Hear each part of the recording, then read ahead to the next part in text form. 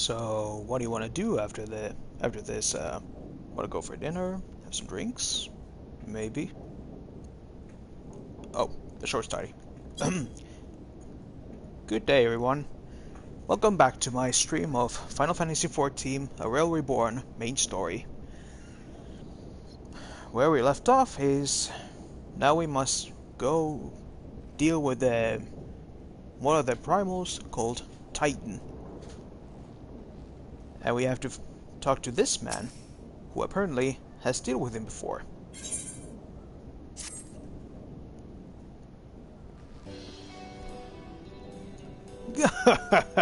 So you want to hear the tale of how the company of heroes bested the primal, do you? Let me guess, you mean that bastard Titus, eh? Oh, if irony you've been there to see it. 'Twas a mighty struggle, like the legends of old. Me and the boys fought him with 3 days and nights, we did. The ground trembled with every step Titus took, and when he hit you, boy, it felt like a cannonball to the gut. Oh, just like that. Oi, what's that look for? I'm a goddamn hero.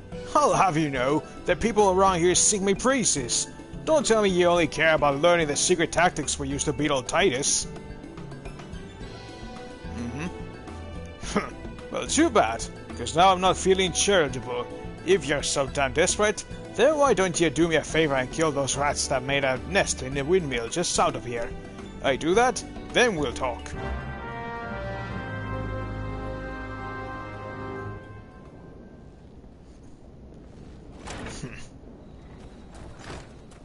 Not a very nice guy.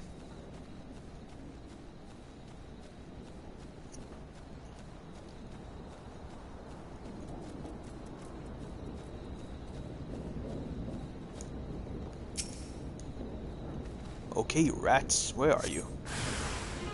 There you are. Wow! And their mama. Or the king. There.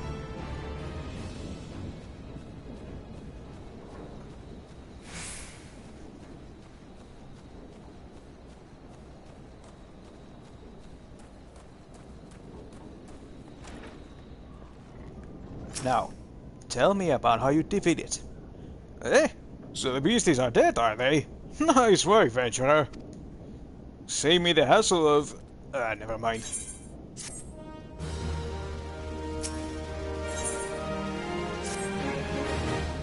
What? You're still asking how we beat Titus? I don't know, venturer. This was a pretty risky strategy. The kind only a veteran of 10 score battles could rely upon. I want to teach you, I truly do. But unless you prove to have what it takes to face that fat bastard, I can't in good conscience tell you a damn thing. At the very least, you need to be capable of slaying, say, a Gabu. Come to think of it, that ain't a bad idea. Them creatures have a taste for the foul mild here, so you ought to have no trouble finding one in the vicinity. Course I ain't asking you to cut one down quick as skilled axemen like myself. Any road, why don't you try heading due west and standing lookout, case up Gabu comes calling? Slay it, and I might consider telling you more about old Titus.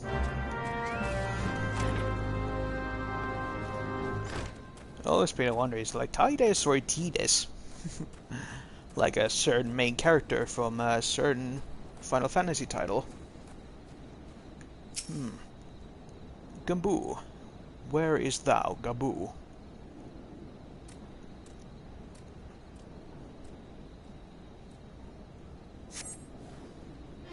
There you are. So you're Gabu. And you're trying to eat me. Well then. Done. Right in the weak spot. He kicked him in the nards.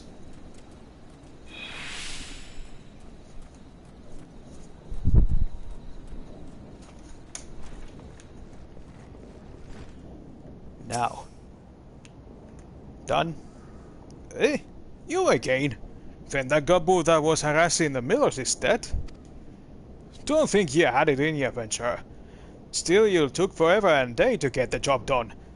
It was 1 minute ago! I did just a minute ago! I'm still not sure if I should tell you our secrets. Oh, you better have a good reason, mister.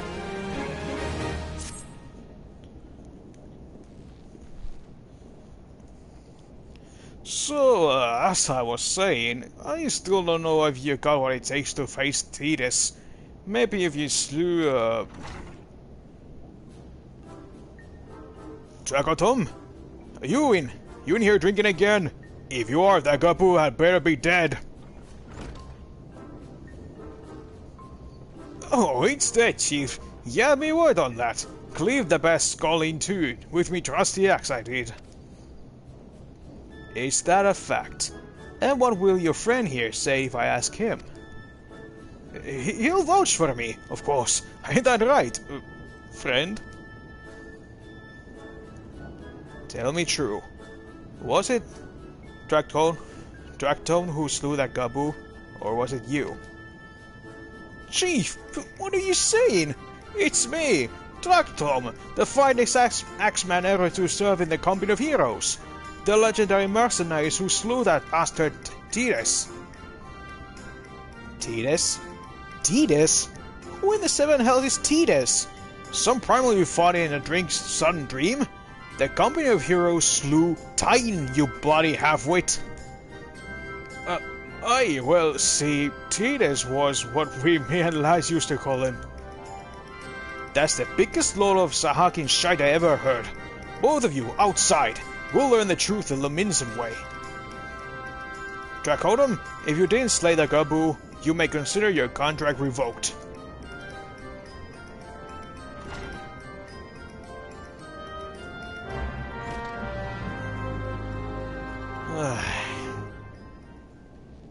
I have a feeling that you are not the one I'm looking for. What do you have to say?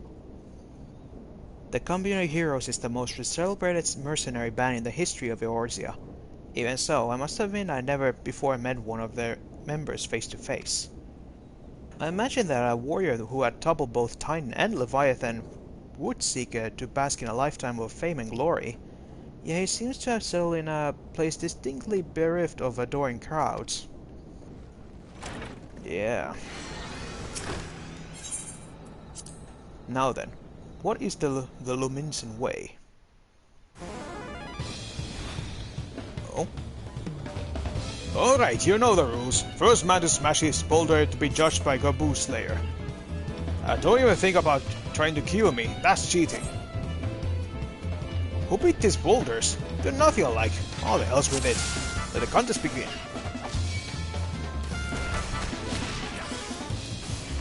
Yeah.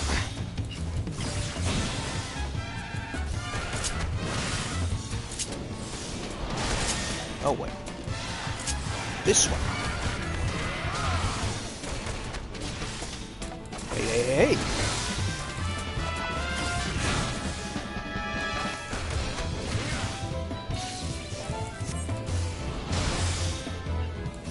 That bastard's cheating. Whoa.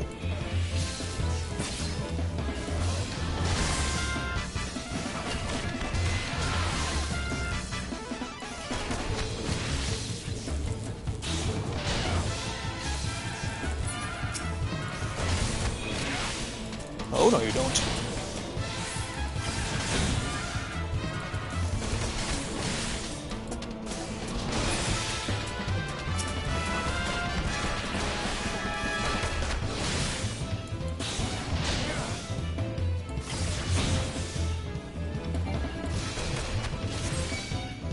Done.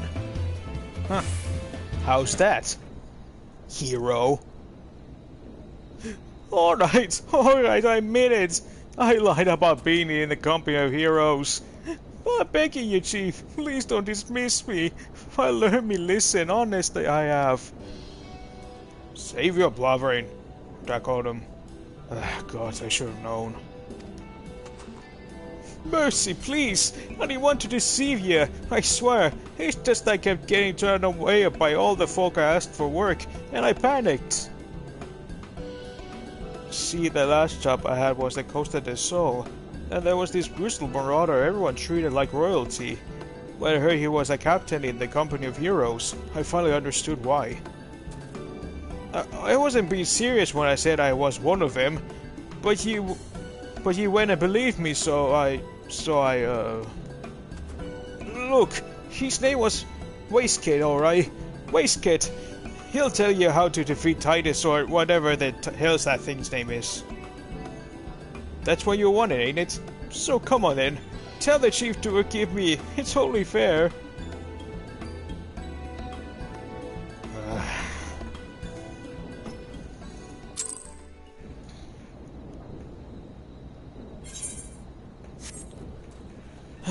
Oy vey.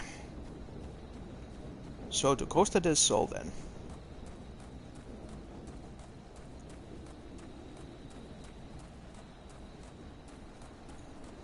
Hopefully the real captain of the company of heroes is at least more hospitable than the wannabe one.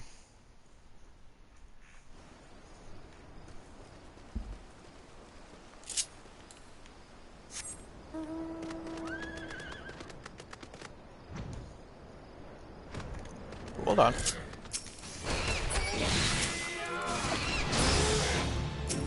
A couple of these animals that need slaying. Damn. Done.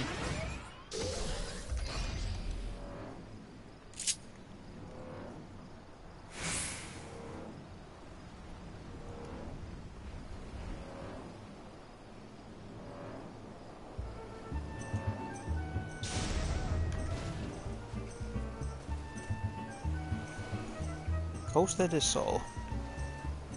A little piece of paradise in this world. You must be the one we have to talk to. Pardon? You wish to slay the god of Grags? We must slay him, Captain. The people of Linz are depending upon us. You fancy yourselves hero, then? Just like in the tales? Be not so quick to judge.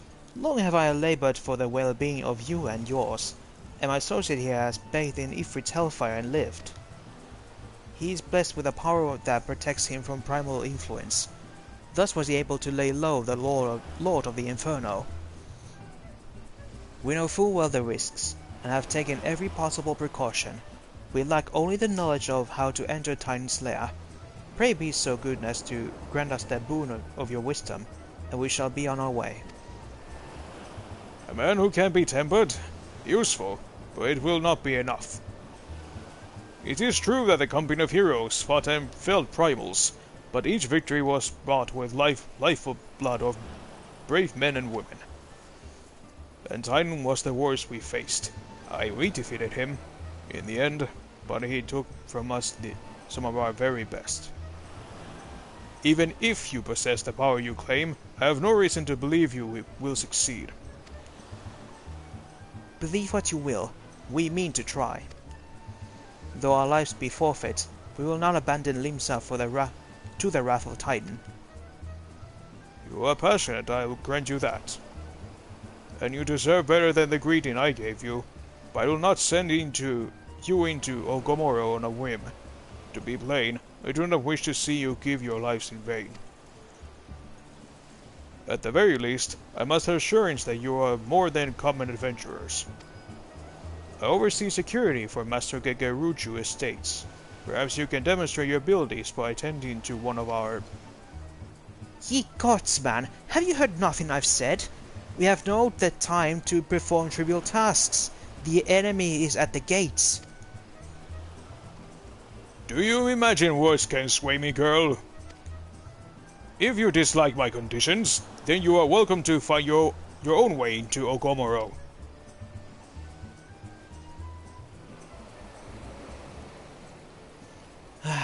Though it pains me to admit it, I fear we have no choice but to acquiesce to the man's demands. Yet much remains to be done if we are to best Titan. Forgive me, but I must ask you to undertake this task alone. I will use the time to see to the remaining preparations. Leaving the dirty work to others, are we? Very well. Pray do whatever the good captain bids, however trifling. Remember, the fate of Limsa Lominsa hangs in the balance. Will do, Y'shtola. Now then, what do you want me to do? Master Gegaruchu's requests can be more demanding than you realize. Before I send you to your true task, I would like to verify that this won't be a waste of my time. A Nyx has recently been prowling in the beach to the east. As you can imagine, my master does not want large slimy creatures anywhere near his lands. The beast is cunning, but you should have no difficulty luring it out with herring. Slay the Nyx and return to me. Oh, and don't forget to bring me legs as proof of the kill. Pretty morbid, but sure. Yeet.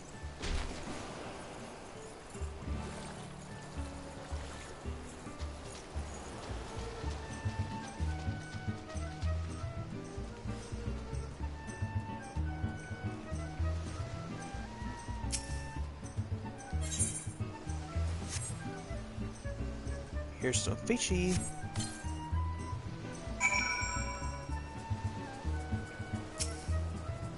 Now we wait.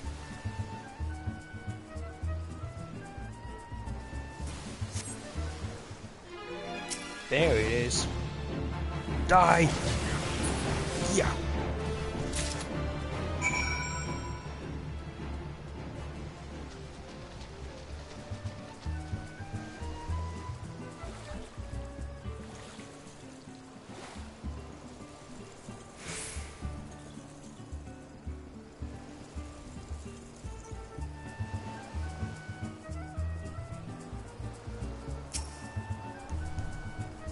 Well, did you deal with the Nyx? Yes, I did. And here's some legs. Lest you think me overly cautious for testing you in this way. You should know that we have an incident not long ago. A foolish young employee was dismissed for lying about his past. He claimed to have served in the company of heroes, but I knew for a fact he did not. Anyway, now that the pointless busy work is finished, I shall give you a challenge as befits your talents. Alright, what's next? Two highly distinguished individuals are scheduled to visit Costa del Sol in the near future. Master Gegaruchu wishes to welcome them with an elaborate banquet. But while money is no object, not everything Master Gegaruchu desires can be so easily purchased. It is to be extremely exotic feast, and so, Leo, your mission is to seek out and obtain the rare ingredients our chief requires. Naturally, such fine dining must be accompanied with suitable wine, and by suitable, I mean the very best there is. That, however, can wait for the time being, as I believe you have enough of your plate as it is. It will be a long and arduous journey, but you need not toil alone. Many of the mercenaries who once served under my command still live, and they will guide you in your quest. For the first ingredient, I would have you travel to the South Shroud and speak with Landonel at Camp Tranquil. What?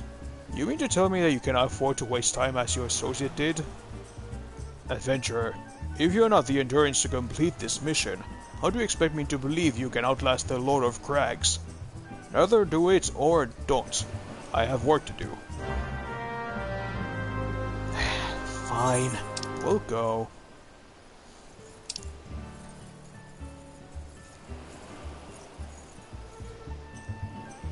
it's always the but thou must. Whoa, hold on, there he is.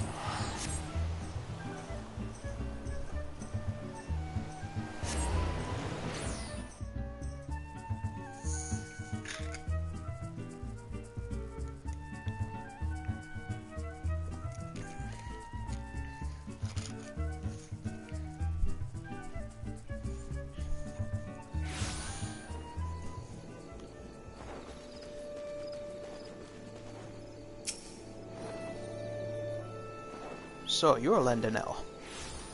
Do you require assistance, adventurer? So, this is the one who would challenge Titan. I'll be expecting you, Leo. The ingredient you seek is the egg of a giant adamantoise. The method of acquisition should be obvious. You steal it from the beast's nest, of course. Simple in theory, but difficult in execution. Most who try die in the attempt. Will I help you get it? You amuse me. I will not jeopardize my position by only assisting you. From me you will receive only information. What you do with it is your choice. Of course. Can never get any help. I'll do it myself. Let me be clear. This business between you, me, and the captain must remain a secret. See, I don't regret my time spending with the company in the slightest. Traveling the world, meeting interesting people, killing them, it was all joy, jolly good fun. Alas, Gridonians are, by and large, an unforgiving lot. Dato here being a rare exception. I had to go to the great lengths to ensure I am not seen as a model citizen with no taste for drinking, whoring, gambling, and all those other activities I so dearly miss. So understand that if you ruin my little charade by wagging your tongue, I'll fashion a noose with your entrails and hang you from the nearest heaven spire. Ugh. Well, what are you waiting for? There's perfectly good adamantoise egg in the nest to the east of here. Just right for the taking. Not that I expect you to live long enough to claim it. The mother never strays far from the child, and you will surely be attacked the moment you lay hands upon the egg. There will be other heroes, Leo. You do not need to challenge Titan. Abandon your quest, or your corpse will rot in this swamp. Well, sorry, mister. Unlike you, I have my duty. I know my duty. And I will not abandon it so easily.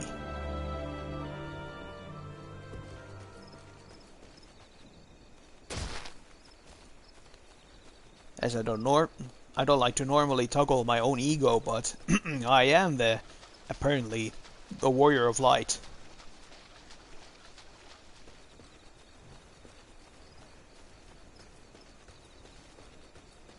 Here's the egg. It's massive. Oh, and the mother is massive. Die!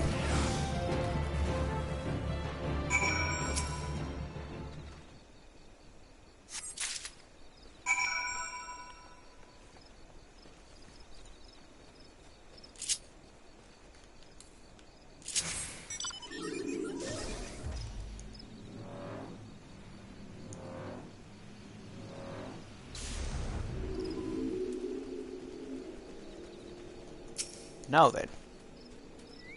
I thought you might have a good sense to leave this place. By your continued presence, I take it you intend to preserve it to the bitter end. By the way, do you like apples? Bam! How about them apples? Such bravery, such recklessness! That will serve you well against Titan. Leave the egg with me. I'll see that it gets to the captain. You should make haste to southern Thanalan. In Forgotten Springs, you will find a man named Uat Noon. He will be your next guide. Safe travels, Leo. Okay, back to my homeland. And to there. Forgotten Springs.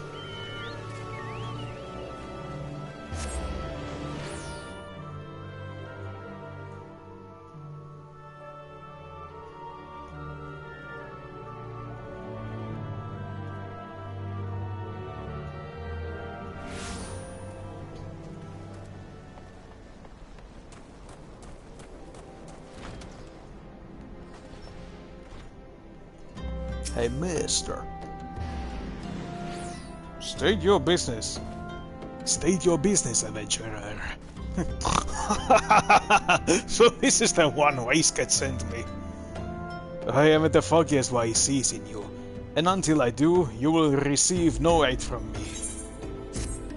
Aw, man. Have to prove myself again. Persistent bugger. Very well, let's have a look at you. You've seen your share of battle. There's no mistaking that. And you did manage to obtain that adamant toy's egg. However, that was not more than a display of brute force and blind courage. The Noon I once fought also believed that his strength would save him. He was wrong, and now I am Noon. Many years ago, I joined the company of heroes to hone my skills, instead of challenging my predecessor before I was ready. Even when I was young, I understood that victory goes to the patient, the cunning, the pragmatic. That is why I claimed my position, and it is why I still hold it. And it is why I will not help an unproven whelp. The children of the sands do not offer an aid to the strangers. To do so is a sign of weakness. However, if you were recognized as a skilled hunter in your own right, I would be permissible to assist you. Across the desert to the east lies a Malja encampment. There dwells a warrior renowned both of his strength and his guile. To even face his Amalja in battle, you must first find a way to lure him away from the encampment. This will be your test, to draw out and defeat the veteran. For this, I will offer you no advice, only his sworn spear. Why, you ask? You will have to solve that riddle yourself. Now go, slay this old warrior, and bring me his necklace.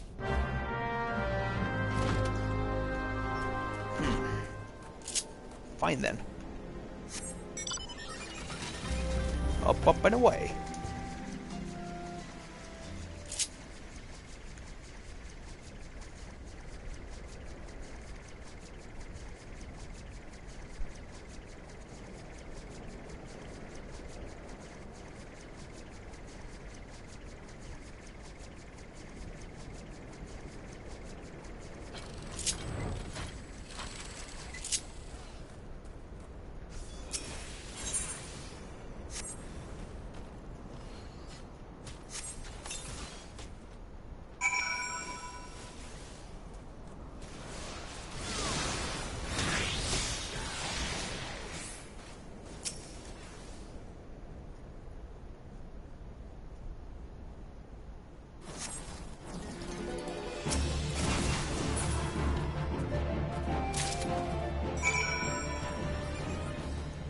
There we go.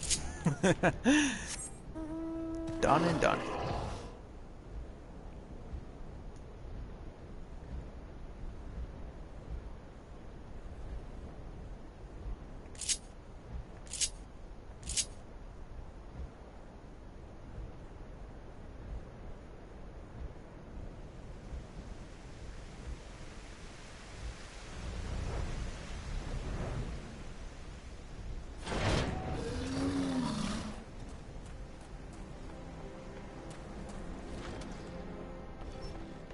I'm back. Tell me, adventurer, is our old nemesis dead? Yes. Confusion of teeth, bones, and claws strung onto a piece of leather, supposedly from the pattern in which rare items are ordered. Other Malja can clean the name and rank of necklace's wearer. Tis a fine necklace, and befits a veteran of countless battles. It will make an excellent trophy. The spear belonged to one of his brothers. I knew when he spied it from the afar, he would be unable to resist venturing outside the encampment to see it for himself. Did you discern my intent, or was it dumb luck, I wonder? Either way, you impress me, adventurer. I shall tell you of the ingredient you seek. Thank you. What is it? A shame we did not meet when I was still with the company of heroes. You would have made a fine recruit. But no point dwelling on what cannot be. You have a well-wicked worm to hunt. Sandworms slither brazenly across the desert dunes, but well-wicked worms are far fewer in number. Rarity breeds demand, so their meat is highly prized as a delicacy. The only way to catch your quarry is to entice it with something it cannot resist. These worms prey on the smaller creatures of Zagoli. A freshly slaughtered angler carcass would be my choice of bait. There is an area teeming with anglers to the east. I will mark it upon your map, along with the location where Welwick worms are most frequently sighted. Be warned, the blood will drive the worm into a feeding frenzy. If your skills are lacking, it will devour you as well. I think I can handle it.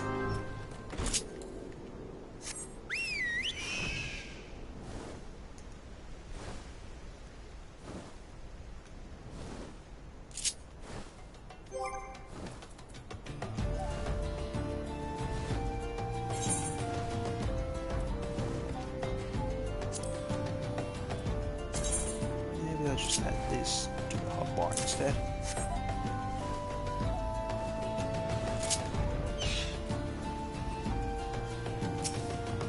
There's one of the uglies.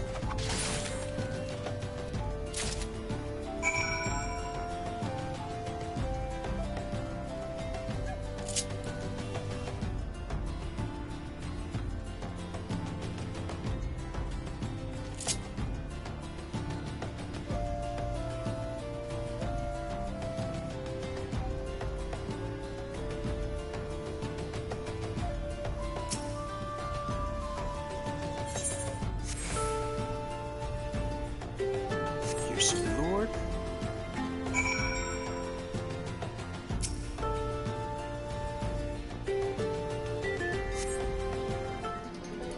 There he is. And die.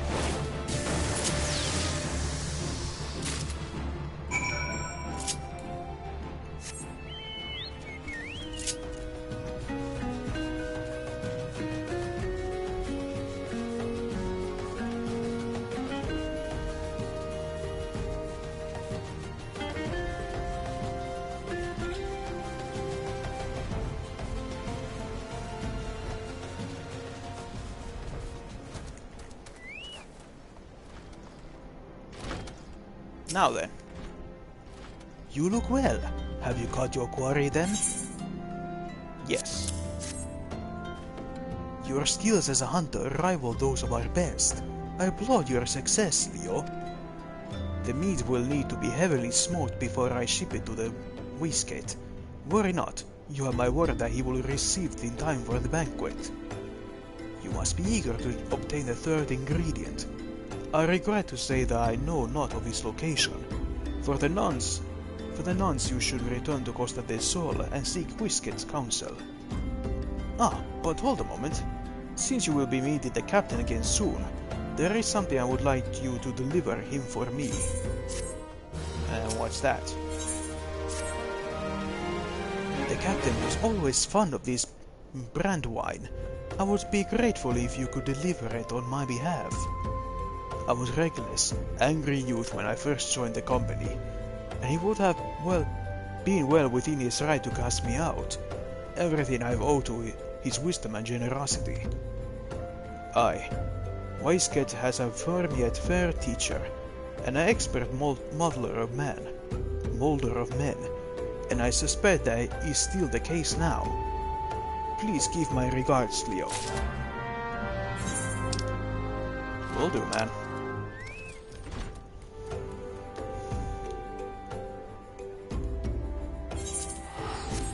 I'll send my regards.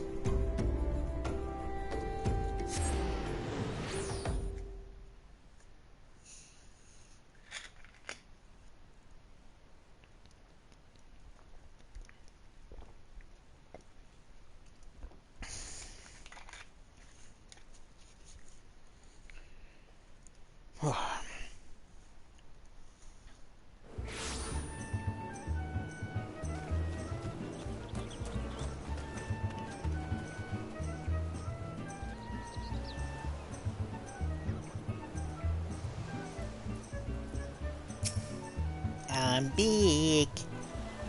Well met, Leo. Ladenal and Uold Noon both spoke highly of you. What brings you here today? Well, first off, is this. Onyx brand wine. A deep caramel-colored spirit made from twice distilling fine red wine and then aging it in rosewood barrels for at least 30 summers. Very long time. Ah, my favorite. I shall have to thank the Noon personally. Now, you have but one ingredient left. Fortunately, you will not have to travel to Aldernard this time to obtain it. Aldernard?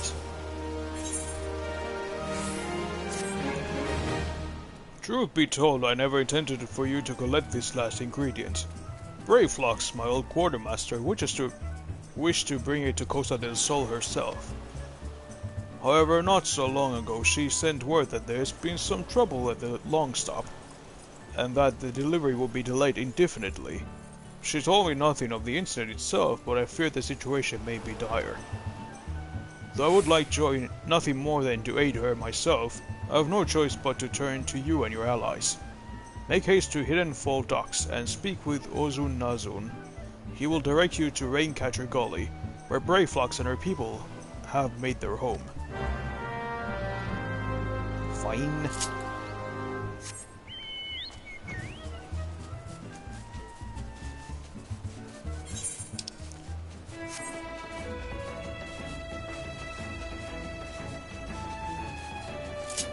Wonder what's wrong?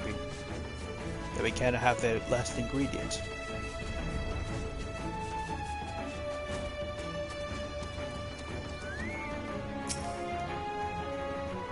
What's the hurry, Ventura? Huh? Something happened over at the Gobi settlement? I don't know why you're so eager to help a bunch of beastmen, but go and talk to the skipper over yonder. She'll ferry you to Raincatcher Gully.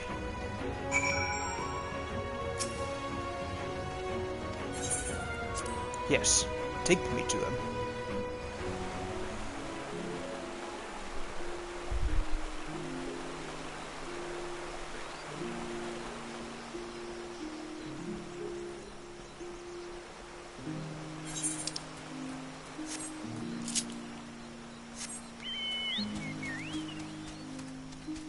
Come on, Quicksilver. Away!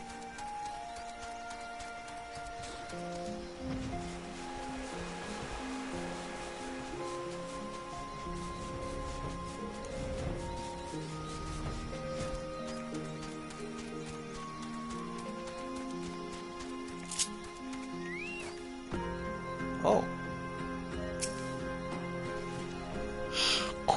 Tongue flaps or wasted be reaching ears to Brayflox. A blender is come from the tasty fresh gobi trees, yes? Quest by of a blender keeping long stop. Flighty beast chase gobi flock from homes. Gobi flogging needs goodly a blender give safety to long stop with much hand lending. Okay. Brayflox's long stop.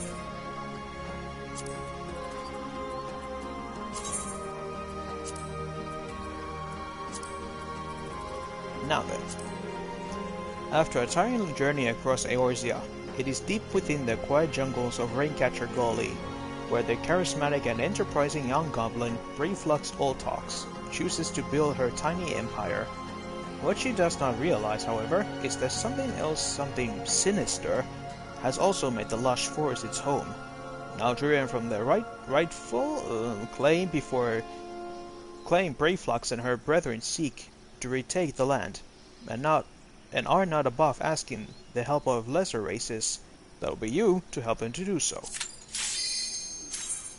Lesser races, huh? Well, I guess this lesser race will help you.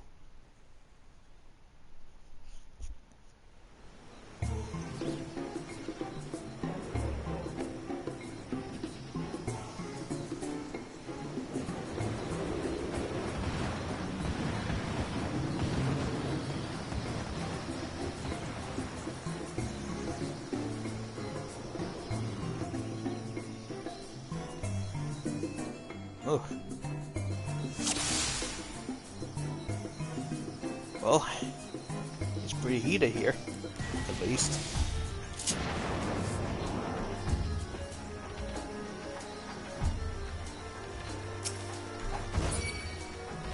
Monkey.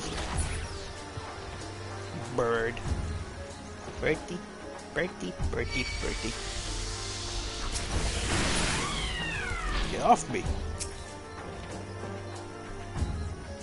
Looks like we need a key.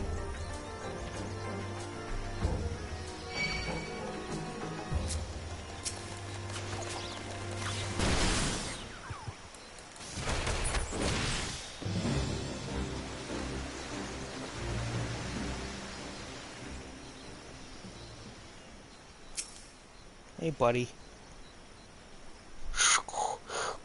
Copy flock in danger. Uplander stay gate key. Open head gate. Thank you.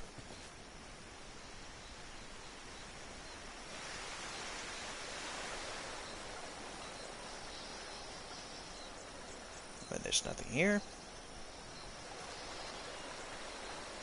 Let's go here.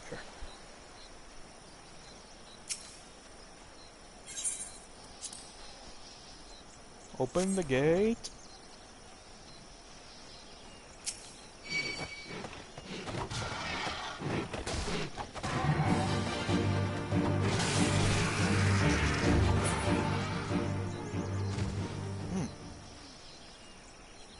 He took more punches than I thought.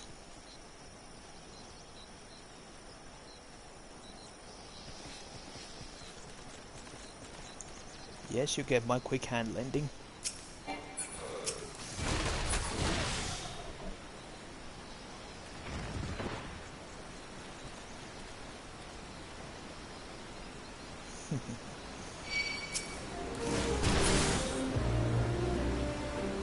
I must say the goblin in this game are very cute. At least that mask. He's adorable.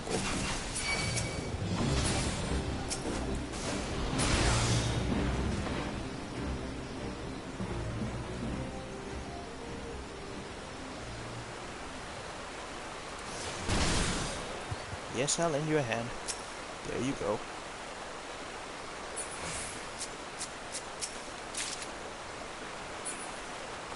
Aha. Nothing of significance.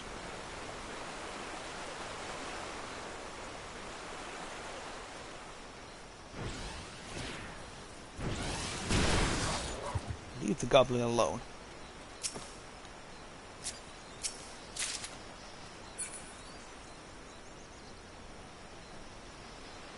Huh. As a thanks, he gave me a skirt. Hopefully it fits.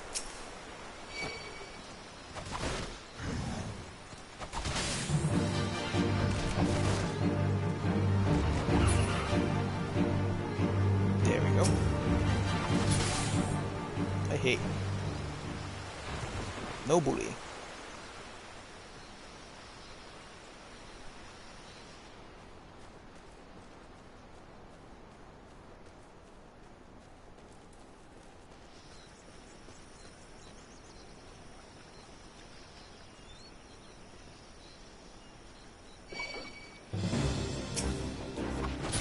Ugh.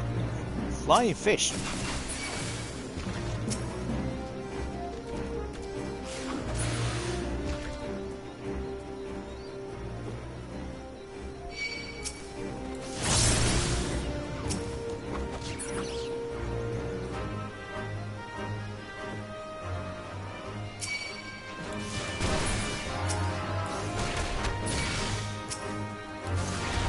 No, I still haven't finished this map yet. Well, good. But this one working.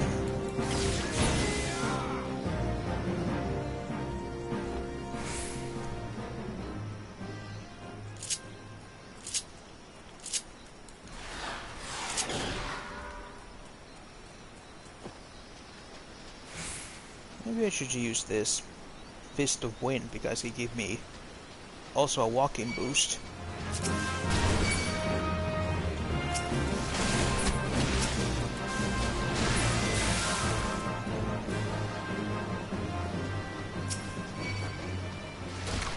Hellbender. Oh.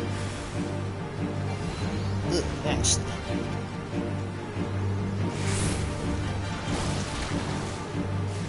Heal.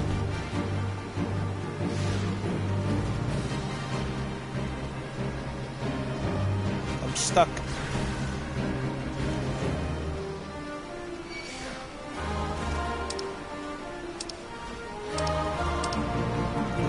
What is this? Fine. Fish pajamas. Drop seed.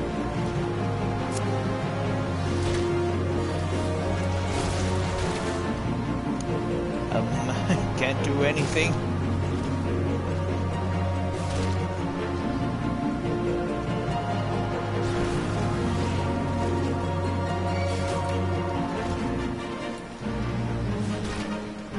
Having a problem here. Uh-oh.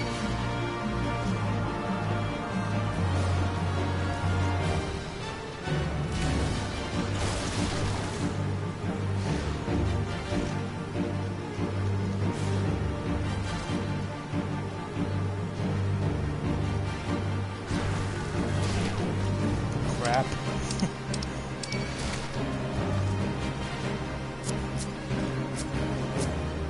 Can't do anything. I'm stuck.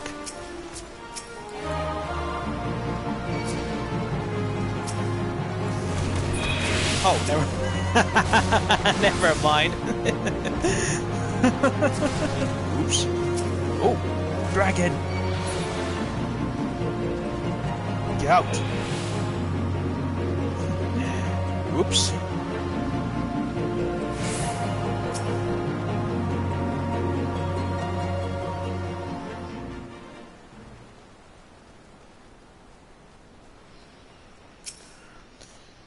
Just realized that I was able to break the bubble myself.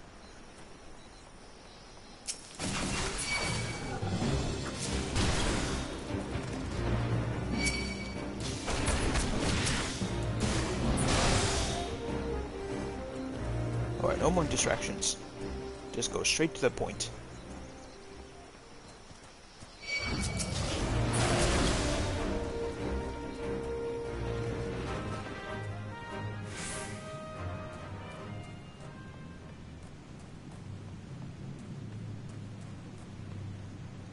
Now then, who is the boss? Ah, the dragon.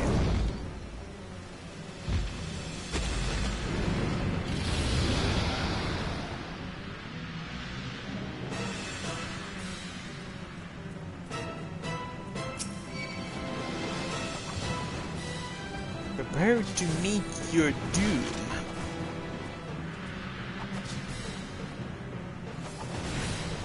Missed. Kapow.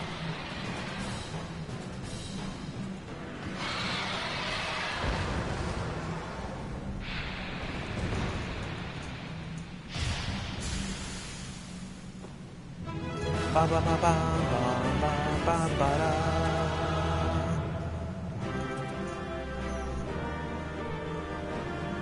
Hooray! We defeated. What do I get?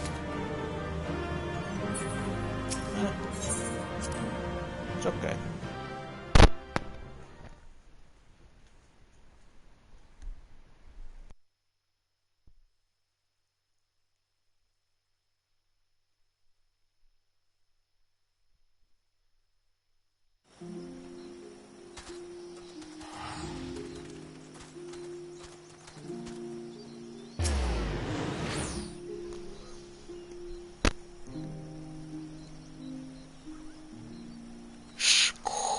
Goodly Uplander has thanks of Guppy Flock.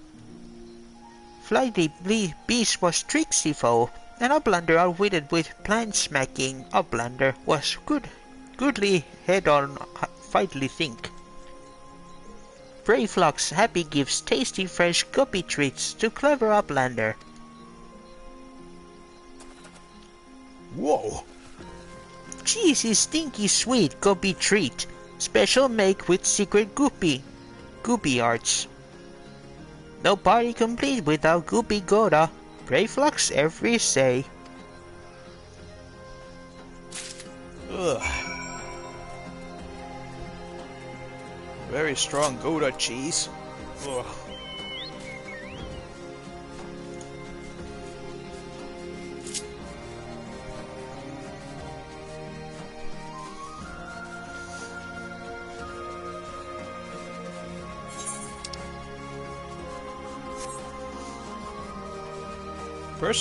Personally, I really don't like the very strong smelling cheeses. Mostly my favorite is like blue cheese and cheddar. Well, regular Gouda is also good.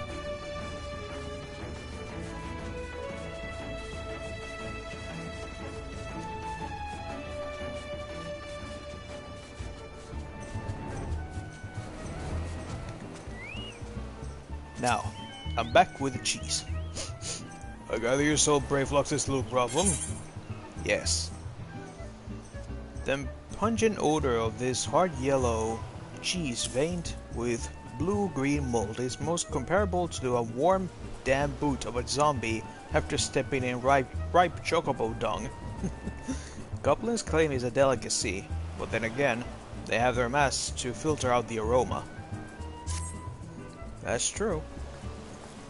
By the gods, that unholy stench, this is definitely goblin cheese. Judging from the smell, this should be quite flavorful. How is it made? It's best to remain ignorant of such things.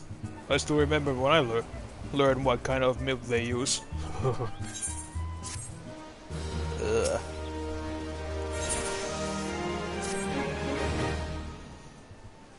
Bravo, Leo! Thanks to you, our guests shall be honored with a marvelous banquet. But what good is exotic feast without an equally exquisite aperitif? Luckily, I know just the person to ask. Make your way to Wine Park and seek out Shamani Lomani, another former member of the company. All you have to do is give him his order slip. Give him this order slip. He'll take care of the rest. Oh, and if you're wondering if this is merely a ploy to test your patience, I assure you, I do actually need that wine. But while you're there, give Shamani Lomani my regards. Okay, so we now have to gather wine.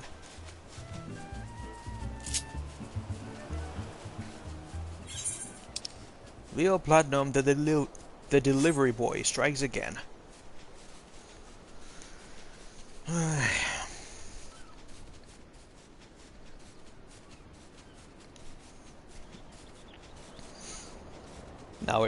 Now I remember why everyone hated this Reborn story a little bit too much.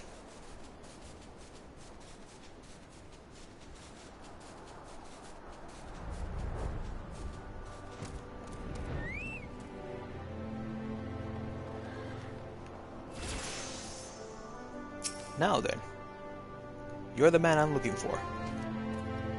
Sweat, grime, and blood. You reek of blood. An adventurer, unless I'm mistaken. What brings you to Wineport? This slip. An order? Let me guess. A request from the finest vintage I can muster. The paper smells of loam and perfume. Close to the soul. And there's also that unmistakable odor of goblin cheese. Yes, Master Gegoruchu would not settle for anything less than the best. Tristvites and his crew must be quite busy preparing an exotic feast, hence his decision to rely on adventurer. But perhaps you're confused. This display of deduction was not intended to impress you. When one loses his vision, he is forced to compensate in other ways. But you're not interested in my affairs. You wish only to discuss the wine, I suspect. Yes. Do you please have the wine we're looking for? Life can be so delightfully unpredictable. I always had a passion for wine, but it wasn't until I was forced to retire that I could pursue it as more than a mere hobby. It wouldn't have been possible if not for the savings that I amassed during my time as a mercenary. Of course, say what you will about the nature of that work, None can deny it was. They pays well. But you grow impatient. A waste kid must have his wine. Herein lies the problem. Nothing in my possession is of sufficient quality for this occasion.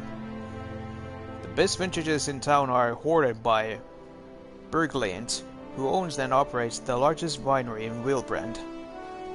Somehow I doubt he will be receptive to your request, but given these circumstances, we must needs beg his assistance. Oh boy. A hoarder.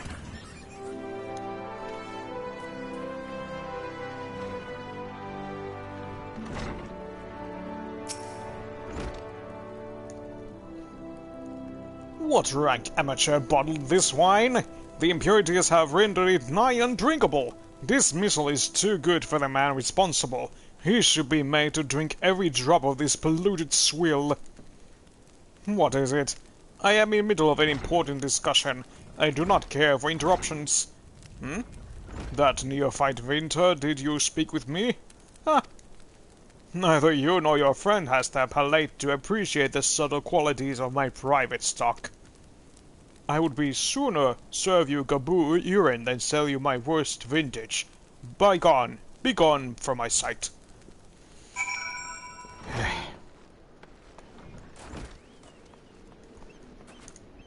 Another troubled customer. Can you help me? I take it he said no. Really, in those words? Well, I cannot say that I'm surprised. While there is no denying his passion and skill, the wine baron of Limsa Lominsa is not a man known for his tact. Very well, we shall have to take an alternative approach. What you had in mind? There is a chance, however small, that another resident of Wineport can furnish us with a suitable wine. In fact, had you come several years ago, I guarantee this would not be a problem. Alas, the quality of our product has declined significantly in recent years. The only breeds cultivated these days are common lowland wines, which is to say that their grapes are of poor quality. Only that we have known better. Long ago, the vignerons of Wineport crossbreed several species and produced a grape-bearing vine of never-before-seen quality. Bacchus grapes were once the pride of this town, as they were used to produce vintages which surpass all others. This includes the most aromatic, the most complex, the most flavorful of all wines. The legendary Bacchus wine were born right here in Wineport. Pardon my enthusiasm, you see. I once had the privilege to sample that particular wine. It was an otherworldly experience. In that moment, I felt as though I had to taste the nectar of the gods themselves. I translated my mortal flesh and was one with all creation. So, I guess you were a guest in the food wars, then. But it was all too often said, the calamity changed that. The Bacchus vineyards were completely destroyed, along with much of the existing stock of Bacchus wine. What little remains is closely guarded by its owners, for it can no longer be made. If we cannot convince Bergliant to part with his wines, our next best option, as ridiculous as it sounds, is to find someone who has a bottle of Bacchus wine, and to offer them every gill we can spare. I've heard rumors of that one of vignerons tending the vineyards might have once owned a bottle. Perhaps you could start by speaking with them.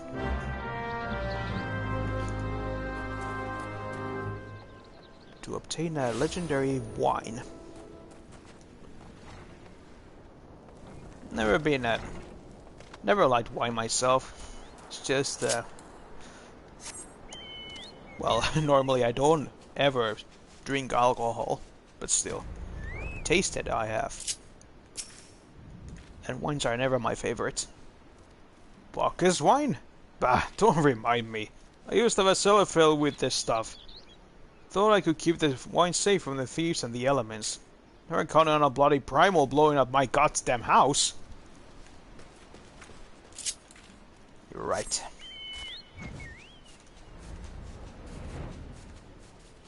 It was very devastating there, Bahamut. What? Do I have Bacchus wine? I wish. I never had the chance to try it myself.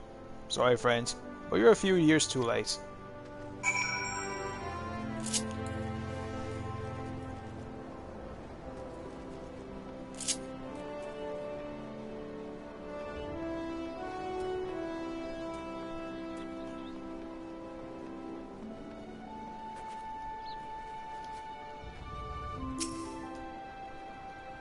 No luck, Most regrettable, but you have to try. But Bacchus wine Bacchus wine would have been perfect for the occasion. Though I must confess, my certitude could be due in part of my personal history with the beverage. It is, after all, the very reason I decided to become a vintner. After time blinded me in our battle beneath Ogomoro, I fell into a deep depression. It wasn't until I tasted Bacchus wine for the first time that I realized there was still so much I could experience, even in my condition. It helped me to find a new direction in life. It breaks my heart to think that wondrous approach which once filled me with hope may be forever lost to us. There must be something we could do. I must say, this talk of Bacchus wine has made me rather nostalgic. Indeed, there is much I miss about my life with the company of heroes. After everything the captain has done for me, I could not bear to disappoint him. I have no fear.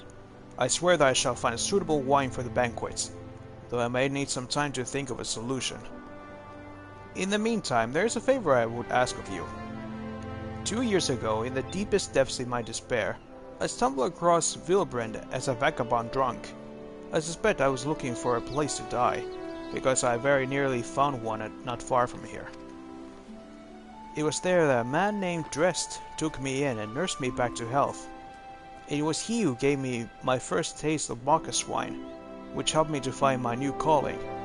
Though I am still a novice in the arts of winemaking, I would like him to know that I am pursuing my dream.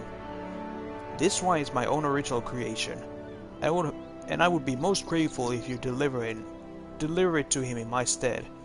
Dress sometimes works at the Raincatcher Gully docks, so perhaps Riskeld can tell you where to find him.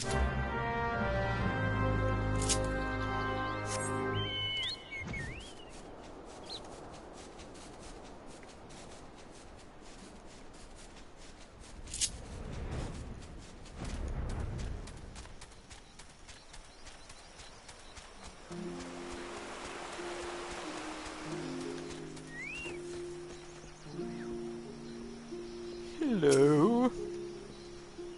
Dressed? Oh, you mean the hermit? I tossed him a few gil when we need an extra pair of hands. He doesn't talk about himself, and I sure as hell don't ask. When a man's got a face with scars like that, you best leave well enough alone. I say, if you're mind to find him though, then head southwest to the Severed Stream. Okie dokie.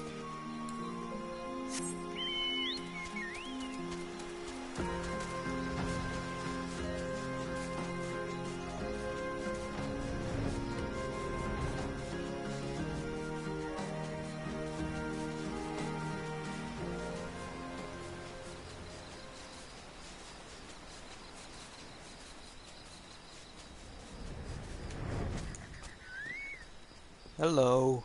Anybody out here? Or in? Oh. Hello. What do you want? Lomani Rosso. Shamani Lomani's first attempt at winemaking. At least the name sounds legitimate. Wine? I didn't ask for this. Who sent you?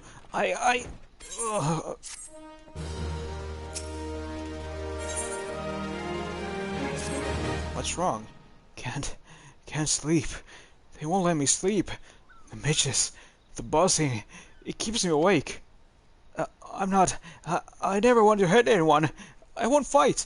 I don't want to fight. Please, make the buzzing stop. Make the midges go away. Midges? Where? Oh, I swear I'm gonna get the ones you're...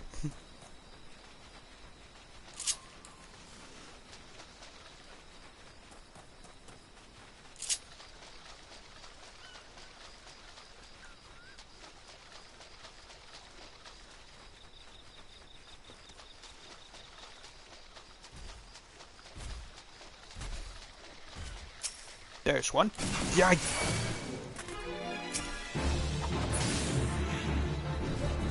Mind your own business.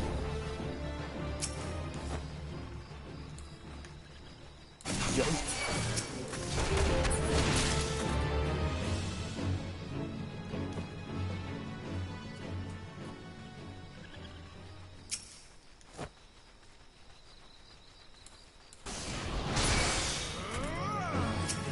You want a piece of me? Bam.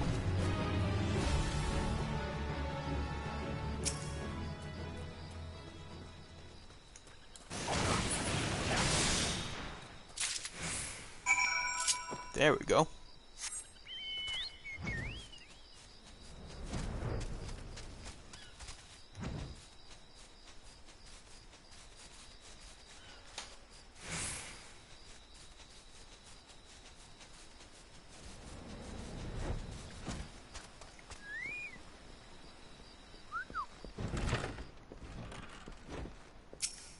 You okay now?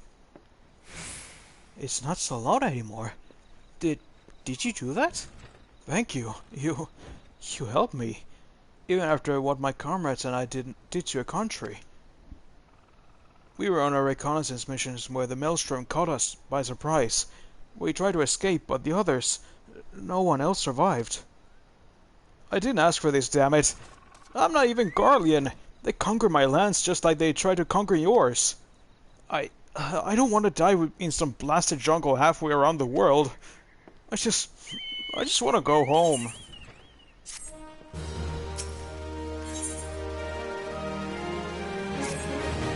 I wish to thank Shamani for that wine.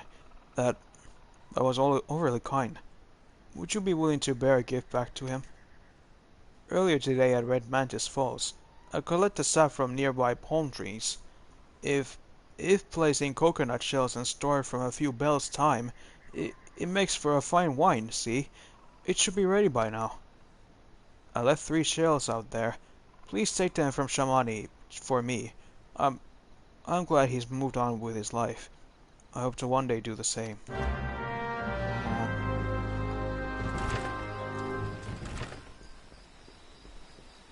That's sad.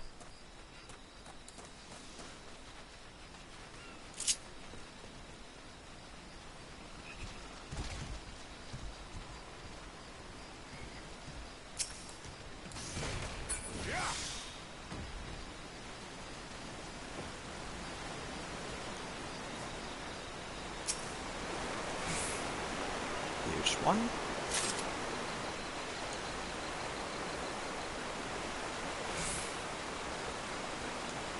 One, two.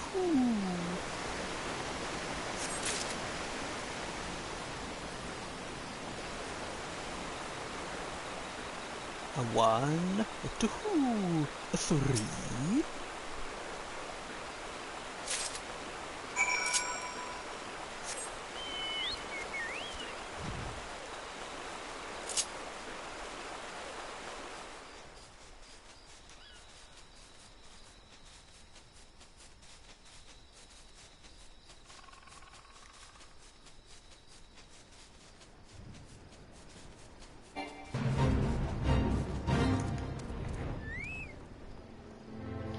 No time for fates.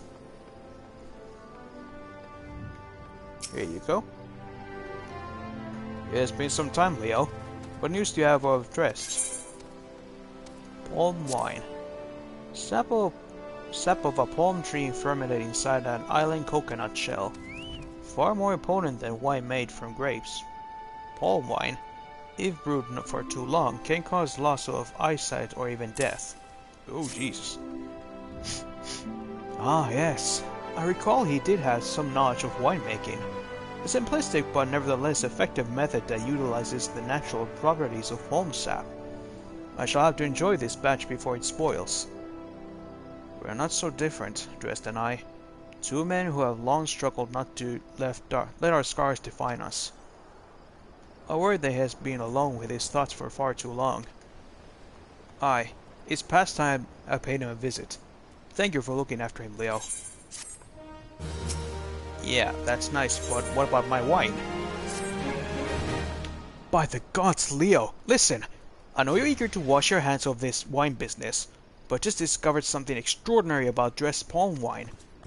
He sealed each coconut shell with a leaf which has a very distinct shape and an unusual odor. I thought I was going mad at first, but now I'm certain these are the leaves of a Bacchus grapevine. Do you know what this means? Somewhere in Catcher Gully, the legendary vine still grows. If we could obtain a cutting, we could revive the Bacchus wine industry. We must know where Drest found these leaves. Here, take one of them back to him and see what he remembers. Aha!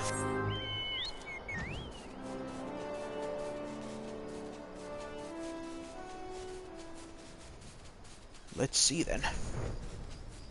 If he can help us. Again.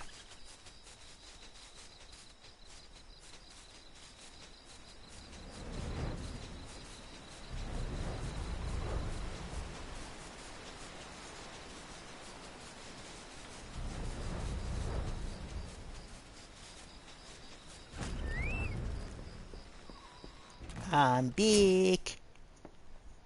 Oh, hello again. What is it?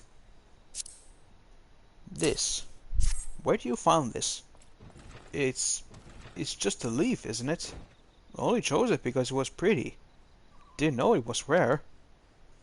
I found them near the Juggernaut to the south, but I didn't see any grapevines. I saw fresh gubbo tracks though. Maybe the leaves came from vines growing on the back of one such beast? If you go looking for it, please be careful. Some gaboos are more territorial than others, and you may have to defend yourself. Don't worry, I can handle it.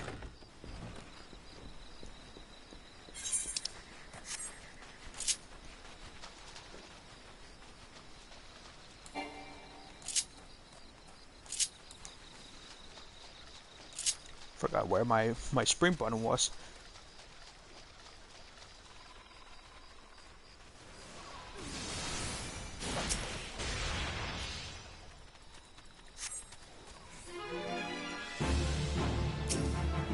Hello.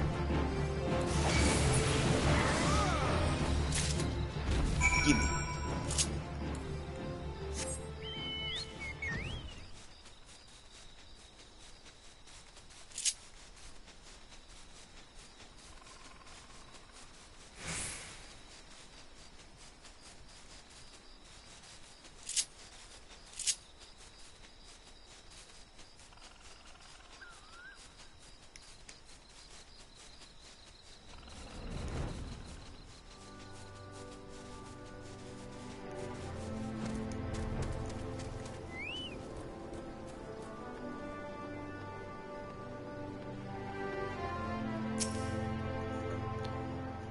What did Drest have to say, Leo? Tell me everything.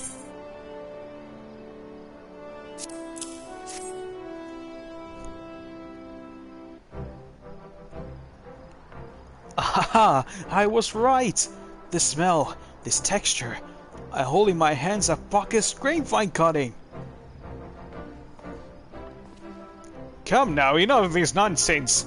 I've heard talk of your discovery, and I refuse to believe that a common adventurer and a novice finter could...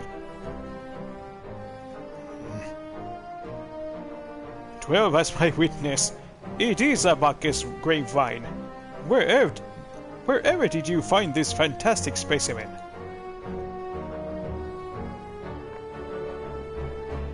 What? You would offer this to me? But why? There is none better positioned to reconstruct the Bacchus vineyard than you, Master Bilgrent. You have the resources, the knowledge, and the passion to do so. It would be selfish of me to keep this cutting. I never knew you cared so deeply about your craft. Thank you, good sir. I will not squander this gift. In just a few years' time, I swear that every tavern across Eorzea will once again be clamoring for the cask of Wineport's legendary Bacchus wine.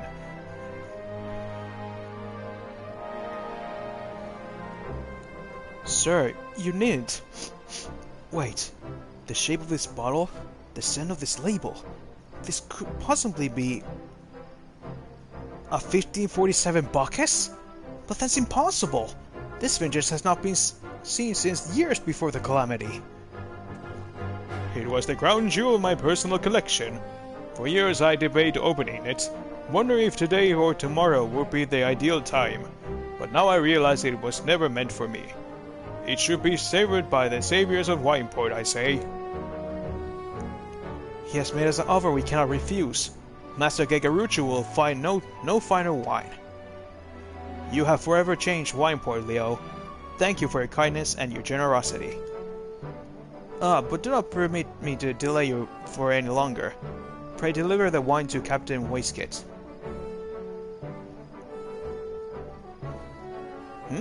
Well, yes, I will very much like to drink it. But I'm a patient man. I have faith that one day I shall have another opportunity to taste perfection.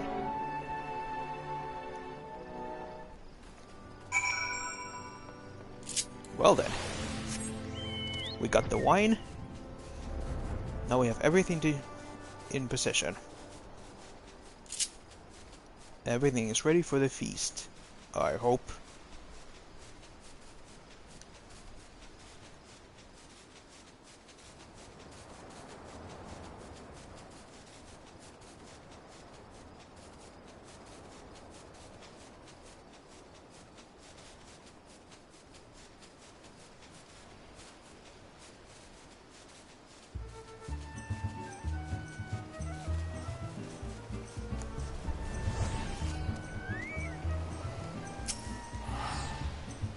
Your prolonged absence was beginning to concern me.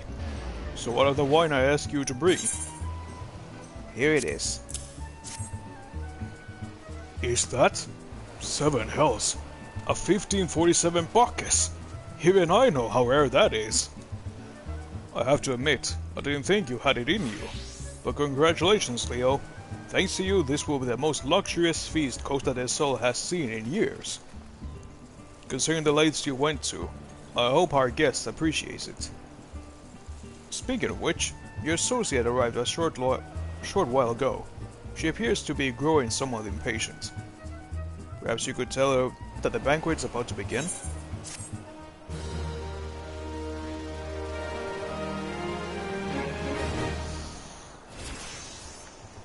Okay. Hey, Stola. You have the look of a man who has been to the seventh hell and back. That a guest should be expected to supply the victuals of a banquet held in his own honor. And this while the shadow of a tyrant looms over us all. It beggars belief. I can only applaud your stoicism. Had I been asked to endure such ignominy, I fear I should have accepted my lot with less grace.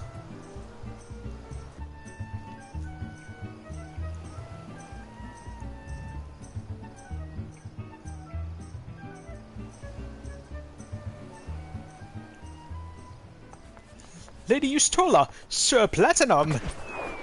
Ooh. 1,000 pardons for the extreme discourtesy.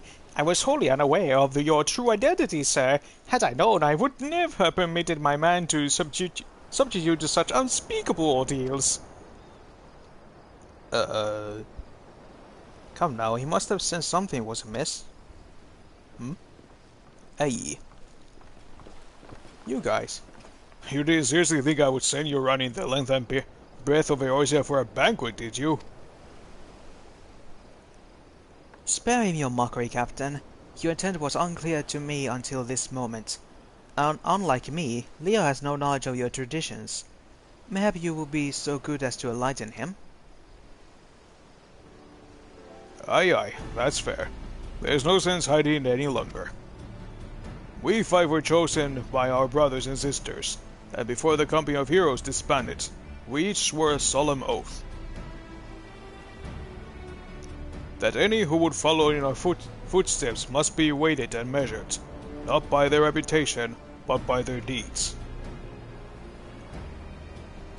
Each man would judge these would-be God-slayers by their own criteria. If even one found him wanting, he would be rejected without a second thought.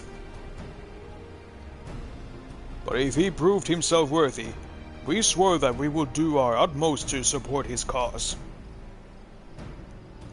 The world has never been so full of brave souls eager to give their lives for a righteous cause, but all too few capable of making a difference with their sacrifice. To send wave after wave of hapless adventurers into the jaws of a foe against whom they have no hope of victory is worse than futile. Titan is not one to be challenged lightly, and we will not be complicit in the deaths of the unworthy. Which is why the five of you deigned to test Leo with such commendable thoroughness. Time well spent, I'm sure. But tell us, Captain, what is the assessment of you and your fellows? He is a brave one, that much is certain. He willingly walked into the midst of danger, despite my repeated warnings that it could cost him his life. His skill is undeniable. He stalked his prey as relentlessly as any child of the sands, and struck with precision when opportunity presented itself. Too many adventurers these days care only for fortune and glory. Leo, however, is the kind and generous soul. I'm certain he has no shortage of loyal allies who will gladly fight at his side.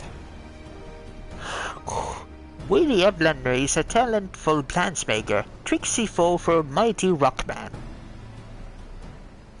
I can only concur with my colleagues' assessments. We five of the Company of Heroes hereby judge you as a worthy challenger. Cast down the Lord of Crags, Leo Platinum, and write a new chapter in the history of Eorzea.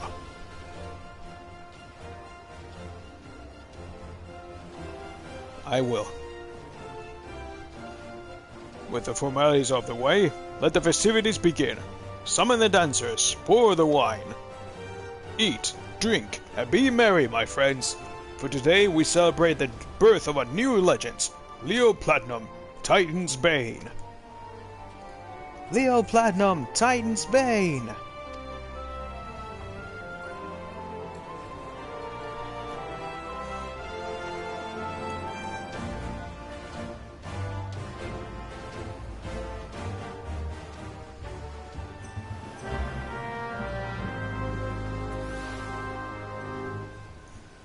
Yay.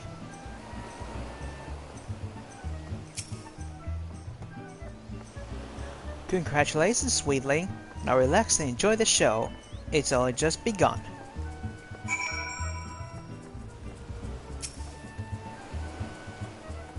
Seeing everyone again like this bring back such fond memories.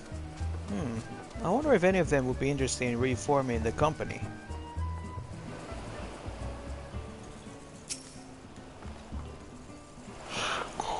Tasty fresh treats are plentiful in belly of Brayflux.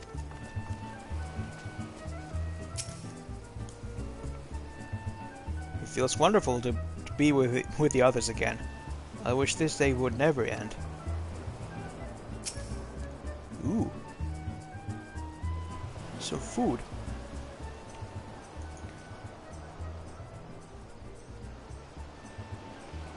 Oh. Looks delicious. No, no, no, no, no, no, no, no, no, no, no.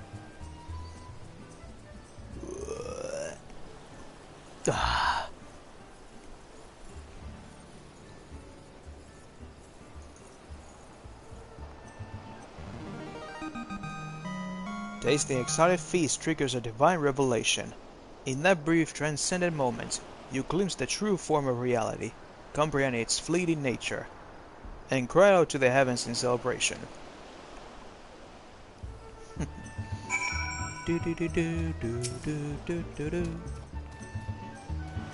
When you face the Lord of Crags, think not of Limsa Luminsa, Eorzea, or anything beyond his chamber. Think only of the man and woman by your side. Fight for them, and they will fight for you. Remember that no great victory was ever achieved alone.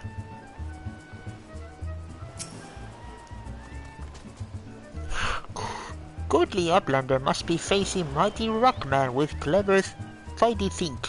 Copyflock cannot be coming to rescue this time.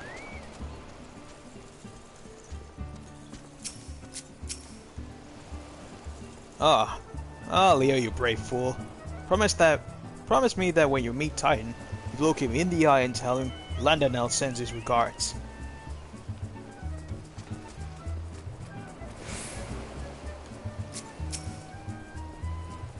You are a veteran of countless battles, Leo.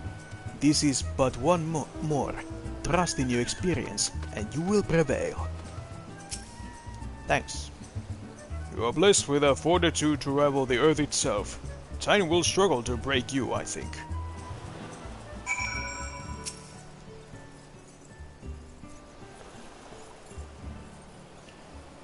You are kind to indulge them, Leo. This banquet is as much for the company as it for you, whatever they may claim. I do not deny that they mean well, but now is scarcely the time for celebration. Though they all but pronounce you the victor, the battle with Titan has yet to begin. The hour has come for the good captain to make good on his promise. We must speak with him again.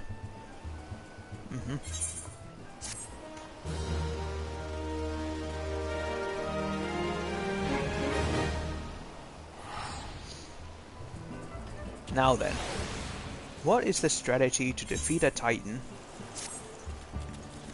You must be eager to face Titan. As promised, we will show you the way. Do you know the way? Travel to Bronze Lake in Upper La Nausea. There you will meet with Riol, another man who once served with the company. To ensure that this knowledge does not fall into the wrong hands, he will remain in hiding until you have given the correct signal. Give me your map. You must whistle loudly at the 3 locations I mark. Only then will he appear to meet you at this 4th location. I realize this may seem excessive now, but you will see that it's more than reasonable once you comprehend the risks inherited in our method. Alright. Now then, where is it? Oh, there. Bronze Lake.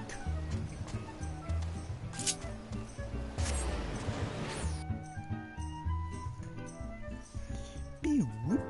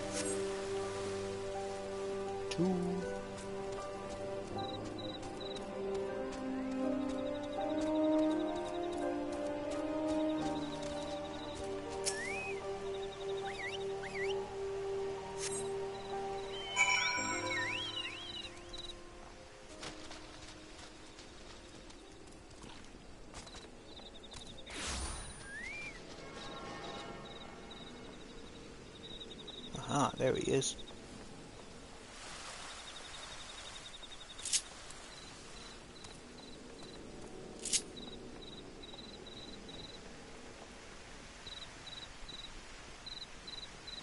Over there.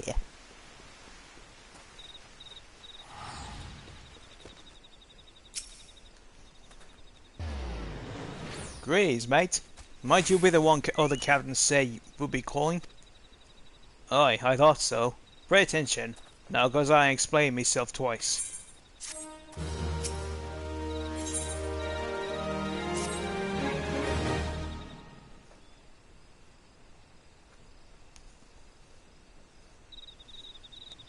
Years ago, when we was waving up how to get to Titan, one of my scouts stumbled across the beastman's aetheryte sea. Eh? What's to look for? Not familiar with them? He speaks of an unamplified etherite, which has been claimed by the Beast tribe. Lest you wonder, there's no fundamental difference between such etherites and those which you have used on countless occasions, Leo. Oh, if it ain't the Charlene lass. Welcome back. Forgive me for interrupting. I had planned to await your reports, but I succumbed to curiosity. The tunnels beneath Ogomoro from bewildering labyrinth that no outsider has ever fully explored. How the company of heroes managed to navigate is a mystery I have long pondered. Give us a bit of credit, love. We ain't daft enough to try going in the front. The kobolds are always digging new tunnels and filling the old ones with traps. One wrong step, and next thing you know, you've got 100 tons of rocks on your noggin. Suicide to every try, see? Funny thing was, the kobolds didn't seem to have no trouble finding their way around. It was that as God is thinking, I mean. Ugamaro mines are like a bleeding city, ain't they? And getting around in the city is would be a right pain in the arse if you didn't have an ethernet, wouldn't it?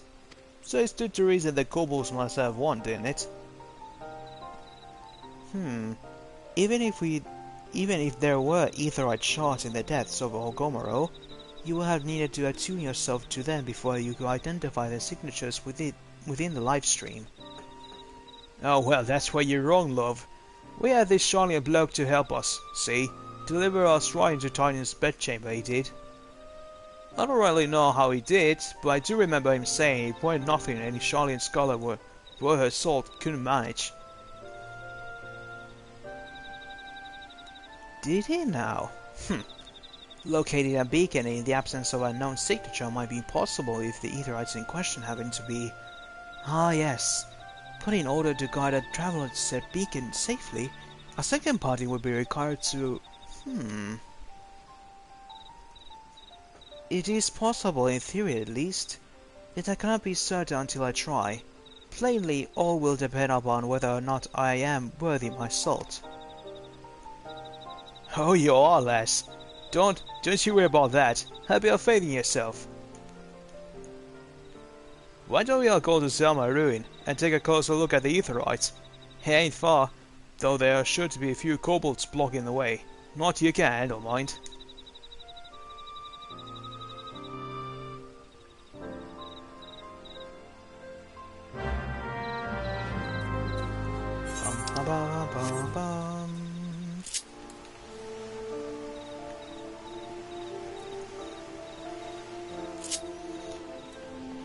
Now on our way to find the Titan.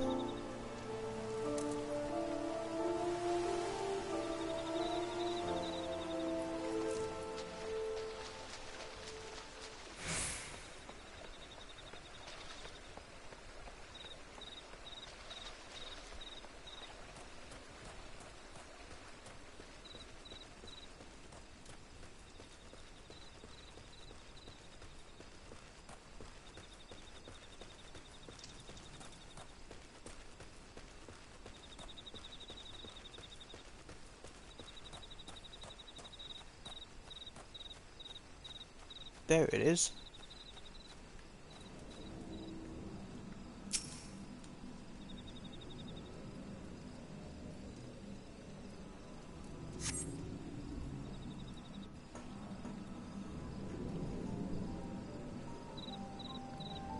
So this is the Aetherite the company of heroes used to gain access to Titan's sanctuary. It is as Pabolimo speculated. In its present state, this Aetherite signal will not be strong enough for our purposes.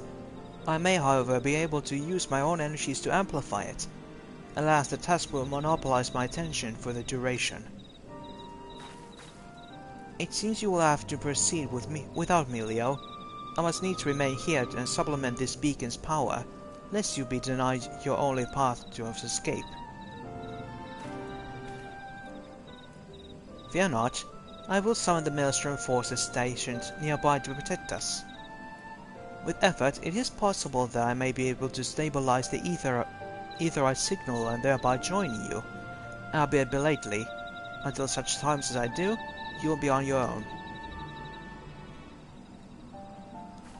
Now, let's see if I am worth my salt.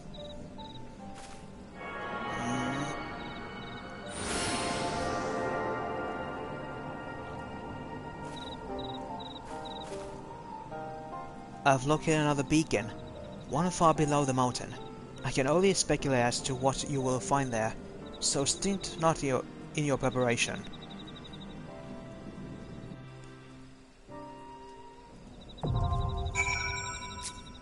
The navel.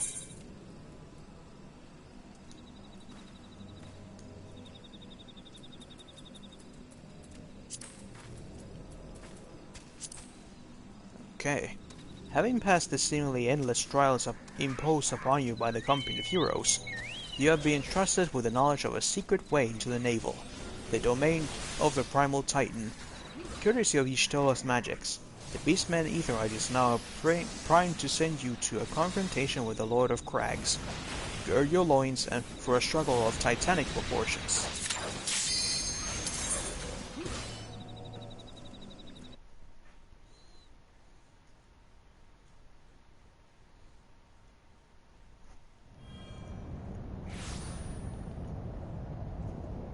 Oh, here I am.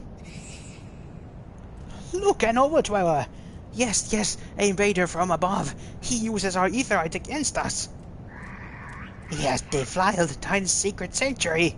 Trespassed, violated, defiled. Dwellers must leave. Dwellers must fly. Brothers and sisters, fear him not. His fate shall be decided by the Lord of Crags. Hear me, overdweller. You and your treacherous brethren must be held to account for the breaking of the covenant.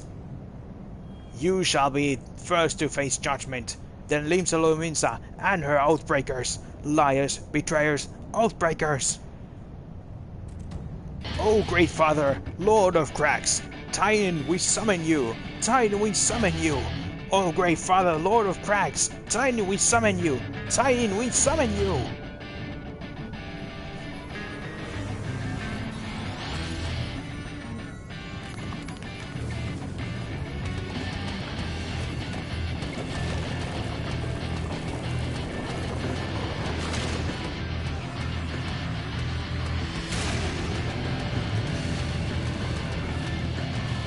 Hello.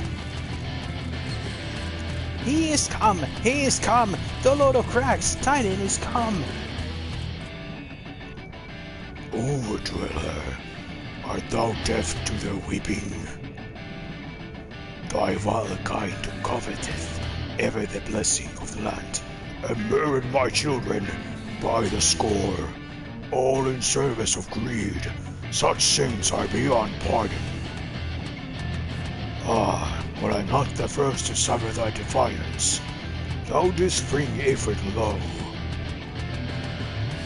Godless overdweller, thy myriad heresies shall not go unpunished.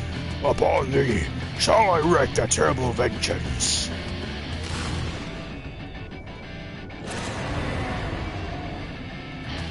Okay, Titan, bring it on.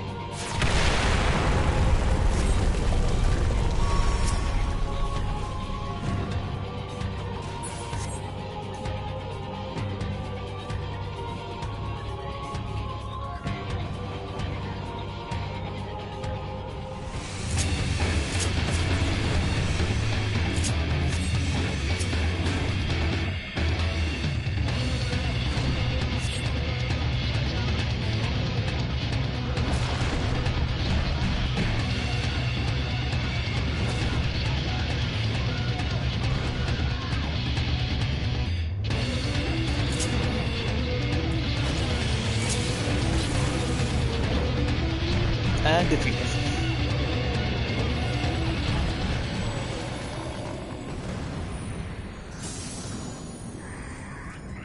The Lord of Grat! Great Father Titan has fallen!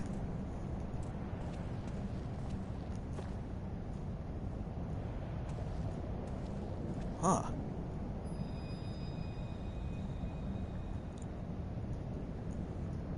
Another crystal from my collection. Orange flavor.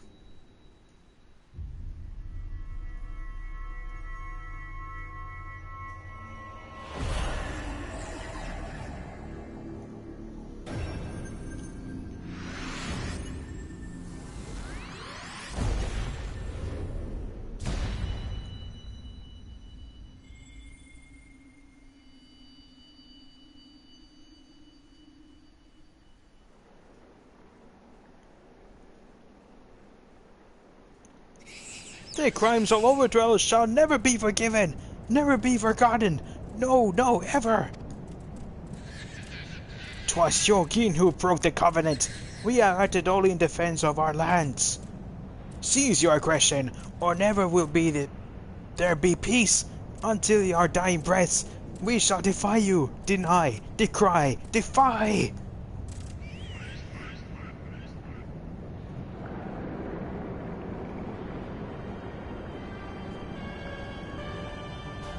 Hero. Now these are the readings one would expect of an icon. I have seen enough. We proceed as planned. Are you sure that is wise, my lord? Your curiosity is untested and proven. We do not yet know his true capabilities. Then trust in mine, Great. My curiosity, as you Englishly put it, would be at best a titan in the blink of an eye. Why, there be truth to the legends. It could be readily subjugated the whole of Eorzea given but a little while longer. Is that not so? It is. No greater single power has ever been conceived, much less realized. But what you say may be true, but while such devices may win battles, I do not believe they will serve to change the course of this war. Oh, but they will. Have a little faith, my friend.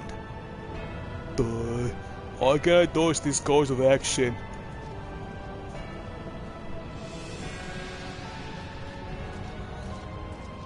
Fool.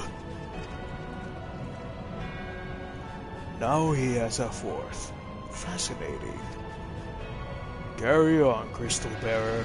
Far through you, though you have come, your work is far from done.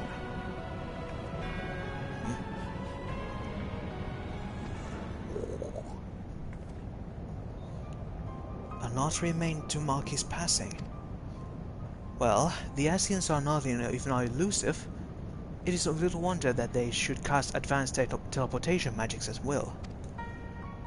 But that they would choose to consort with the Empire. What common goal could they possibly share?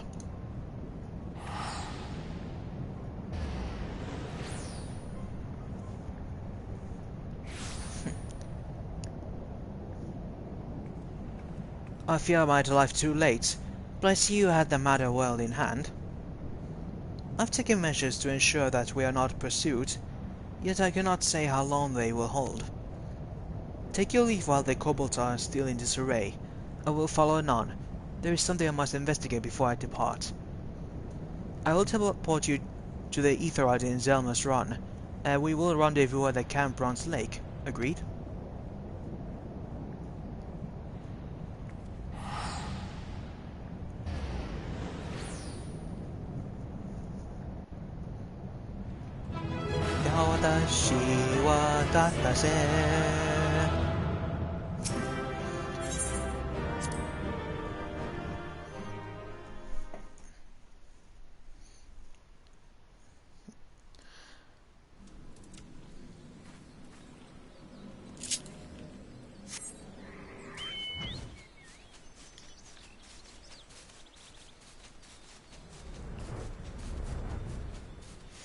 Well, at least that time battle has a very very cool song.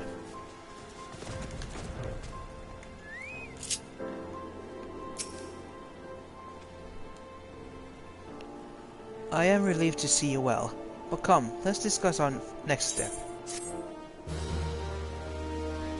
Oh. We will now continue. Part 4. With the hard-won aid of the Company of Heroes, the adventurer succeeds in vanquishing Titan, the Lord of Crags. And though she arrives too late to aid in the battle, Y'shtola chances to discover that the Guardian Empire is in league with the Astians, an unsettling revelation that serves to compound the intrigue. Let's continue.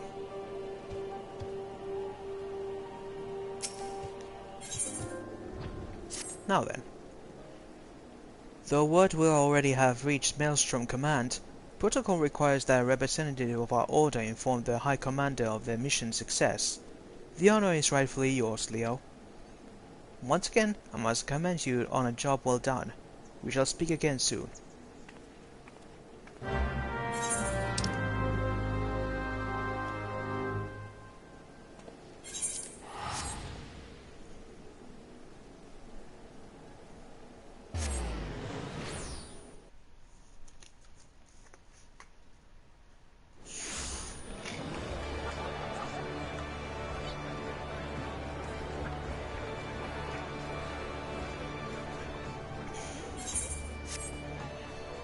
Okay.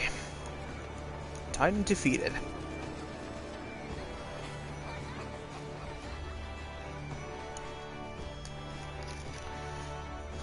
If I remember correctly, the next one should be the Garuda.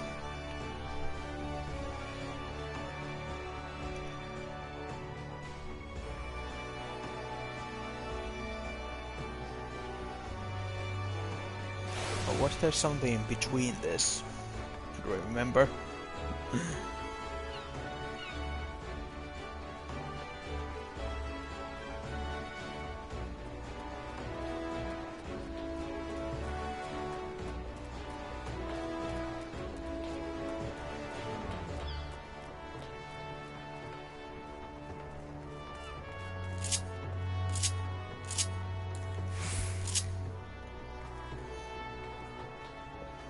Oh, not here.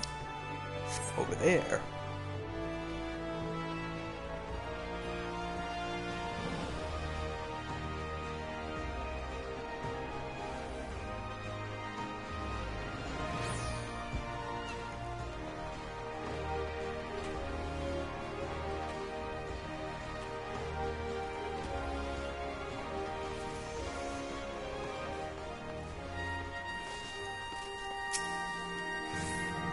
I've come to report.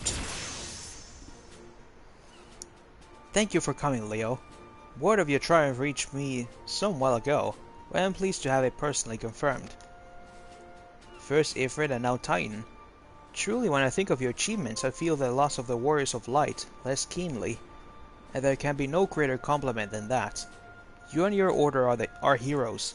The people of Limsalomins are forever in your debt. I shall relay the details of your report to Admiral forthwith. Please send my regards to the Scions of the Seventh Dawn. Oh. Thanks, guys.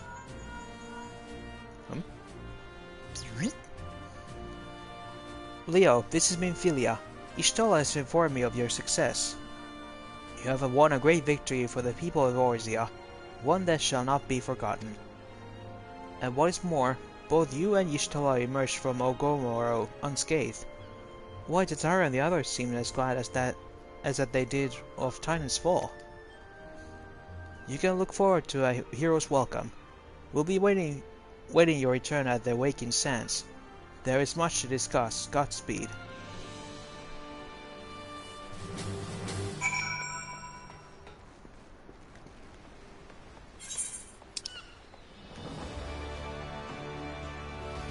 Okay, let's get back home.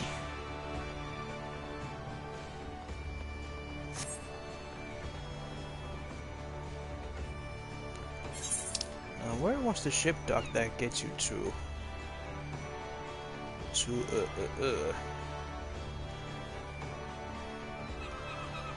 Thanalan. Oh, we're there, okay.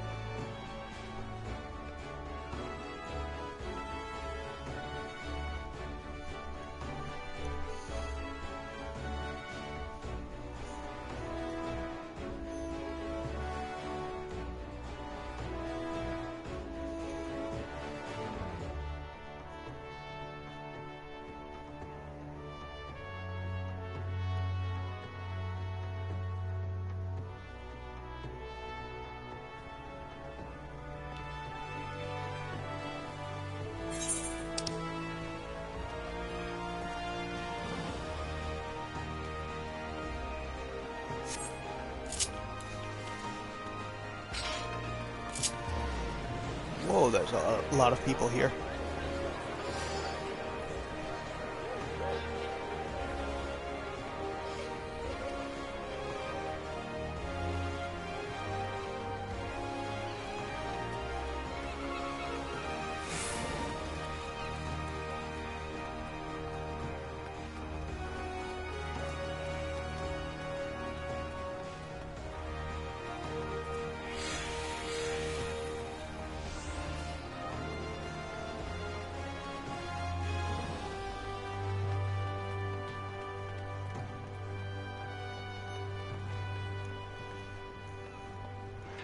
Now then. To Vesper Bay, please. Take me home to the place I belong. Waking sands in Vesper Bay. Take me home.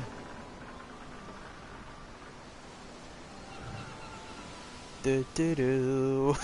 cannot think anything that rhymes with it.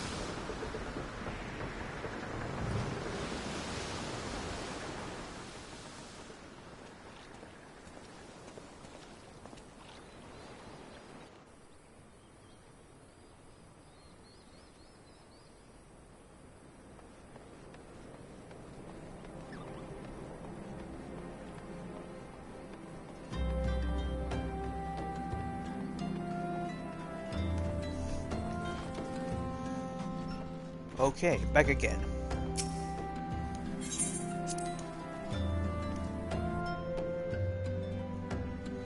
Honey, I'm home. Wait.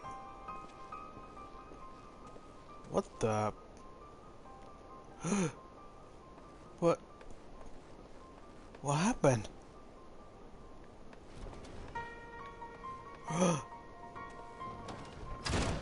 No. Guys.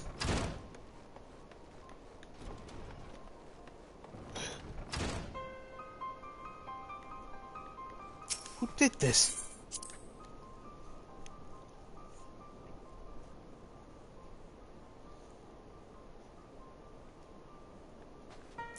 Araxia.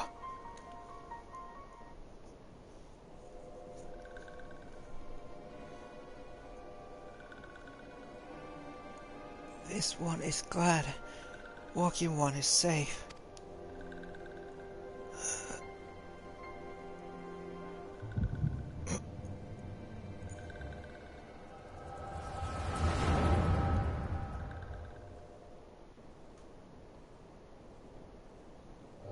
We'll be awaiting your return at the Waking Sands. There is much to discuss. Godspeed.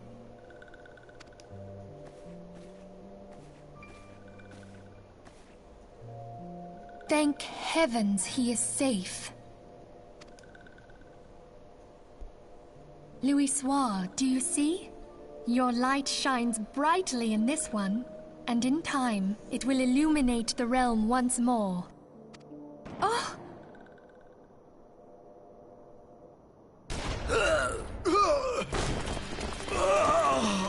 Advance no further!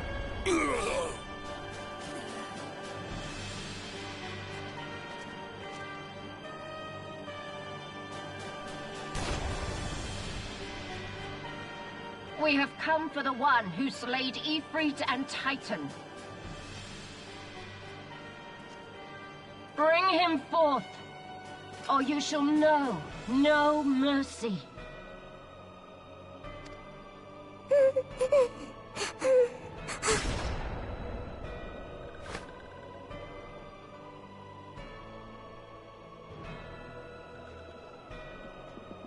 Confound it.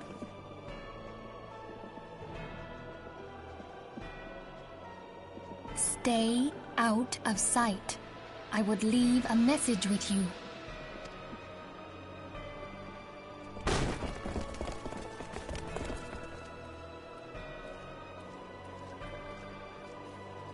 I surrender myself, on the condition you spare the innocents. Conditions? There speaks the Supreme Sire. I'll grant you have courage, but you would be better served by armor.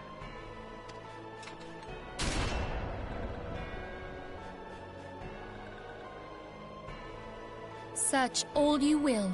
The one you seek is not here. So it would seem.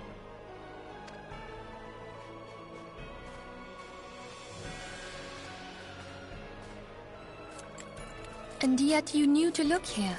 But how? Hold that thought.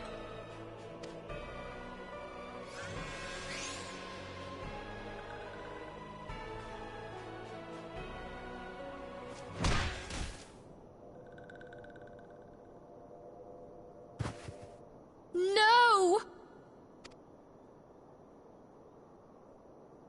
Conditions of surrender. Denied. Cease at once!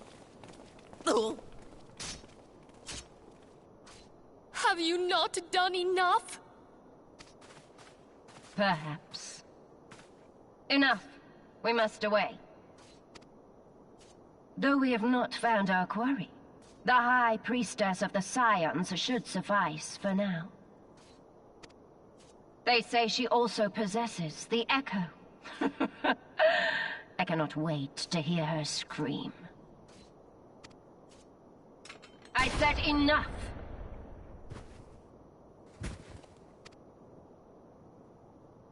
We leave. Bring the prisoners.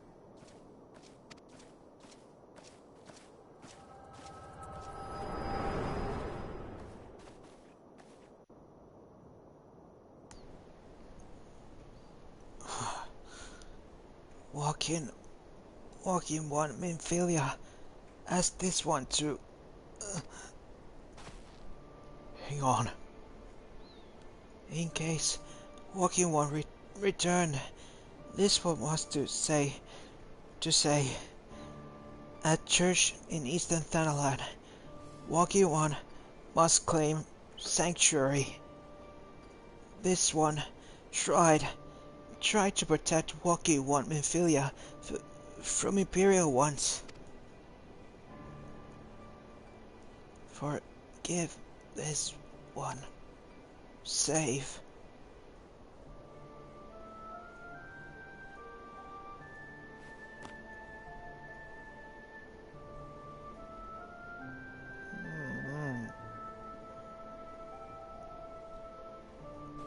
I'm sorry.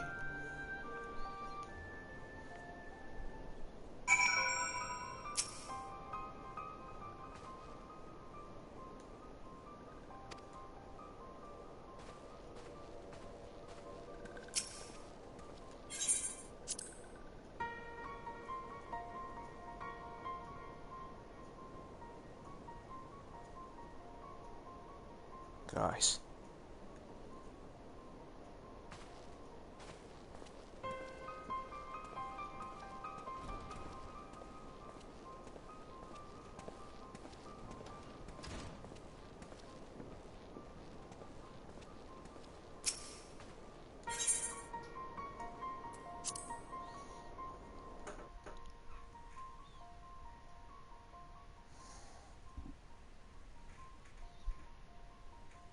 I will avenge you.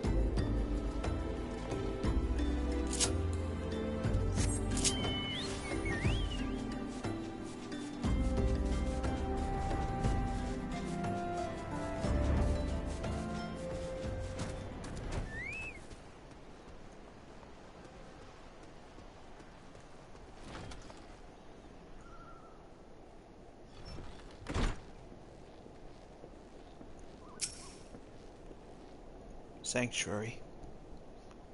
Is something trouble you, my son? You have the look of one who has endured great suffering.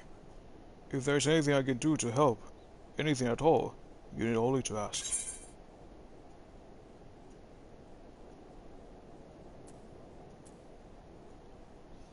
The wild roses are dead, Father, and I know not what to do. The wild roses? I see. You may speak freely here. We are all friends of the Scions.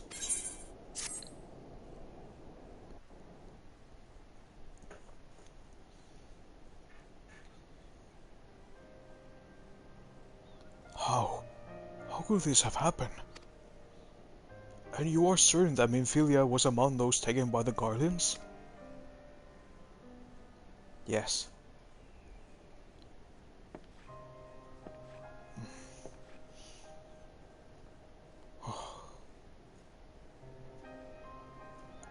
Let us pray no further harm comes to them.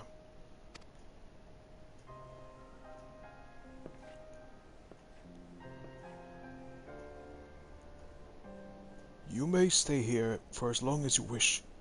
It is the least I can do for a friend of Minfilia's. I have known her since she was but a child.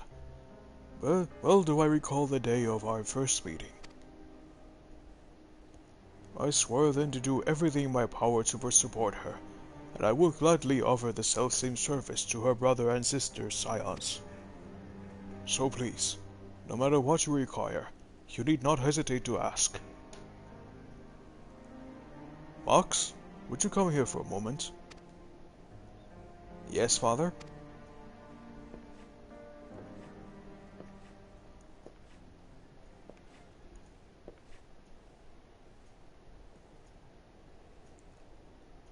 If you require assistance, pray speak with Marx.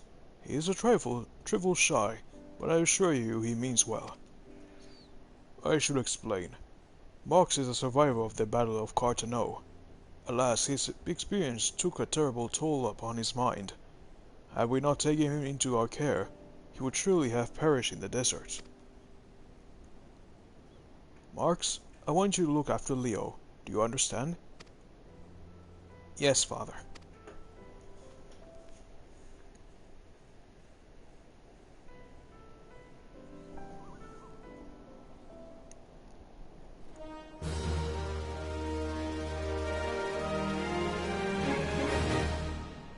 Well, back to square one, it seems. Excuse me, Leo. Do you have a moment? It concerns this broken Hurlong which was found in the pocket of a man brought here for burial. There is something familiar about it, but just what I cannot say. Perhaps if I tinker with the device, it will come to me. However, I lack the proper tools to do so. I would ask that you journey to Camp Drybone in my stead to obtain ballpoint chisel and a pair of needle nose pincers. They are often used by goldsmiths, so perhaps they would be the best people to ask. Of course, I do not expect you to foot the bill. Here, take this coin purse. That should cover it. Thanks.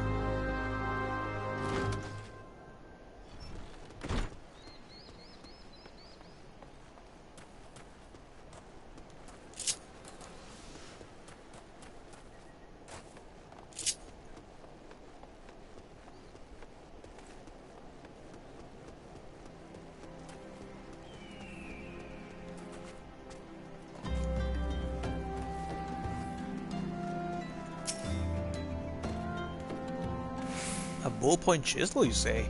And a pair of needle nose pincers? Those things don't come cheap, you know. Small yet heavy leather sack containing presumably roughly the amount of gil needed to purchase the tools requested by Marx.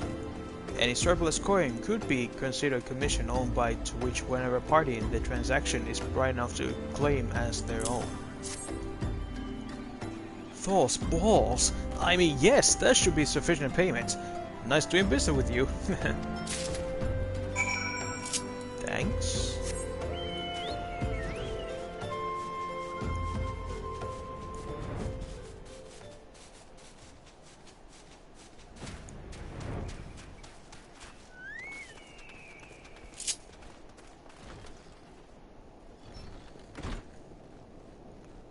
Here you go, buddy. Have you brought the tools I requested? Yes. Unlike Carpenter's chisel, which had flat heads, the ballpoint chisel has a pointed one that is used by expert goldsmiths to perforate soft metals. This tool is often employed by goldsmiths or clockwork engineers to seize and manipulate minuscule pieces of wire.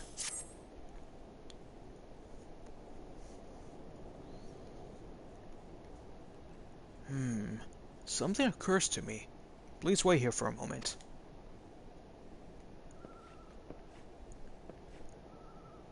It was for naught. Though I repaired the device easily, this sensation that stirs within me remains a mystery. But how? How did I do it? These hands, my hands, they moved with a mind of their own, deftly manipulating the clockwork mechanisms. There was no doubt or uncertainty. I knew exactly what to do, as though I had performed the same motions countless times before. Pardon me, Leo. This was a mistake. Please give the horloge to Sister Illuminate. The man who once owned it is currently in her care. I think it best that it be returned to him.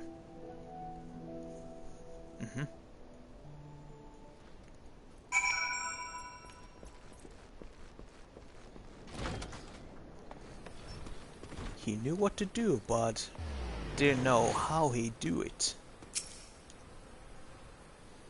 Good day to you, sir. Have you come to pay your respects to this man? Yes, but actually I brought this.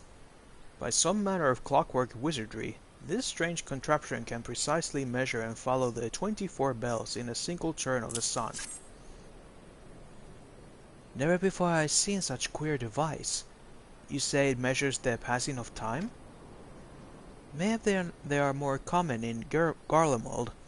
I am given to understand that its cities are filled with all manner of amazing technologies. Mark said they belonged to the deceased? Oh dear. You don't suppose that the owner might have been a Garlean spy? It may behoove us to notify the authorities in Camp Drybone. But, mayhap more importantly, how did Marx manage to repair this device? I knew he had a talent for the trades, but this goes far beyond mending fences and tacking roofs.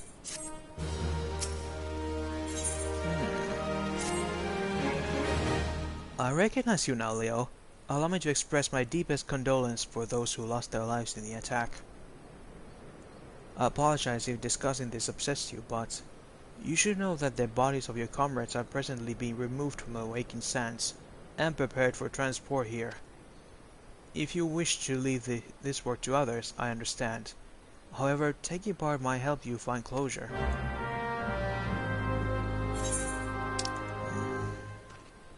I guess we have to.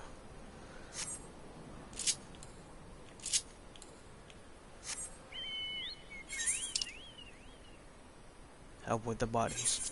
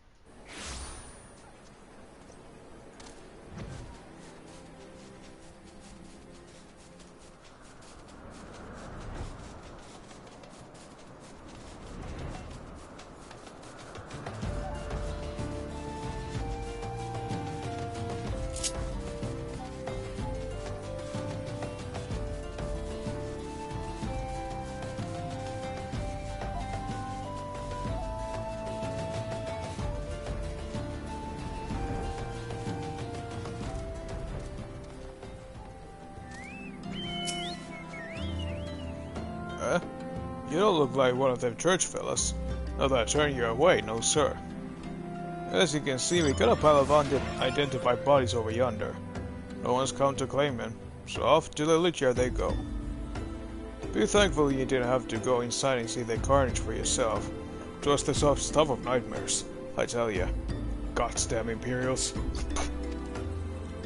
I don't know what quarrel they had with these folks, and I sure as hell still want to know. The sooner we put this behind us, the better.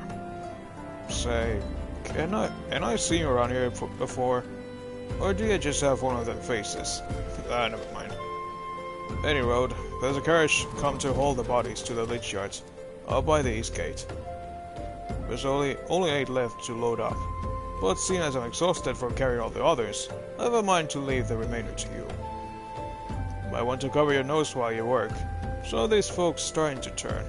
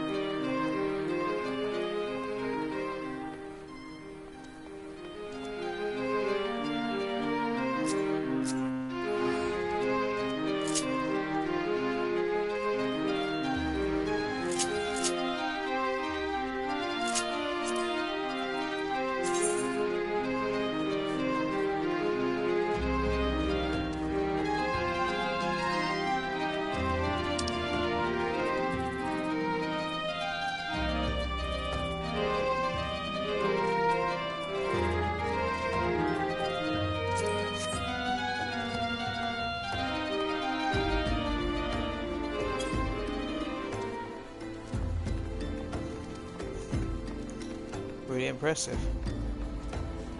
Well, not the perfect one for this matter. What happened to the big fella? Ah, forget it. Just bring the next batch and toss them in the back. Ain't like they'll complain if you're rough. Now, how you're able to fit this stiff silence of the Stone corpse into your bag is a mystery best left unsolved. Well, you're a strong foe. Why one trip? Reckon there's no need for me to lend you a hand with the rest then. Yeah.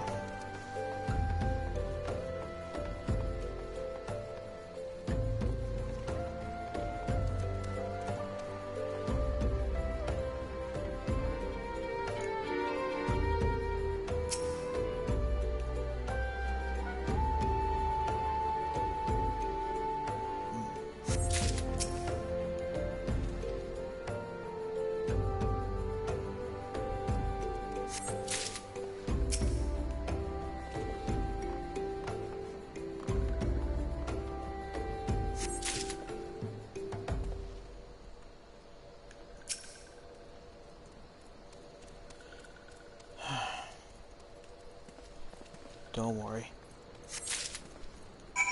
Your sacrifice was not in vain.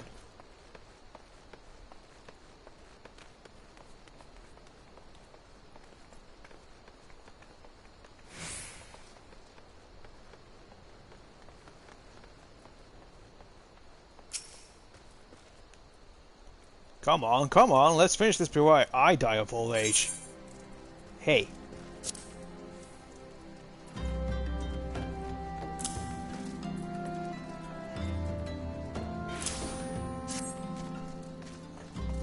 That should be all then.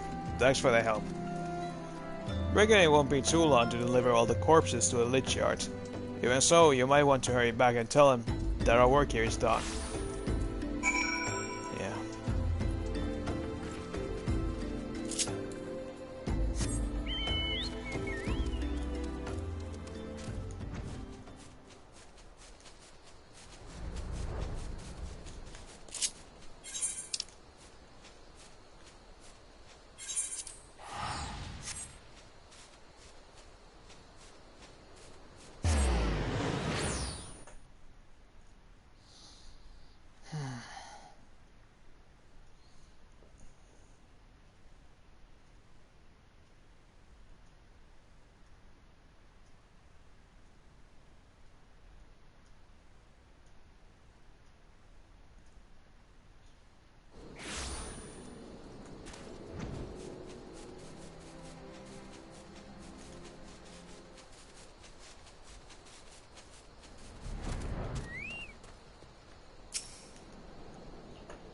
I see that you decided to heed my advice.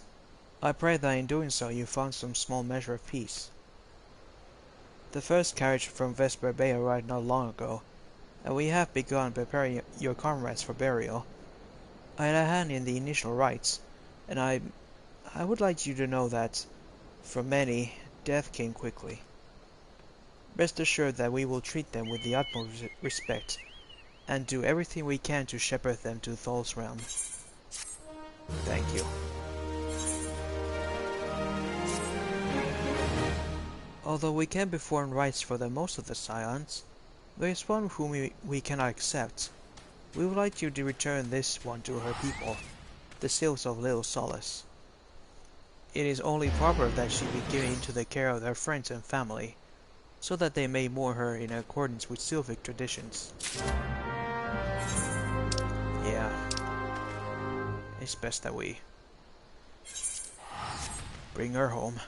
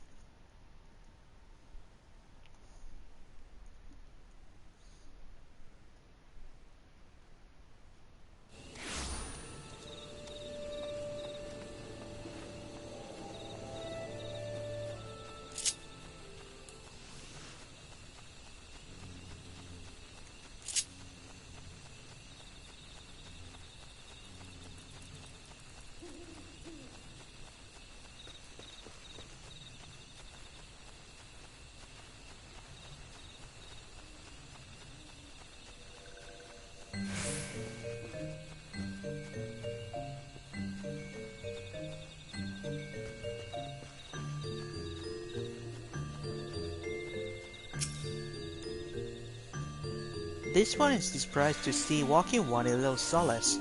How can these ones assist Walking One?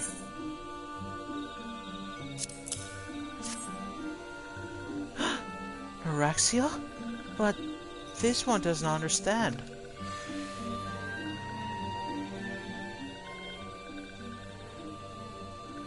Comuxio, this one heard much wailing.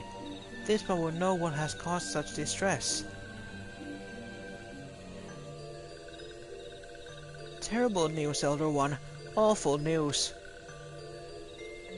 Walking One has returned to Little Solace? But why? These ones have not requested further aid. Noraxia? How did this happen? Explain everything to me, this one, at once. So, not only Noraxia, but many of Waki-One's friends were lost as well. Noraxia. Noraxia went to Thanalan at the behest of this one. Waki-One was with Noraxia at the end. Tell this one that Noraxia was brave. Tell this one that Noraxia did not suffer.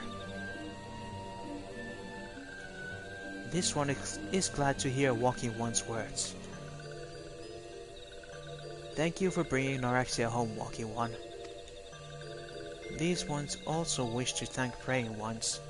Tell Praying Ones these ones will remember this kindness. This one demands vengeance. Imperial Ones must pay. Imperial Ones must suffer.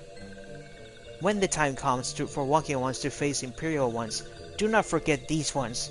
These ones will not have Noraxia's death be for naught. These ones will fight. Thank you. I will remember that.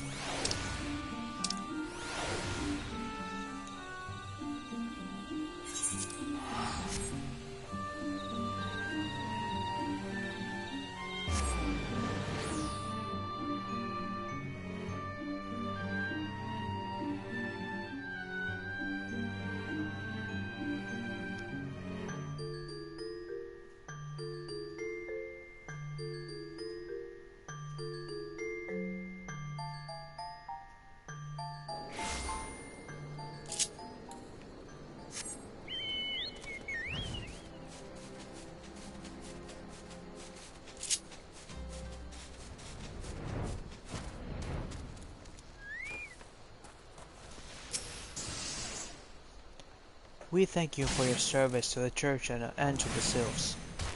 You may be pleased to know that, in your absence, we interred the remaining scions in the Lychiyard. Perhaps you still wish to do more for your friends.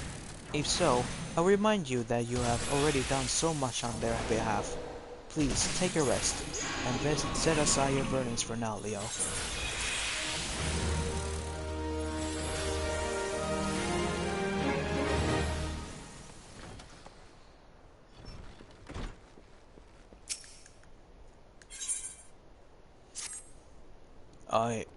I'm not imagining it. Leo, I know I'm being watched. This is different. Sinister. It is as if I am under observation. The feeling comes and goes, but it felt like it when I last ventured outside. Yes, I know I felt it. Will you look outside for me, please? It will only take a moment. Okay, I will oblige you.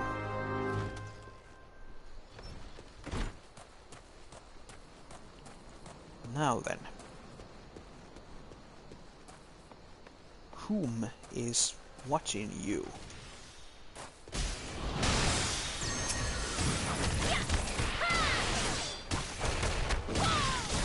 And apparently it is an Imperial.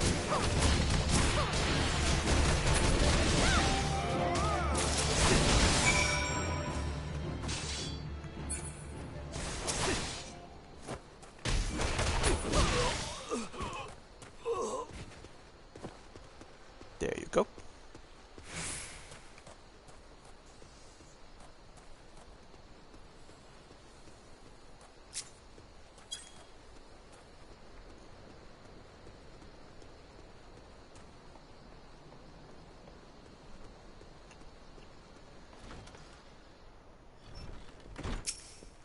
You are right. You were being watched. You were attacked, weren't you? Are you unharmed? Thank the gods. I knew it. He was watching me. But why was he watching me? What do you want with me?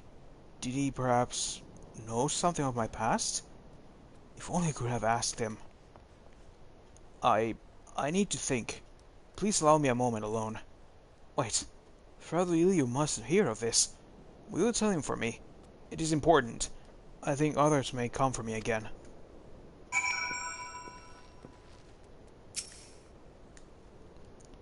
Heavens forfend! That such thing should happen on holy ground. Do you have any idea who this man was? Did you notice anything distinctive about his garb or possessions? Well, he was Empyrean. This is Guardian Steel. Which means the man who was watching Marx was... Make haste to Count Drybone at once. We must summon the immortal flames before more Imperials come. Yes, sir.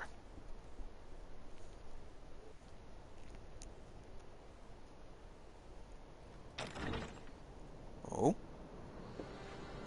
Well, well, well.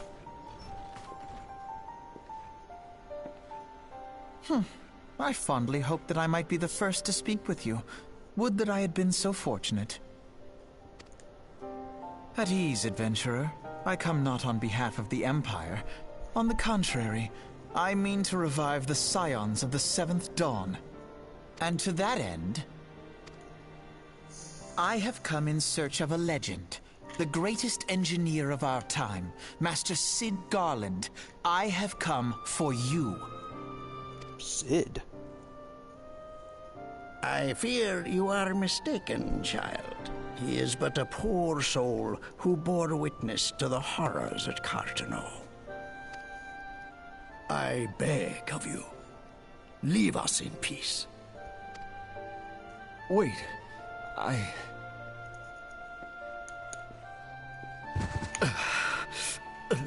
Marx?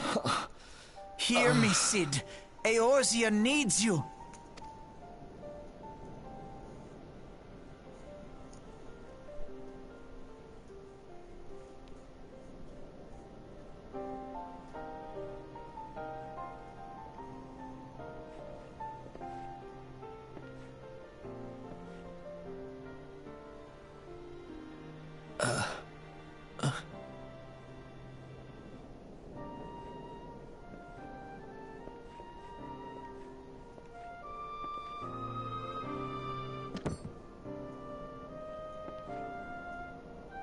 Cid, was it?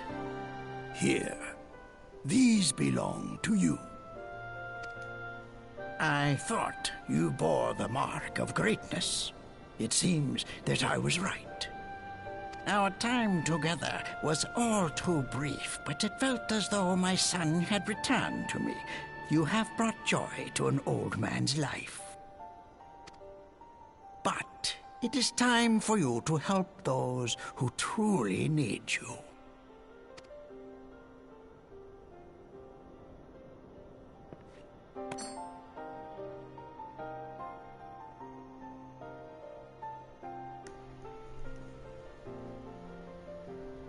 Who are you? Alfino Leveilleur, at your service. As a scion of the Seventh Dawn, I stand against our primal and imperial foes, as my grandfather once did. 'Tis no secret what befell our order at the Waking Sands. Word has already spread across Eorzea. So everyone knows. The repercussions are far greater than you realize. In the wake of the calamity, the three city-states focused their efforts solely on reconstruction, leaving the scions to combat the primal threat unaided. Unfortunately. And lo, we are all but destroyed. Yet even as the nations mourn our demise and abandon what little hope they have left, we cannot forsake our duty, now least of all. The Ixal have summoned Garuda once more, and she torments the people of Kurthus as we speak. Oh crap. Her appetite for destruction far exceeds that of other primals. Worse, in her present incarnation, our Baldessian colleagues believe she surpasses both Ifrit and Titan in strength. Yet, therein lies an opportunity. Were we somehow to defeat Garuda, it would serve as a warning to the other beast tribes that even their mightiest gods can be felled. If we are to face our foe, we must first circumvent the tempest that shields her sanctuary. And for that, we need an airship. Your airship, Cid. I have an airship? Seems so. Yes, Cid, you do. Your very own airship. It was last seen in the skies over Gridania, not long before the calamity. So let us begin our search there. An airship? My airship? Oh, wait.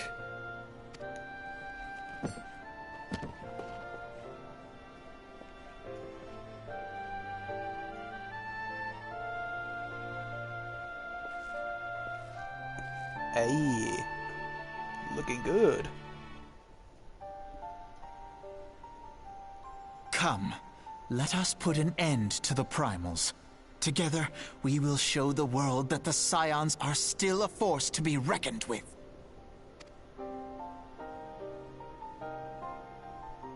Right.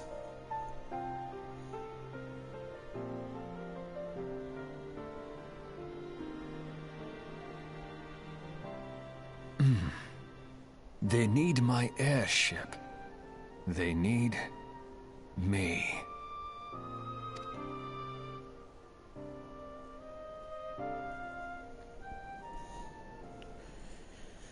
So, we have Sid in our team.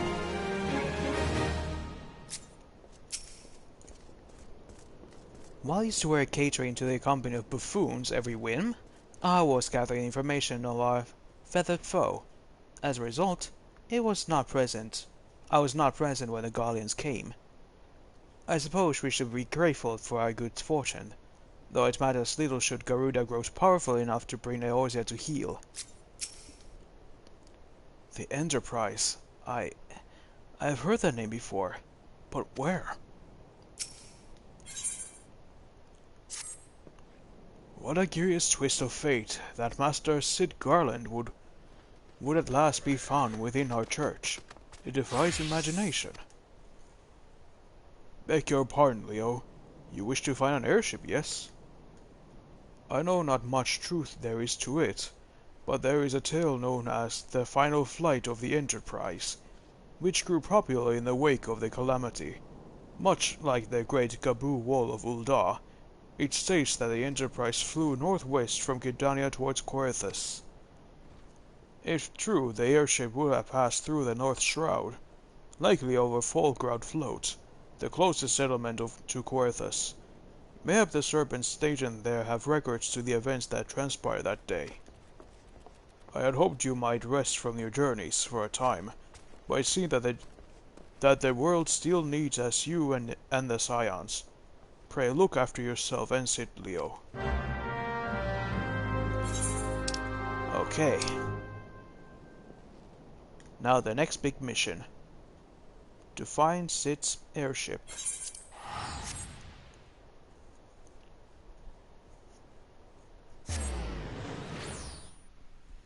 The Enterprise.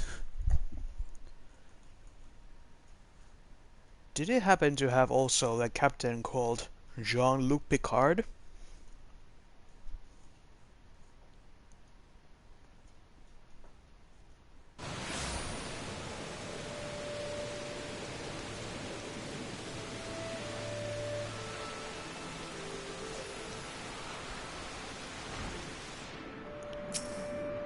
Hey, buddy. Is there aught I can assist you with, sir? The Enterprise? You speak of Master Garland's ship, yes? I need to refer to the records. I know that the airship was sighted overhead 5 years ago, clearly bound for Coerthas. What became of it after it, that I cannot say. If you wish to know more, pray speak with Wordfought at Florentel Spire. He was on duty that day, and I saw it with his own eyes. I am unsure what it is you hope to accomplish, though. Even should you locate the ship, would you not need a man of Master Garland's caliber to fly it? I hear tell that the machinery is fiendishly complex. Don't worry, we have our ways.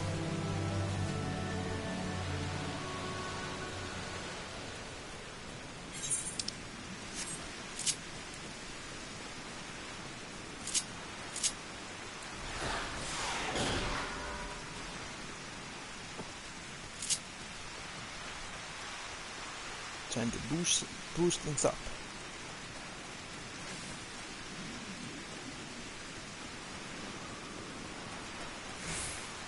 What you had to say? You have come in search of Wordfought. Then well met, for you have found him. Indeed, I have served as the whaler for many years, since before the great snow came to Corythus. What exactly is this about? Ah, the final flight of the Enterprise. I do indeed remember that day.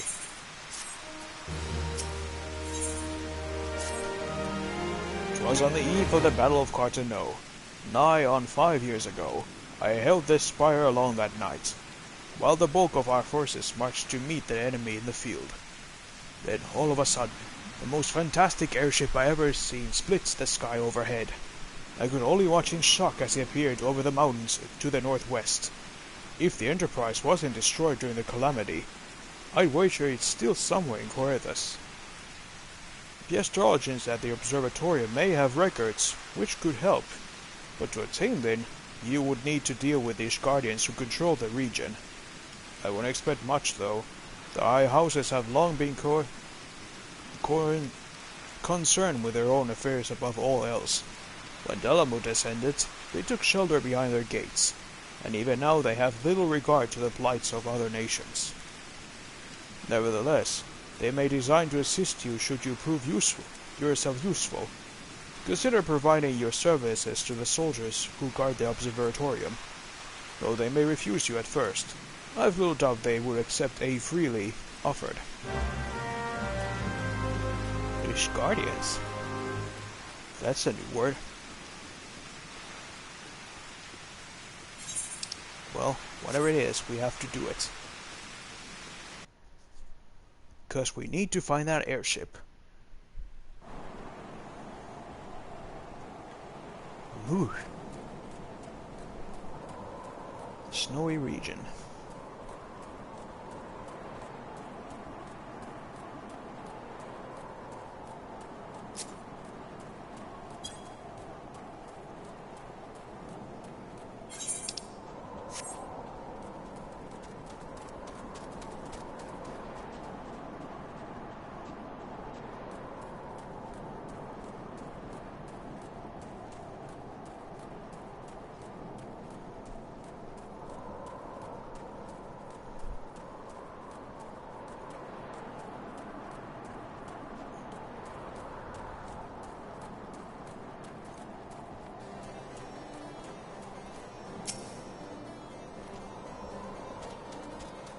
Excuse me, can you repeat that? You wish to offer your service to House Durandere? And what, pray tell, do you wish to receive in exchange? Ha! How absurd! As you will not permit an outsider to peruse the records of the observatorium. Do not mistake our courtesy for friendliness.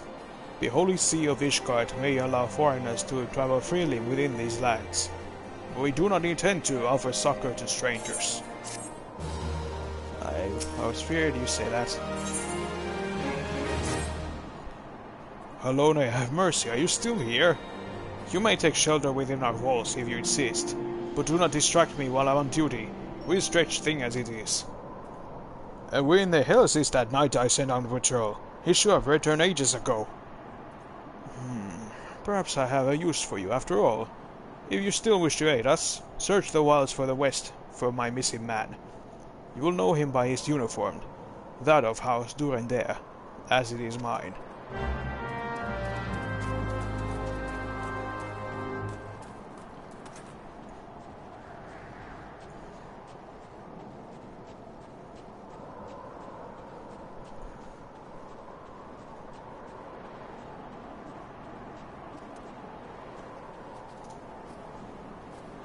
Aha, here it is.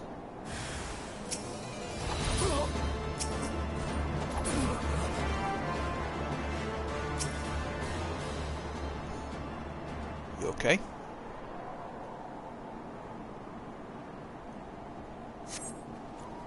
If it wasn't for you, sir, I reckon they could finish me off. Despicable dragon-loving bastards. Death was a mercy they didn't deserve. I pray the rumors were mistaken, but this confirms the worst. I must immediately inform my superiors that the heretics are operating within this region. Very well, friend. Heretics. Don't tell me we're now going into the Warhammer region now. The Warhammer levels of heresy.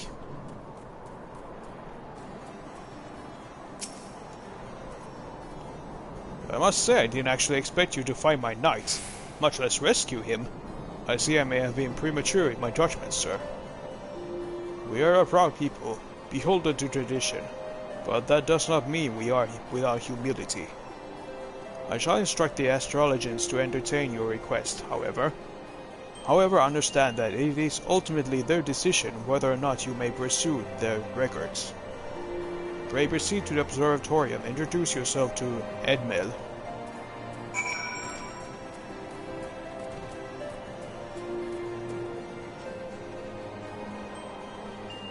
Oh boy, observatorium.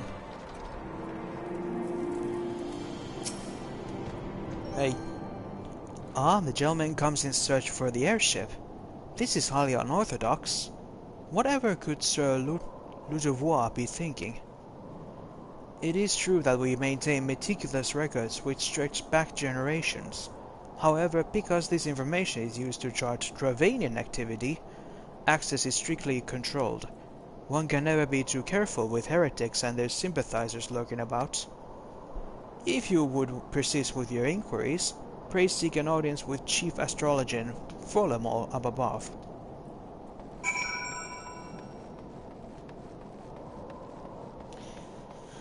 I forgot that these Ishgardians has more French names.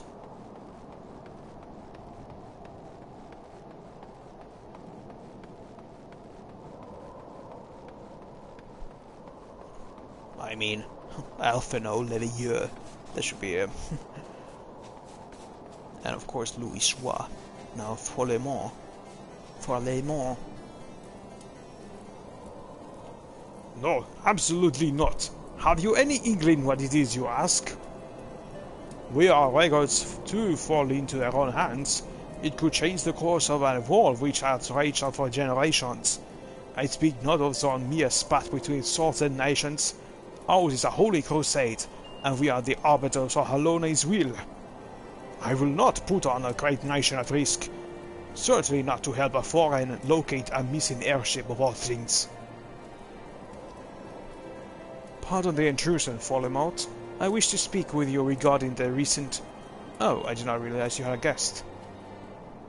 Inquisitor Gulaim, your honor is with us with your presence, sir. The gentleman was just leaving. Ah, you must be the one who rescued House Durandere Knights from those heretics. Doubtless they feel indebted to you. I'm told you seek an airship that had last seen Corythus 5 years ago, yes?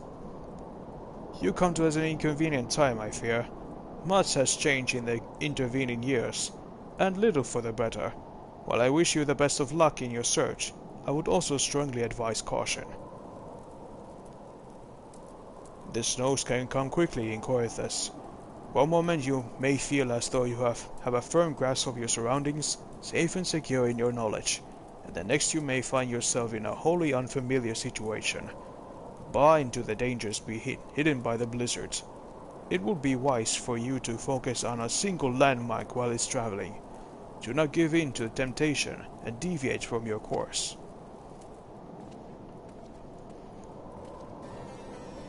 I was not aware you aided House Durandere in that fashion. Thank you, sir. Nevertheless, my decision stands. I cannot give you what you seek. Well then, I fart in your general direction. There.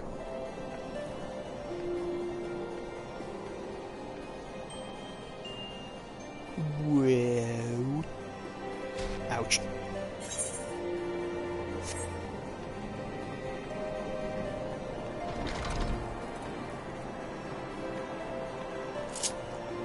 Don't tell me what's up above me. Just to be sure.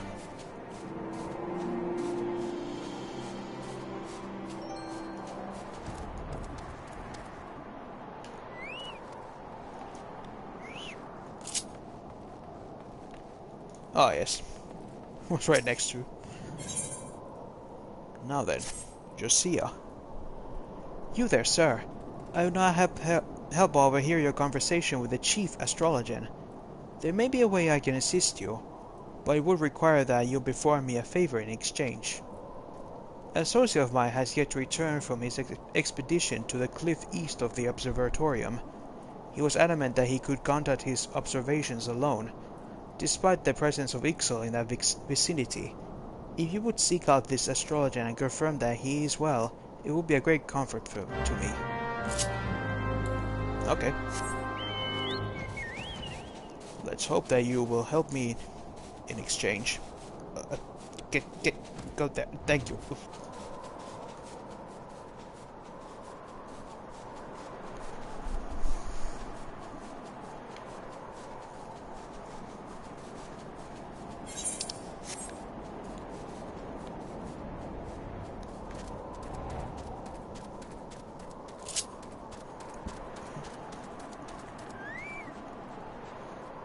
There you are.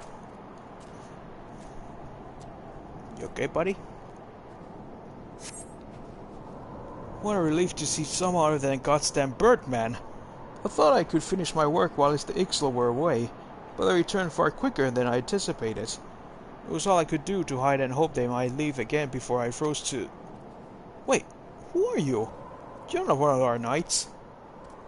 A man of house during the day cannot be seen in the community of unbeliever. Good day, sir.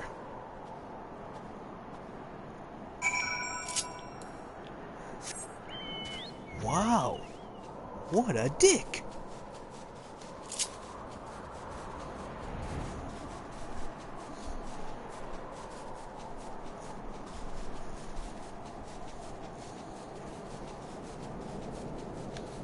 Pardon my French, but you're an asshole.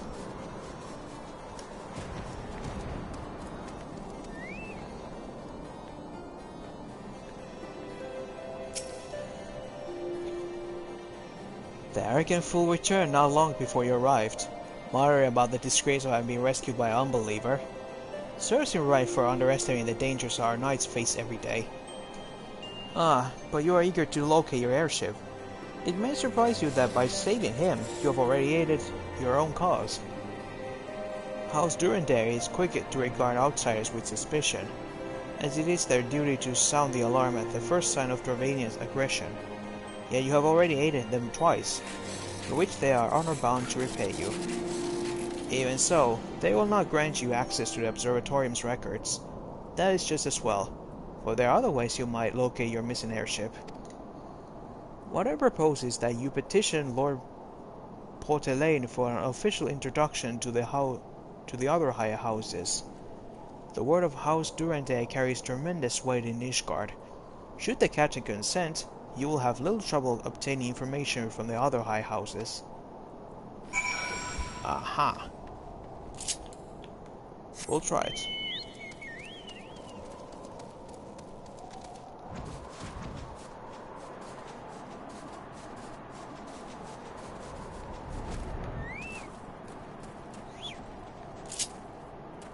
Here inside.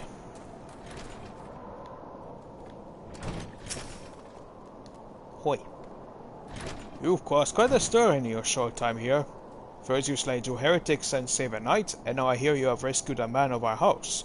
I imagine you must deserve something for your troubles. An introduction to the other high houses? I cannot deny that you have given us no cause to distrust you. But while you have performed 2 acts, you would have me endorse you to 3 high houses. It is only fitting that you aid us one final time, wouldn't you agree? Fine. What is it? Now, I understand you are very eager to find your missing airship. Worry not, for this task should take a man of your skill but a moment to complete. Not long ago, a porter bound for Skyfire Lux was ambushed on the roads due west of here. Though he escaped with his life, he would very much like his wares as well. On the off chance any portion of this shipment remains, I would have you travel to the scene of the robbery and bring back what you find. Lest you intend to perform any cursory search, Bear in mind that recovering the stolen merchandise will endear you to House Helenot, further improving the chances that they indulge your request for aid.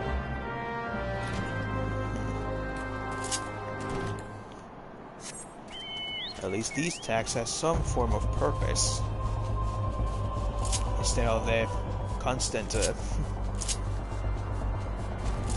never-ending just fighting stuff.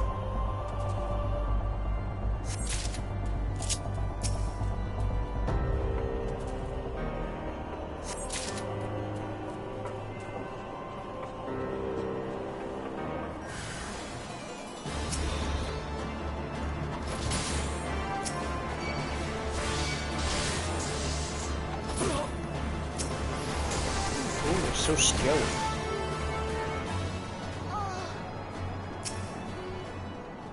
It's mine. Yoink.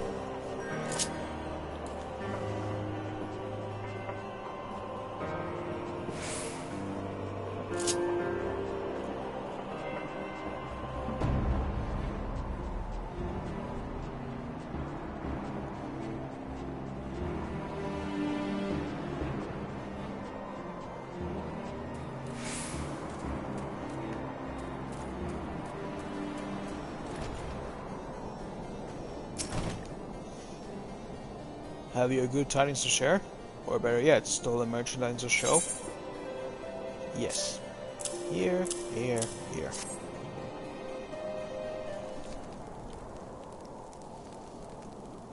God bless you, friend. It's all here. Every last... Oh, but wait.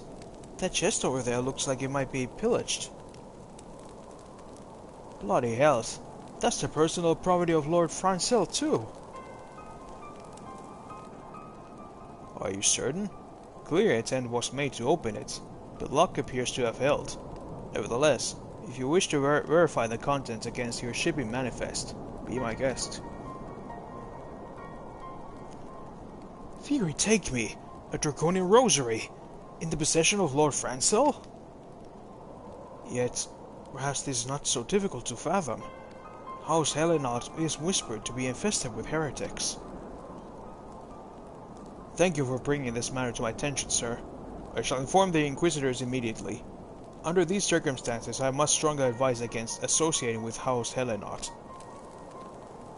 Your other introductions will need to be postponed as well. It is the duty of every Guardian to root out and destroy heretics. All else must wait until this matter is resolved.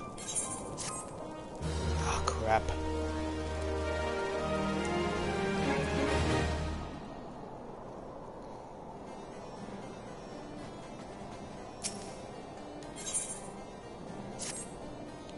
Come closer, lad, and listen well. This is for your ears only. Lord Francel is no heretic. He is a godly, righteous man, fully dedicated to the cause. I know this because I served House Helenot for years prior to the calamity. You must go to Skyfire Locks and warn him of the coming storm. The Inquisitors are ruthless and spare him no mercy. Speak to him in an Edelweiss, and he will know you for a friend. Now go!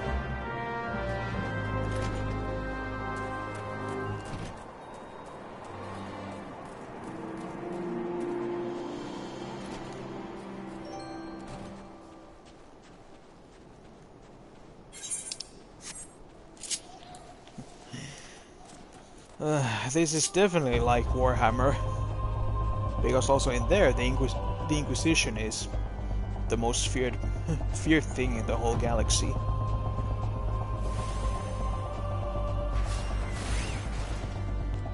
By mankind and by demons.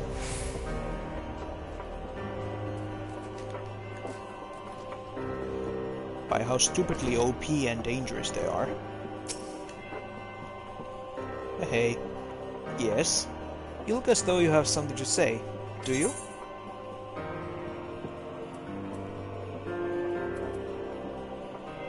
I seek an audience with the bearers of the White Lily. They have come to the wrong place, for you of House Helenot bear the rose. Maybe you should journey to Gridania? I believe an ancient Duskwight house was said to use the White Lily as its sigil. Oops. Is the Eloise in your pocket, or are you just happy to meet me?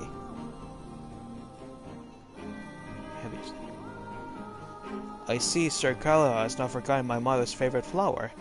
A pity it has not been seen in Cortez since the calamity. You may speak freely here, friend. That's absurd! I would sooner die than become a thrall to the dragons. Alas, it matters little what I say to this point. Although the Draconian Rosary was not found in my possession, it would still be considered by many to be proof of my heresy. Must do my utmost to reprove my innocence to the Inquisitors, for if they harbor even the slightest doubt, this will only add weight to the insist on accusations our house has suffered as of late, as though the gods themselves are plotting our fall. You risk much by coming here. It is only proper that I recompensate you for the deed. Tell me, what do you desire, and I shall do my best to provide.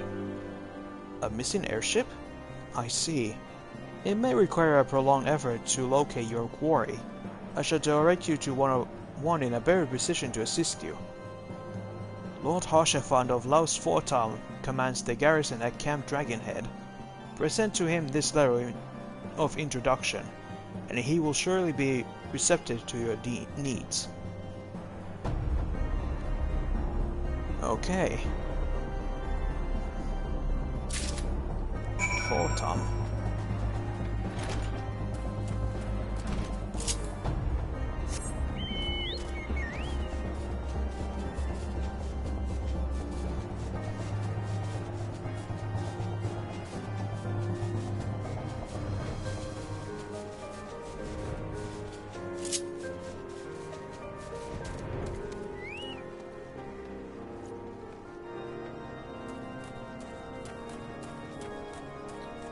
Wow.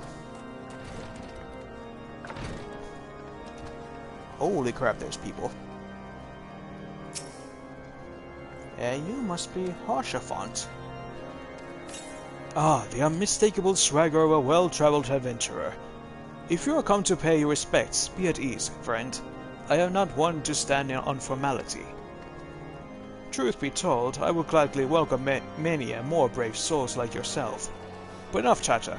Pray tell me why you have come.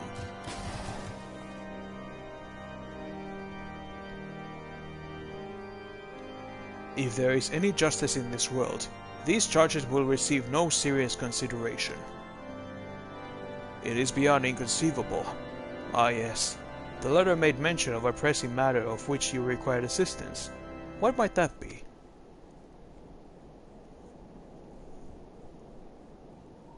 So this enterprise you speak of was last seen above Cortez before the calamity 5 years ago. I fear it may prove difficult to find any eyewitnesses to these events. For while Ishgard did not participate in the Battle of Carteneau, we were embroiled in our own internal conflicts at the time. Nevertheless, I will make inquiries on your behalf and share with you my findings in the future. In the meantime, please enjoy the hospitality of the Camp Dragonhead. I will see that you are afforded every courtesy as a guest of House Fortam. Thank you.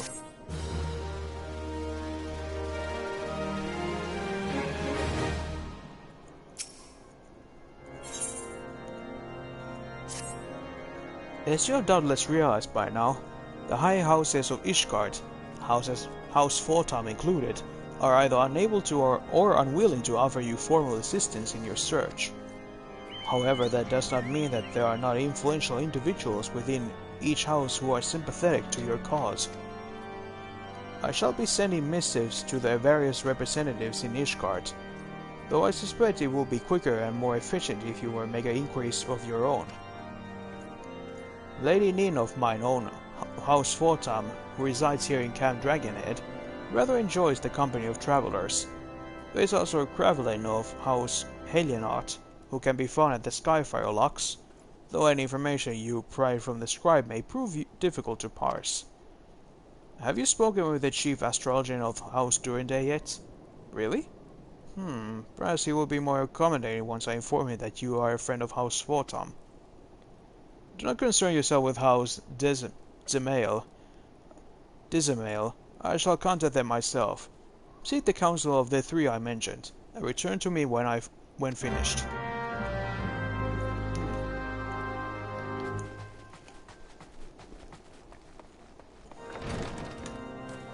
Well, this Hoshafan is at least nice. Hey guys. I'm glad we left the observatorium. The people there were not friendly. Though even here I can feel eyes upon us. We're not safe. We came to find an airship, yet now we meddle in Ishgardian affairs of state? God, if Alice were here, I would never heard the end of it. Right, where is she anyway?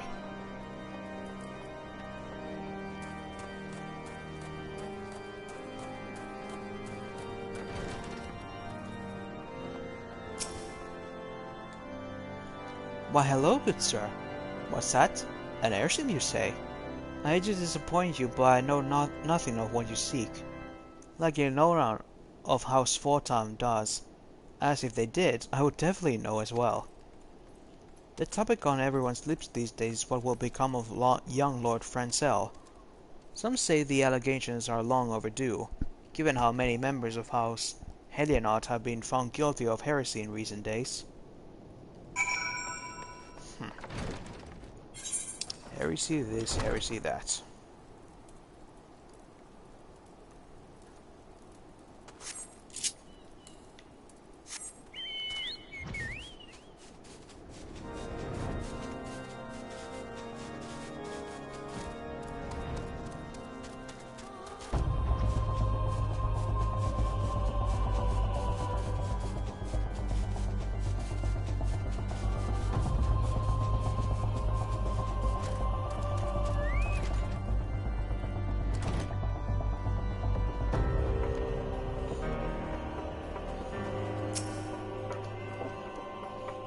Hello, Cranmy Straith. There must be some way to...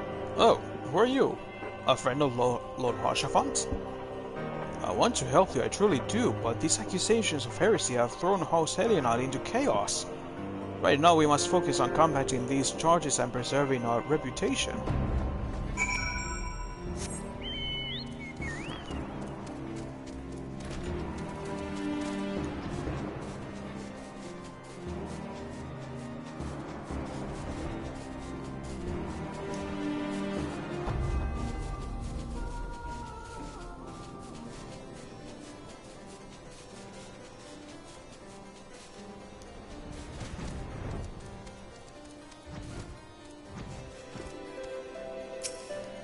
Hello again.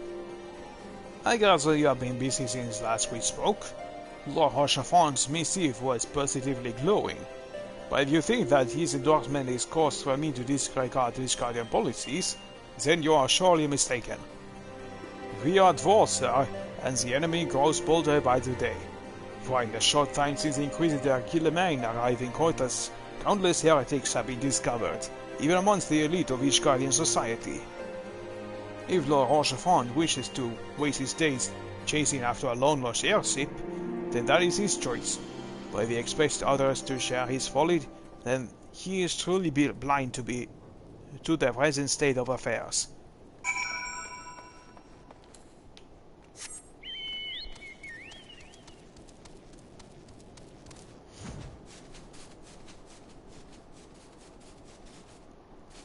Well, your mother was a hamster, and your father smelled of elderberries.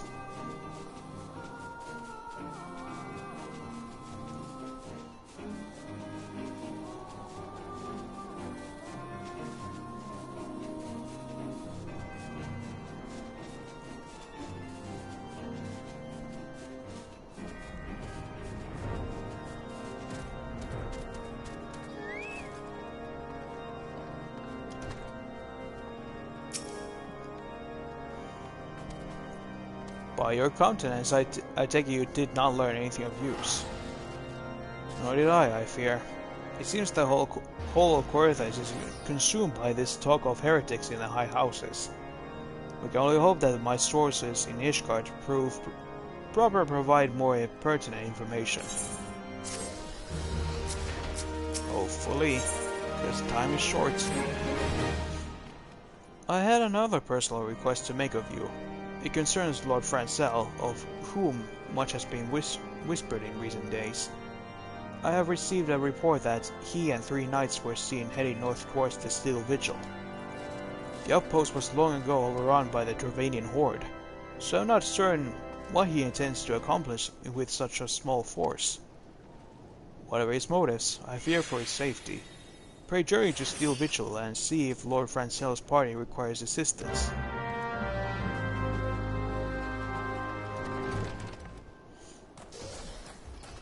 I will go.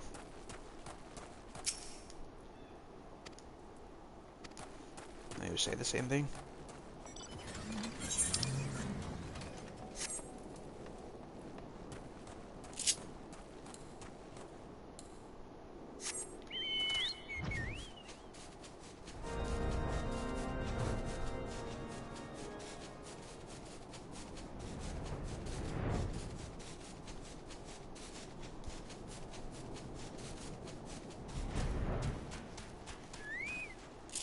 Hey, you okay?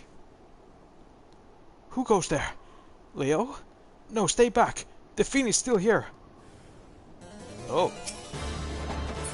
Kraken.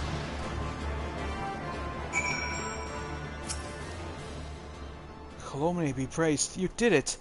But what are the others? The 3 knights who accompanied me. Where are they? We'll look for them. There's one. Bam.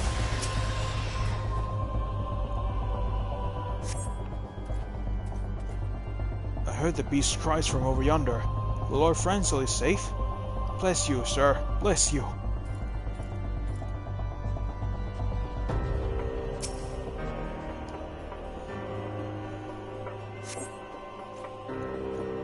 Curse those fiends. It's as though they knew we were coming.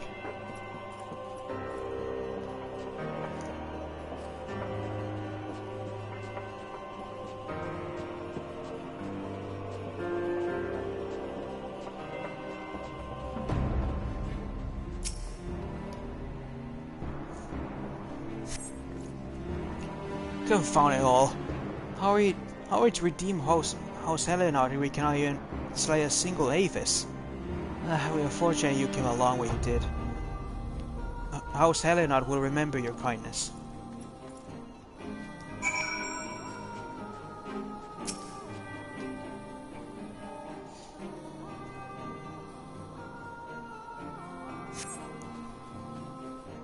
It was a foolish thing to do, I know, but I hope we might demonstrate our devotion by slaying a number of the Scale King. Moreover, it was House Helena that yielded the Steel Vigil to the Horde many years ago. One might say that our defeat here heralded the slow decline of our house's once great name. We had been brought even lower by these despicable accusations of heresy, that despite my best efforts, I have done naught to improve the situation. The day of my trial approaches. Soon I must accept the judgment of all the Inquisitors, whatever it may be. But even should my protestation fall on deaf ears, I will proclaim my innocence to my dying breath. That's very brave of you.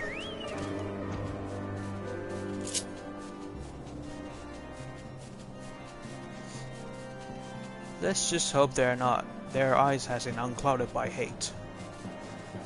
Or mostly their ears.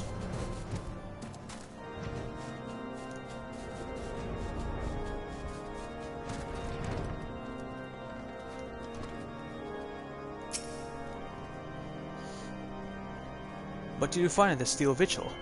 Ah, I see. A reckless plan, but at least it did not cost him and his knights their lives. I have news for you as well. A witness to the final flight of the Enterprise had been found.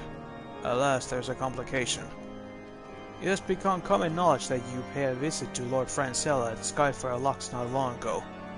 Upon learning to this, the witness became understandably reticent to make your acquaintance.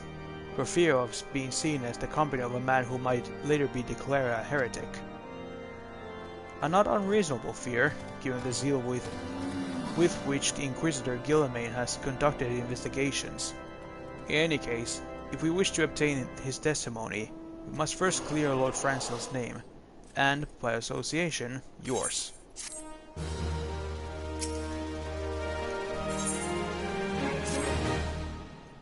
As I see it, the key of providing Lord Francel's innocence is discrediting the evidence against him.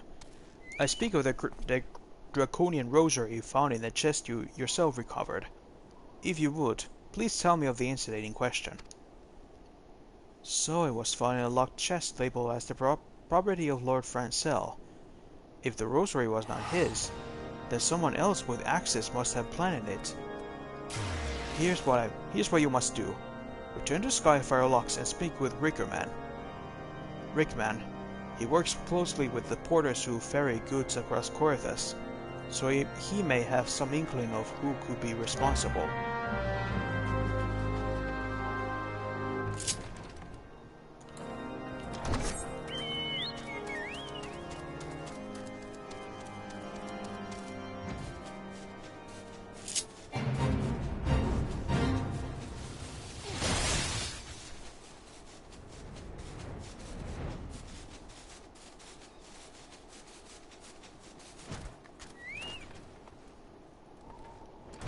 Hello? Eh? Someone tampering with shipments? Fear would strike me down if all them rosaries found in our people's possessions were planted. Hey now, don't you give me that look, lad.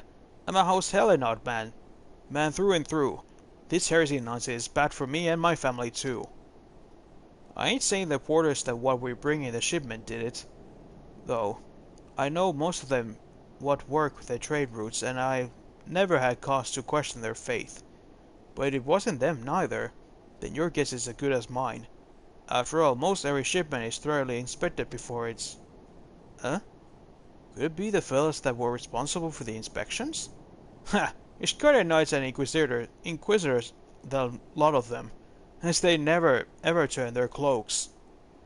I reckon that means the porters are your most likely suspects. Hate to think it, but maybe you should question them. Their crew coming to Camp Dragonhead from Whitegrim Front today. You might consider having a word with them.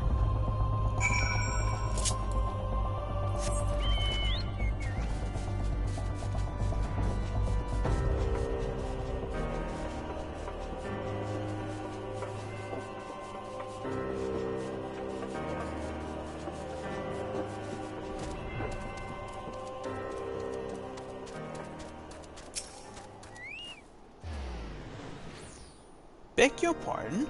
You suspect that we porters have been planting draconian rosaries in House Hellenot's shipments? What nerve! If you truly believe such nonsense, seek our parcels and see what you find.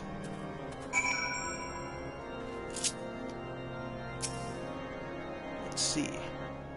House Hellenot? Found one. Here's another. And here's a third one. Are we finished? If so, I would appreciate an apology. Read and weep. But that's impossible! Once the night at Whitebrain Front concluded her inspection, I lowered the parcels into a wagon myself. And if I had been the culprit, I would have never allowed you to search my shipments. Say what you will of Lord Harshaphant, I will not be held accountable for this.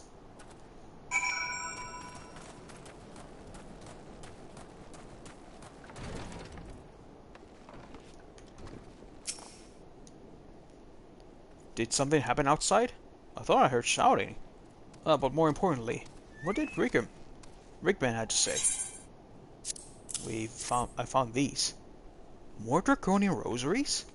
In every single parcel found for Skyfire Locks? That beggars belief. Even the Inquisitors must acknowledge that this is no more than a crass attempt to sully House Hellenot's reputation. Whoever is responsible has overplayed his hand. and Prince Alone that he did.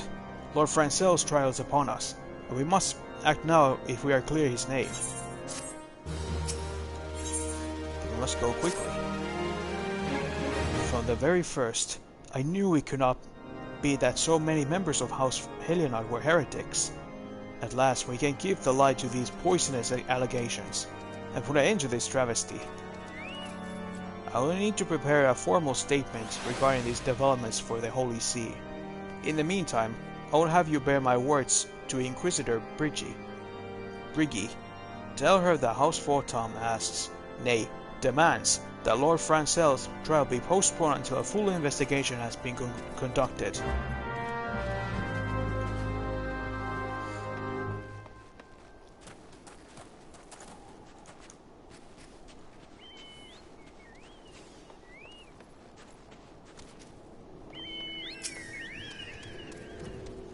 What is it, my child? Lord Harshavant will have the Inquisitors do what? Well, but that is not possible. Inquisitor Gilmain resides over Lord Francel's trial at Witchtrap even as we speak.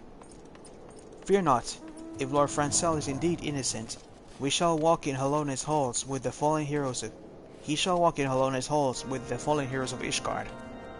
Well, that's not gonna be fun.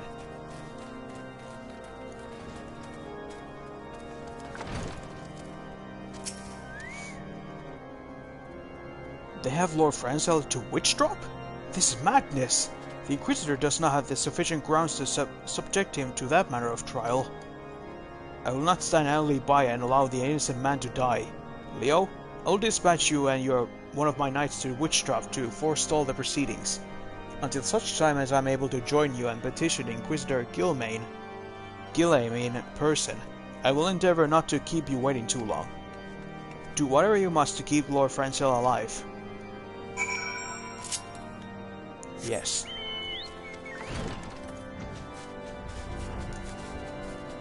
It's like that annoying rule. Guilty until proven innocent.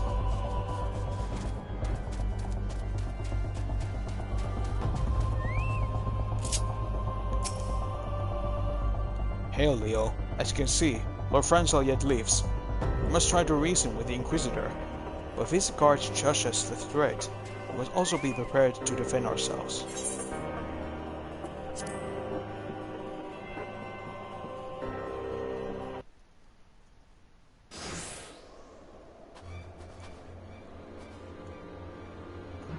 Joaquin Charlemont Francel de Helenart, you stand accused of heresy against the Holy See of Ishgard. Is there aught you wish to say in your defense? Hear me, brothers. These charges are false. The men and women of my line have ever opposed the Dravanians, and I'm not different. Since the very birth of our nation, we have gladly shed blood in service to the Holy See. Condemn me and you will strike a blow to the enemies of Ishgard. It is for Alone to judge if you speak the truth. Prove your innocence in the eyes of gods and men. Leap from the cliff and entrust your fate to the Fury. The righteous shall take their place in Halone's halls, while the wicked shall reveal their draken forms and be put to the sword. In the name of House Photom, I beseech you, stay your ground. Stay your hand. I meant. Inquisitor, we are come on behalf of Lord Harshavant. My lord has uncovered evidence which suggests that the charges against Lord Francel are without merit. We humbly request that these proceedings be suspended until such time as a full re-examination of the facts have been conducted. Lord Harshavant has not allowed his personal relationship with the accused to cloud his judgment. That he should harbor private doubts, I might have allowed, but that he would dare interfere in legal proceedings sanctioned by the Holy See, I cannot.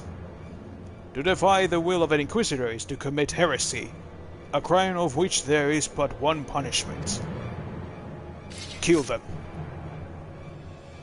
You must hold them until Lord Harshavant arrives, Leo. And remember, no harm can come to the Inquisitor.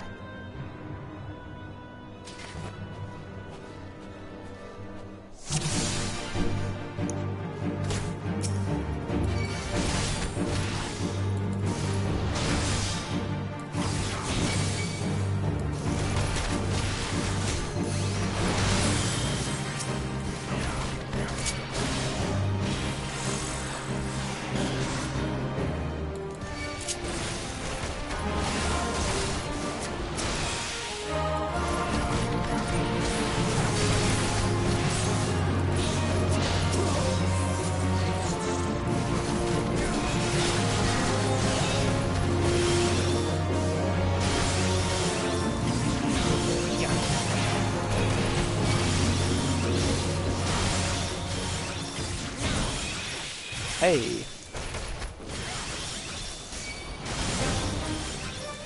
Thanks for coming.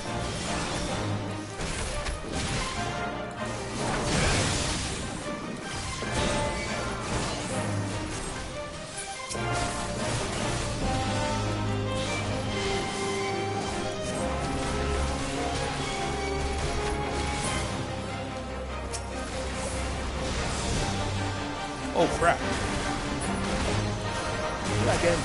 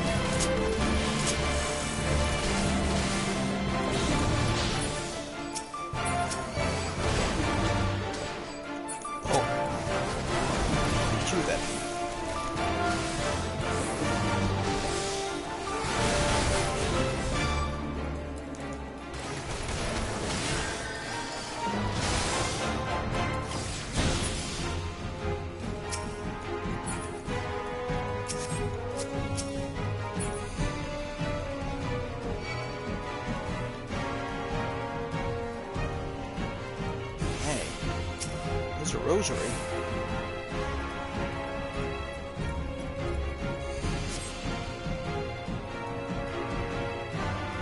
What is...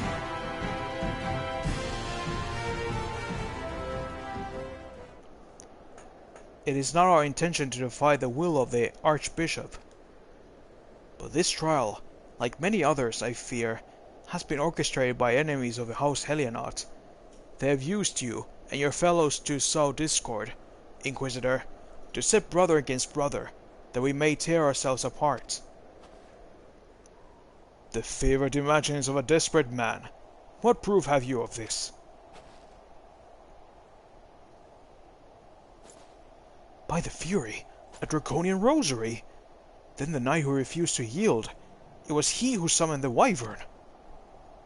A heretic in the ranks of the Temple Knights. This has grave implications. Your claims appear to have merit, Lord Harshavant. I shall withdraw my charges against Lord Francel, pending further investigation.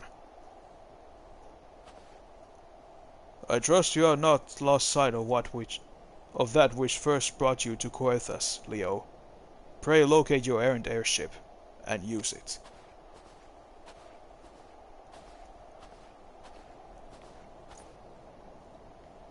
Lord Harshavant, I have not the words to express my gratitude, but why would you risk your reputation to save mine?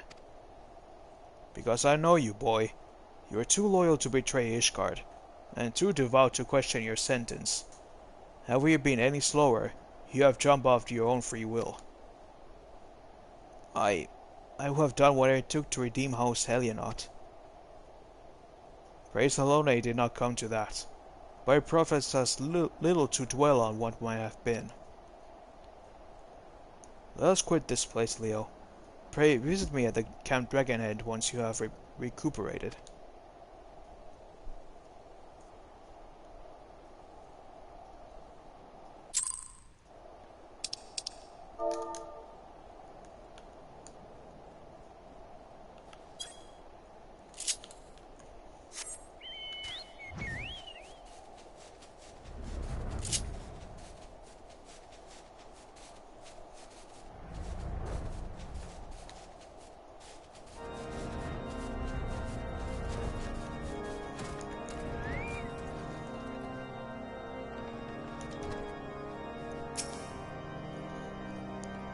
You look well, Leo.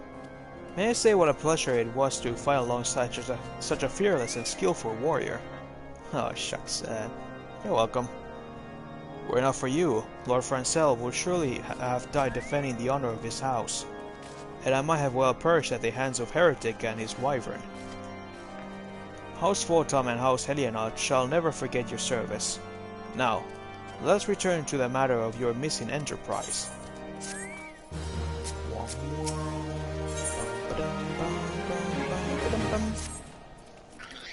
The man with the knowledge of the Enterprise awaits you outside.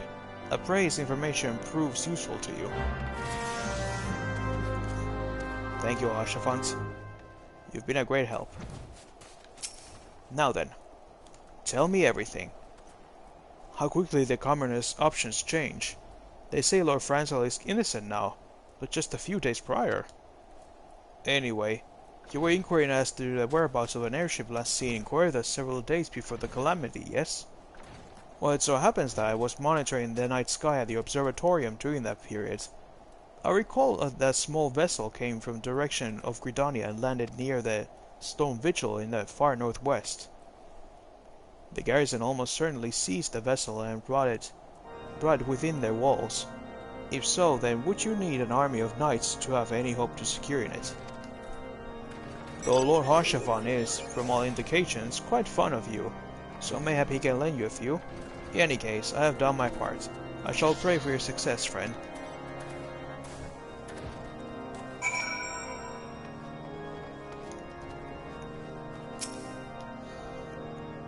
Oh, so you have last located the Enterprise. I believe congratulations are in order. The Stone Vigil? Ah, perhaps I spoke too soon. The outposts have been held by the dragons for years, and all access is restricted by decree of House Durandare. I will write a letter to Lord Dirilamont of Whitebrain Front and request that he grant you permission to enter. That said, I fear my influence alone will not suffice, so I suggest that you request Lord Franzel to do the same. Not that it's your business in Camp Dragon is... Now that your business in Camp Dragon is concluded, I suspect we may not meet again for some time. I wish you well in your journeys, Leo.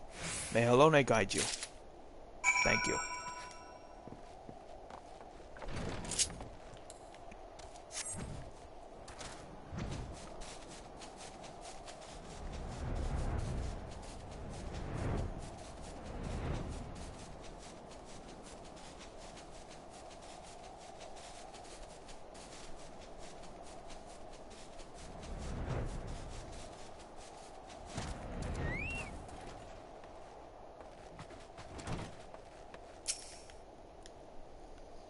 Wonderful to see you again, Leo. If there's anything I can do to repay you, name it. So the airship you seek is likely inside the Stone Vigil. It shames me to see that it too was once an outpost held by House Helenot.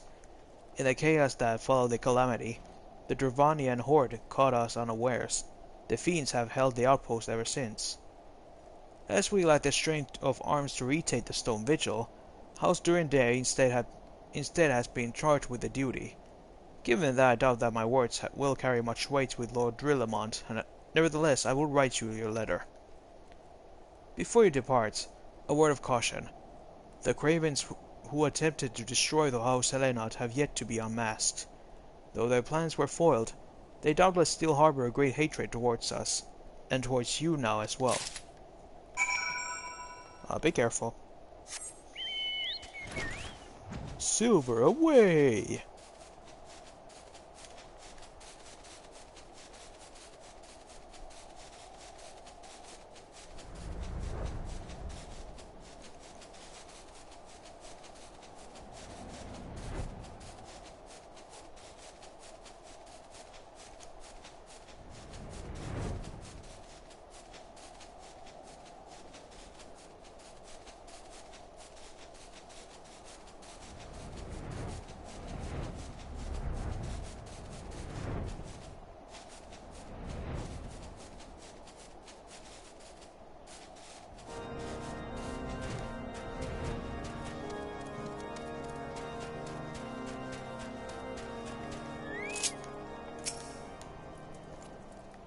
You desire audience with Lord Draymond, do you?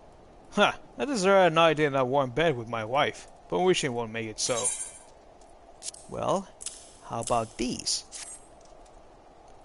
What do we have here? Letters from Lords Hoshafan and Franzel, is it? Likely. Oh, you're serious? What to do? How about letting me inside? Your timing could not be worse, traveler.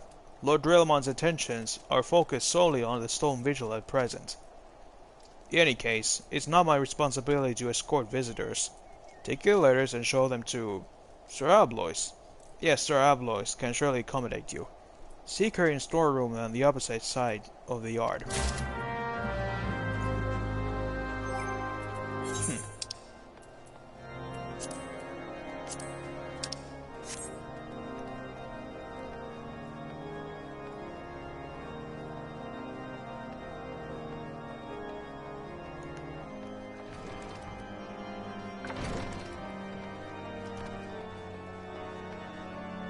Hey, Sid.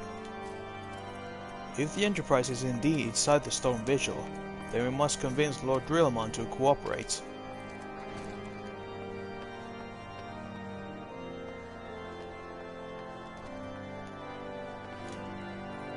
Okay, he was not here. Where is he? Oh, not here.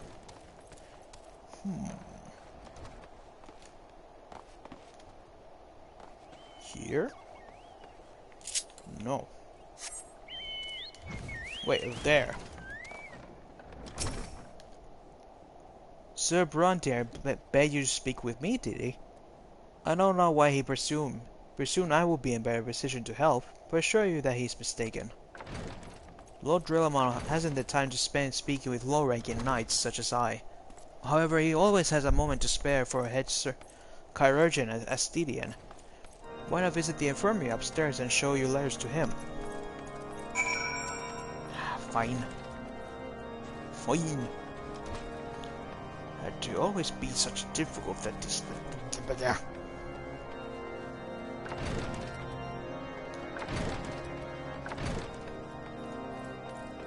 Now then. Are you here to visit the patient, sir? What's this? Letters of introduction from House Fortam and Helinot. With documents such as these, you need ask an escort. Pray proceed to the barracks and speak with Sir Gordonor. He should know Lord Duramon's current whereabouts.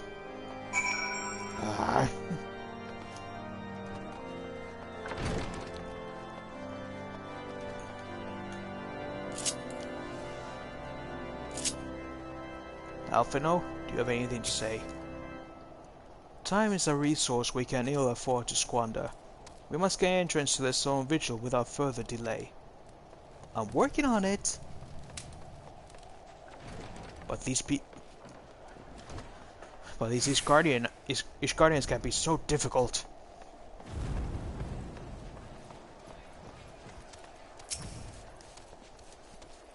What reason have you bargaining to? Oh, I see. Well, you're in luck. Lord Drillmon is just up these stairs. Letters or no, though, I would not expect much. House during day is as a whole does not hold adventurers in high regard. You had best state your intentions quickly and succinctly. Show proper respect, and it shall be returned in kind.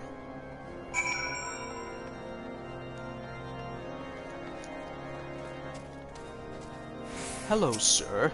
Can I speak with you, sir? Sir Gordon permit you a passage? Very well. Speak.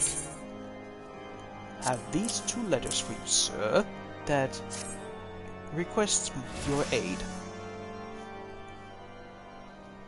You wish to brave a ruined outpost, fill the scaleskin to secure an airship that may or may not be there. Are you the avatar of the Fury herself?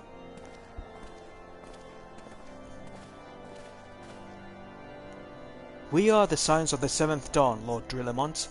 You know our name, and you know our deeds.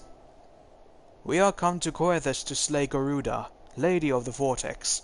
To that end, we seek the Enterprise, the airship of Master Sidnon Garland, who stands before you now. Master Garland? You're alive? But that's impossible! Indeed it is, my lord. Do not be deceived by their honeyed words. These foreigners are not to be trusted.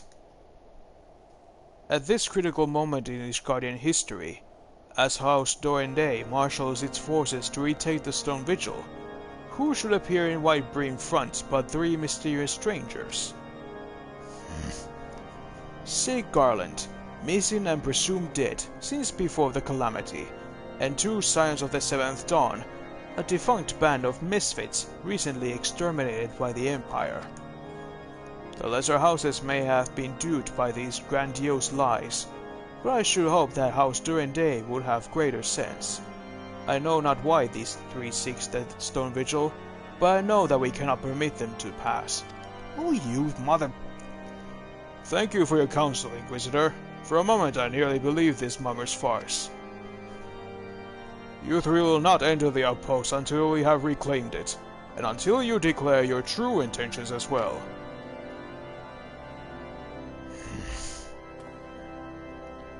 It could be moons before House Durandé purchased the dragons from the Stone Vigil. We cannot afford to wait that long. Sid, Leo, we must do whatever it takes to earn Lord Rillamon's trust. Understood?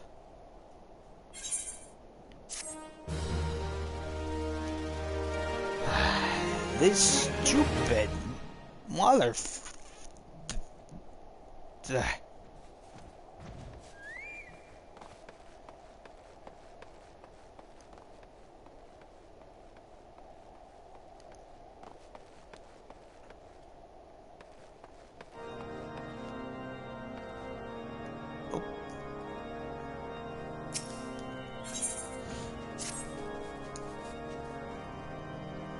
You the lad responsible for that commotion upstairs?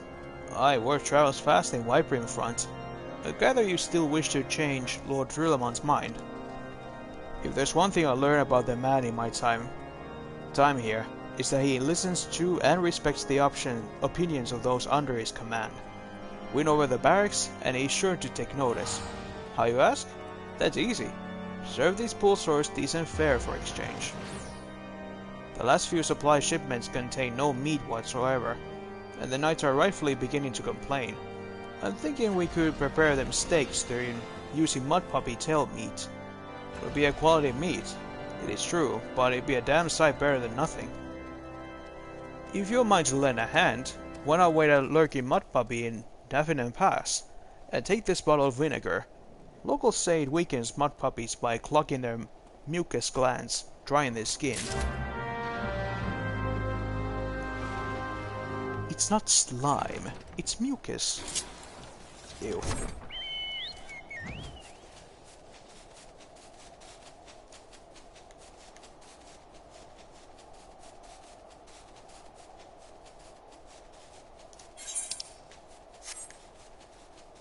Yeah.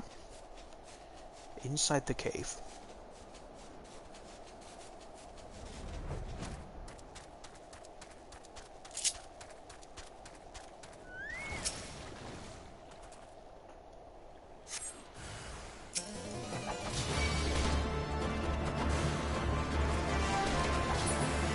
Give me your assets.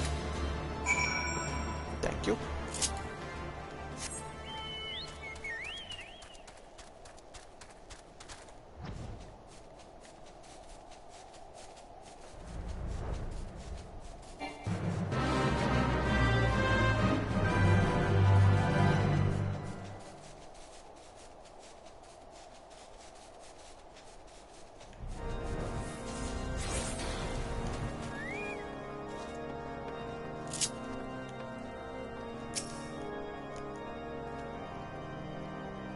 It didn't work, did it? I thought it was an idiotic idea. But here's the tale. Oh dear. Remind me to never wander near mud puppy spawning grounds without bottled vinegar. Any road, this should only take a moment. I'll just need to do this, and voila! Never seen a man cook steaks that fast, have you? Take these 3 and distribute them to hungry knights here. And up above.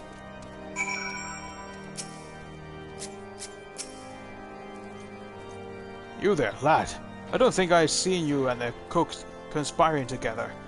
Let me make myself perfectly clear. If you wish to buy my trust with a steak, it would be my pleasure to oblige you.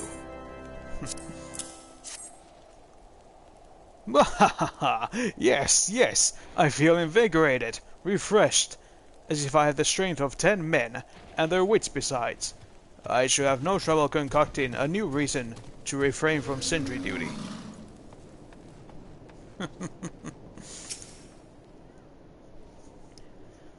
We ought at least receive a hearty meal before we march off to die in this godforsaken waste. Have a steak. Is that a fresh cooked steak? Halona's blessing be upon you, my friend. Mud puppy meat or no, it's the most delicious food I had in a fortnight. Who said fortnight?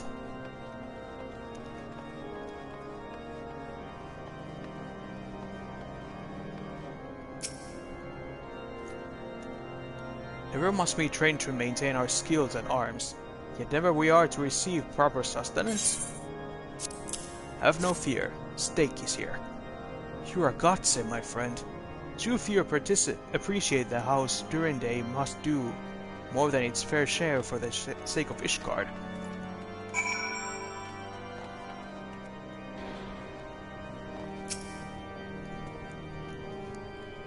It feels wonderful to see everyone in such high spirits. Amazing what good food can do for morale, eh? Ah, but I've forgotten about the hard-working chirurgeons at the infirmary. So rarely do they have their meals here in the hall. By taking this steak to Sanota, she doubtless so preoccupied with the health of her patients that she neglected to attend to her own.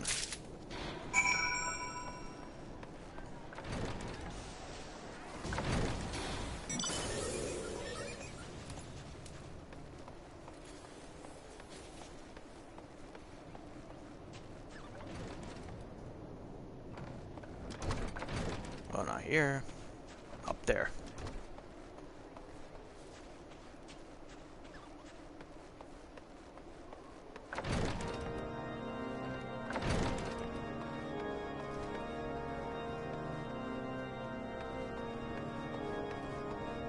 There you are. Beg your pardon, sir, but I'm busy attending to this man. I will be with you in a moment. What steak? Is that... Come to think of it, it's been quite a while since I last ate. I suppose it won't hurt to have a nibble. Oh my, this is fantastic! Thank you so much. I'll eat the rest right away.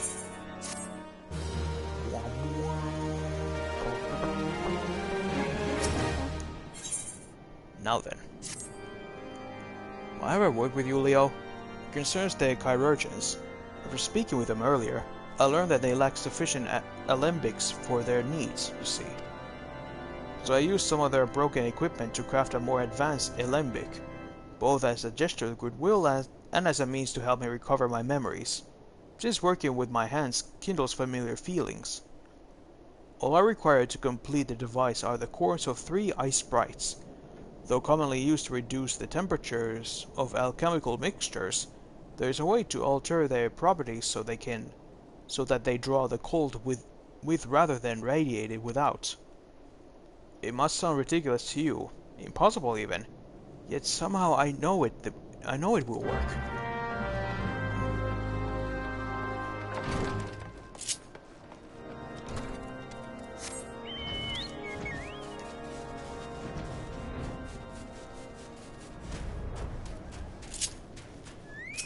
Give me your essence.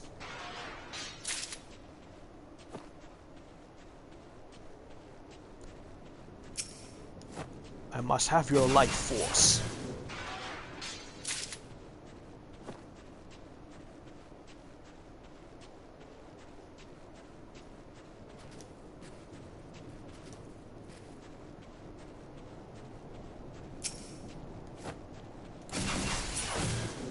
Hoo-ah.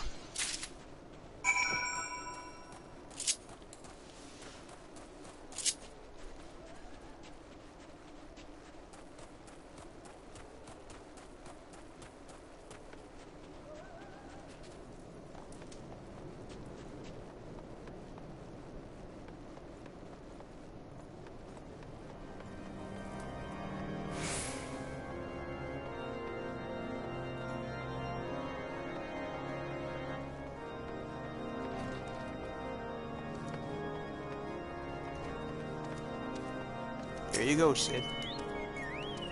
Have we obtained the course? Yes. Wait, what do you say?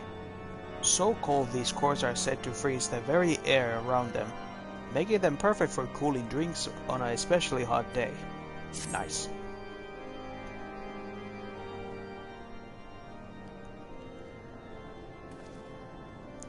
What an amazing device! But is it truly a alembic, sir? I've never seen its like before. I too am not sure what to make of this machine. While certainly impressive, I have no idea how to make use of it. Nevertheless, if it is as effective as he claims, it will be a great boon to the infirmary. Think of the medicines we could create, the lives we could save. Even so, I wonder. Bury thee the kindly stranger, bearer of gifts, wondrous and strange, for his generosity comes at a cost. Are you again?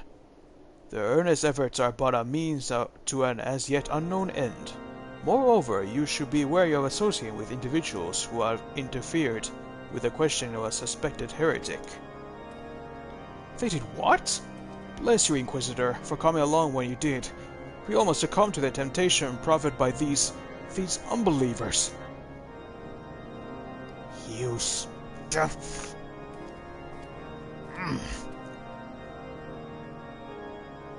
Why does that man detest us so? It is all because we interrupted Lord Francel's trial. Whatever his reason, he clearly means to oppress us at every turn.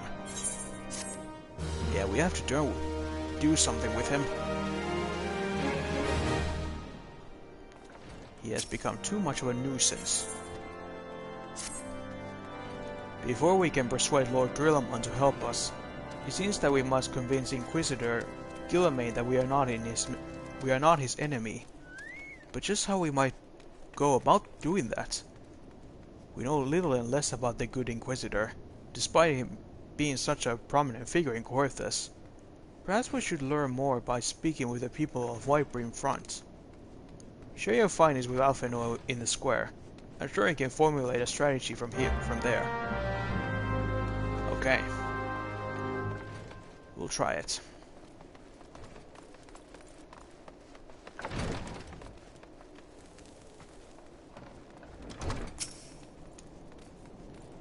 Inquisitor Guilliman?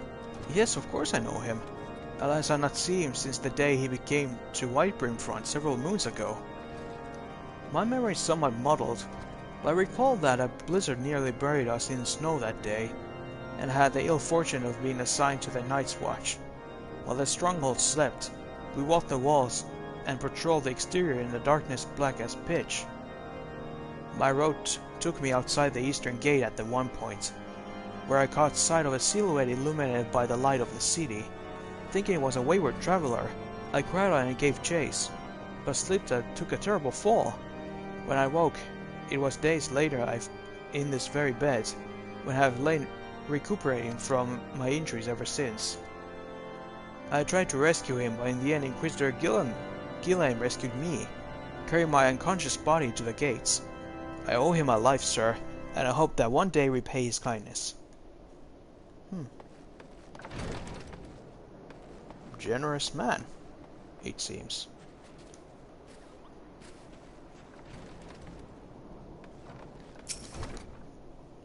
Inquisitor Guilliman? I haven't the foggiest of whom you speak, unbeliever. We have learned of your deeds at Witchdrop. I will not be party to whatever dastardly schemes you hatch against the Inquisitor. Away with you. Sheesh. Fine.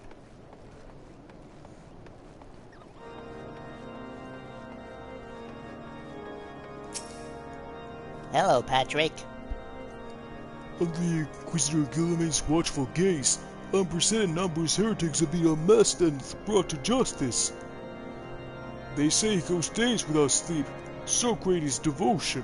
Blessed are we to have such a goodly, righteous man to protect us. Okay, Patrick.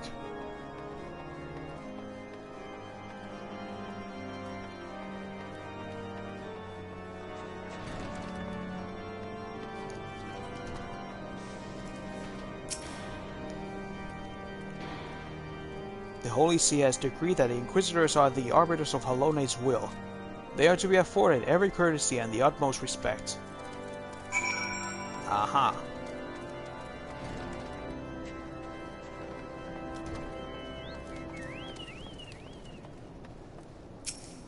Up for no help. I hope.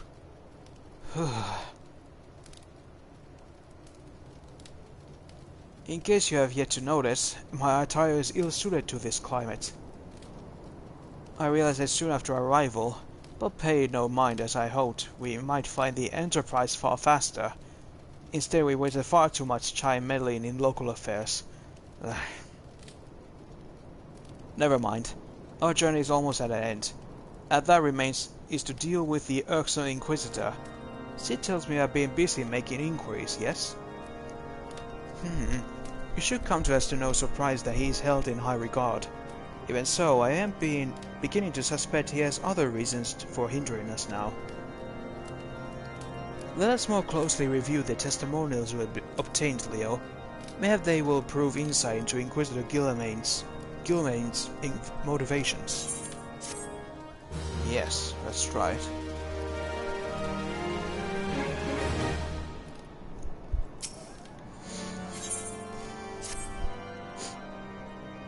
Something troubles me about that wounded knight's account. He claims he felt chasing a figure in the darkness that he saw outside the eastern gate, yes, but the main road leads to the southwestern gate. Since we arrived in Whitebrim Front, I've seen no travelers arrive by the eastern gate.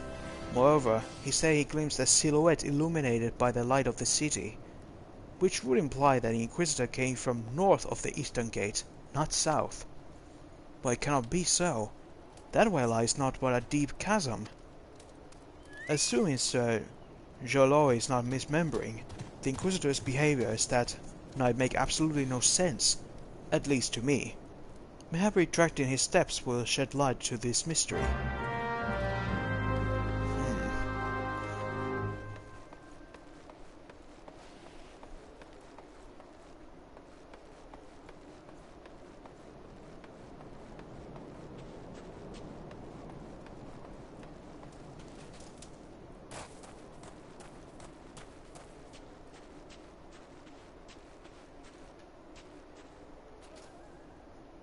Wee!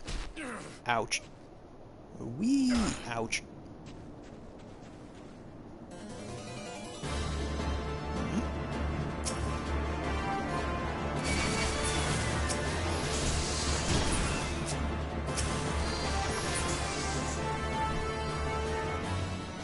Gotcha. Well, here's a body of a dragon. Wait. Is this?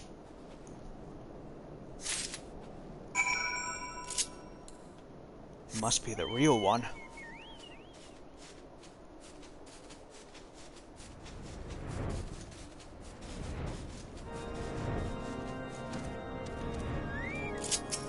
Alphino, you found something, didn't you? Well, don't keep me waiting in suspense. Let's see it. Bloody Encisical. The scroll contains what appears to be an official papal appointment to the position of Inquisitor. Given the contents of this Encisical, I believe you have just made acquaintance of the real Inquisitor Gilmain. Newly come to Coethas and murdered on the day of his arrival. Yes, it would have been a simple thing to assume his identity, for if he were to behave oddly, who would dare question the wisdom of papal appointments? Still, by this incontrovertible proof that the Inquisitor is an impostor, we have yet to discern his true identity, or why he has decided to oppose us. We must proceed quickly, Leo, before he learns that his deception has been discovered.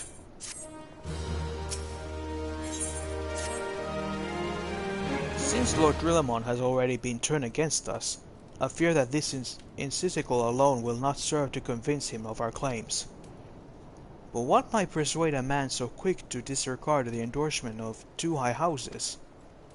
The cook did say the Lord listens to and respects the opinions of his knights. If a certain knight were to provide testimony that supports our claim...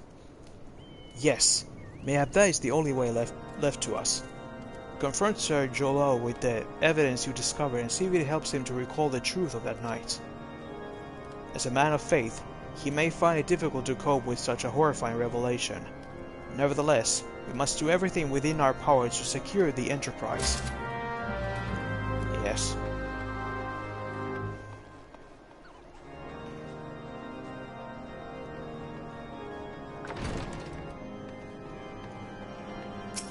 Here you go, man. Oh, you're returned. Is there something else you wanted to ask? No? Well, I want to show you something. The Inquisitor is an imposter? Don't be preposterous. That could not possibly be true. He is a paragon of virtue, a dedicated servant to the Fury. You would have me believe that it's all a lie? If you're so certain that your ludicrous story is true, then go and speak with Sir Prunilla. She was at the Eastern Gate that night, and she helped the Inquisitor carry me here. But I will never speak against the man who saved my life.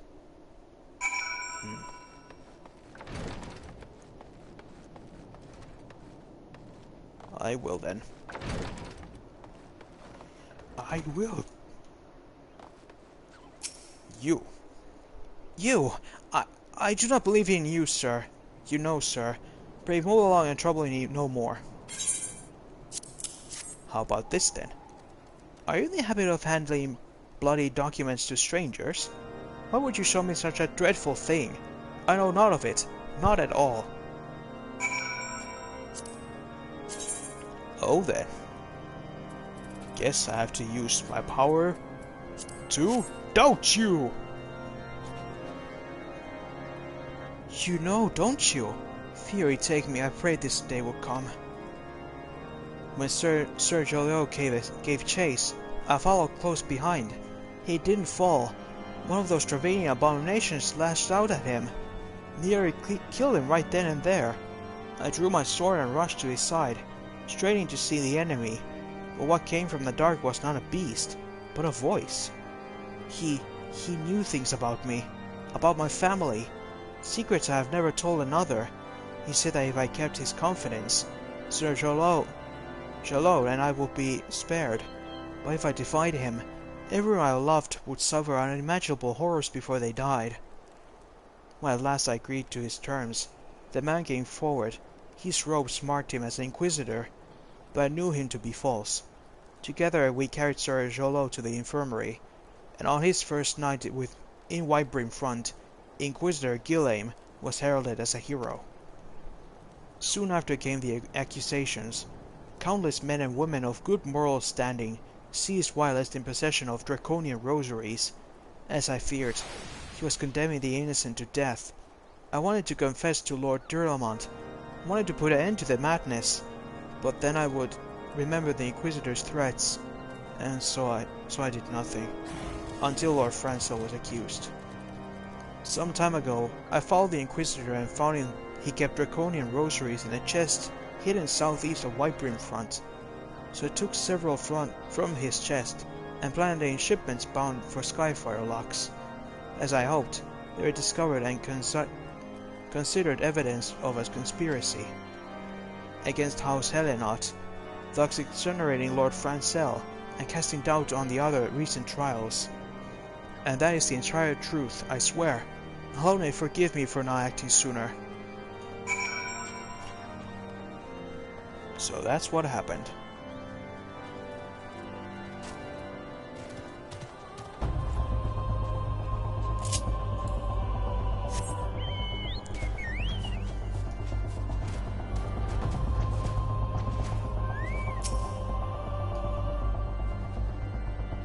Let's see here. This must be it.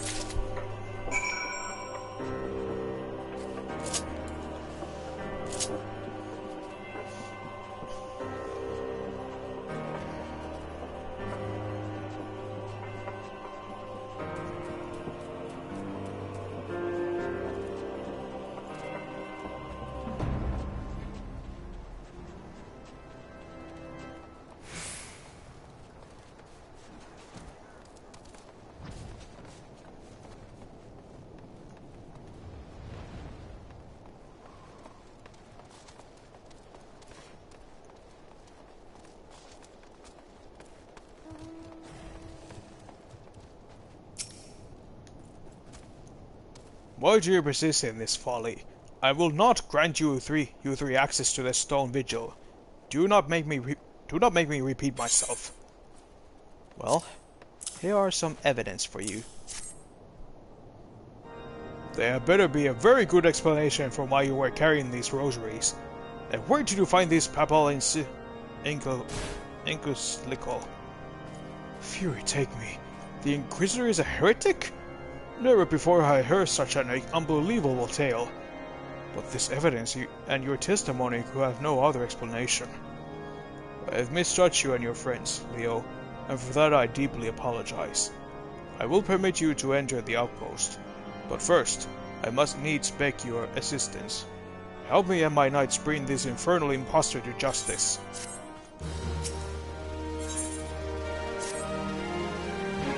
That thrice-damned heretic has murdered countless innocents and made a mockery of our laws. Hell take him and his Dravanian allies.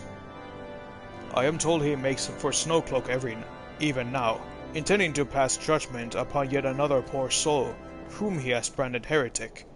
If we hurry, there may still be time to prevent further tragedy.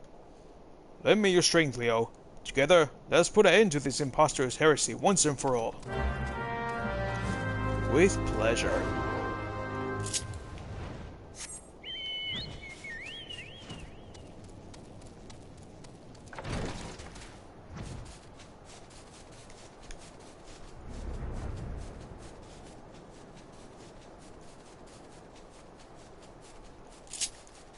I had enough of your foolishness for too long.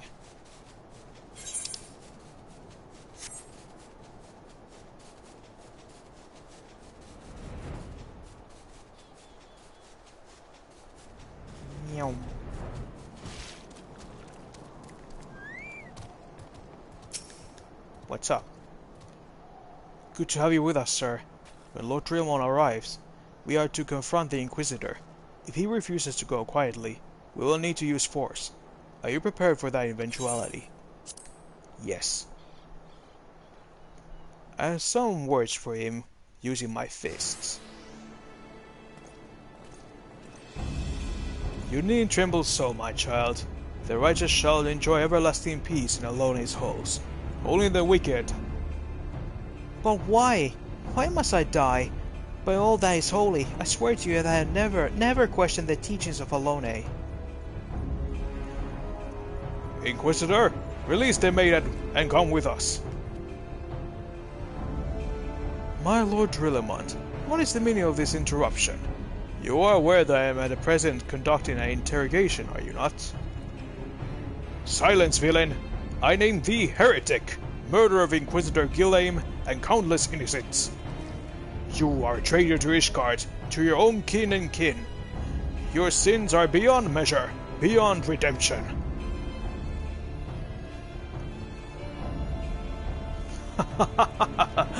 Ah, grave allegations indeed. But you will not find your logic is flawed. How can I betray that which I owe no allegiance? No, Lord Drillmont. My conscience is quite clear, I assure you. I wonder, can you say the same? You whose hands are black with the blood of those whose only sin was to question your nation's crazed crusade. You speak to me of Ishgardian innocence? Ha! All are complicit in these crimes, for all live their lives by the Archbishop's lies. But I know that you will not hear me, deafened by dogma as you are. If you desire retribution, Lord Drillemont, then come. Let us see how Ishgardian steel fares against Dravanian fang and claw.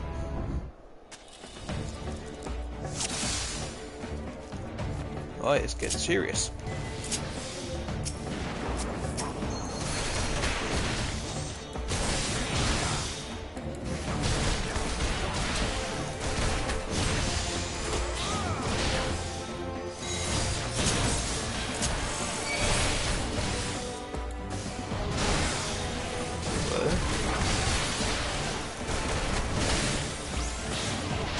Oh, worm.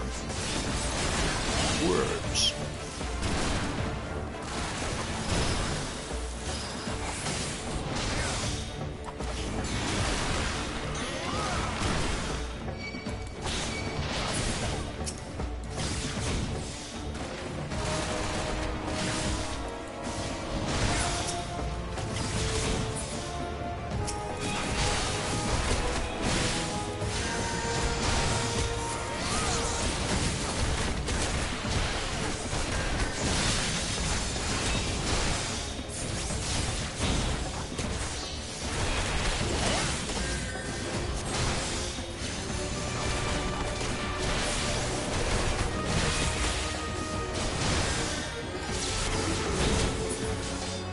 Oh, crap.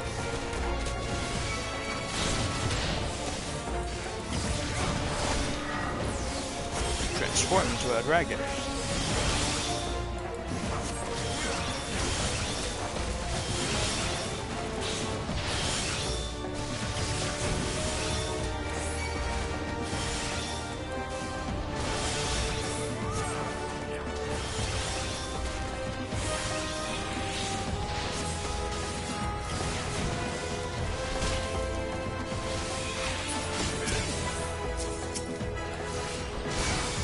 Take care of this.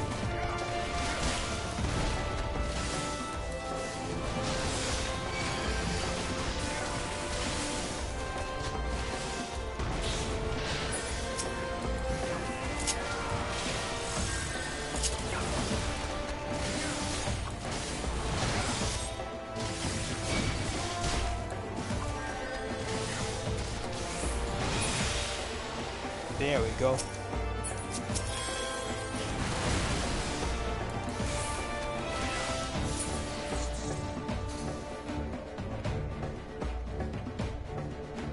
It is done. My glamours dispelled. Your plans lie in ruin, heretic. Choose your words wisely, for they will be your last.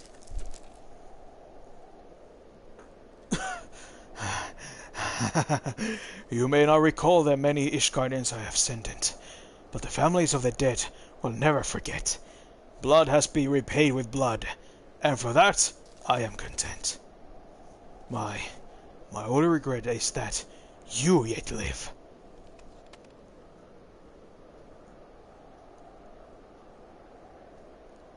But your end is nigh, foreigner. The dragons within the stone vigil will rend you asunder, and when you are dead, Whitebrain Front shall fall.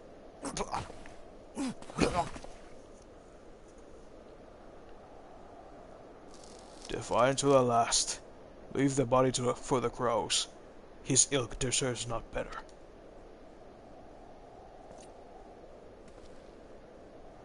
Leo, I must apologize for involving you with this sordid business. You should have never been asked to intervene in Ishgardian affairs of state. Rest assured, I have not forgotten the matter which first brought you into our midst. It is past time that you were united with your airship. But this is not the place to discuss such matters. Pray visit me at the Whitebrain Front, and bring your associates.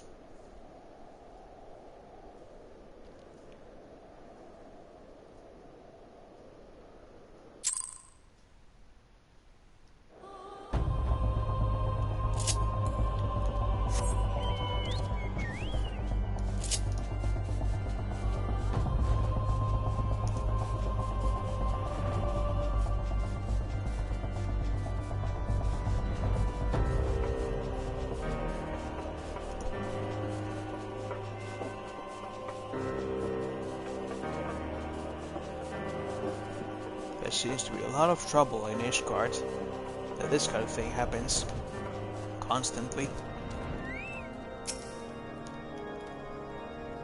Where have you been, Leo?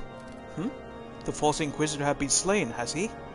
Yes, well, he was a tale always like to end in bloodshed.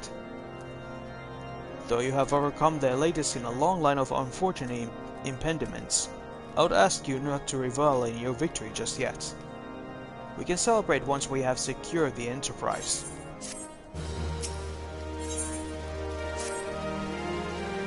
As I'm sure you will agree, it is past time we enter the Stone Vigil. Pay Lord Drillamon a visit and remind him of his obligation to us. Sid and I will follow anon.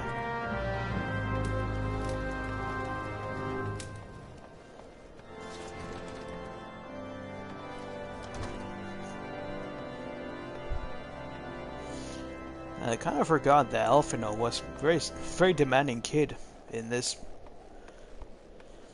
storyline.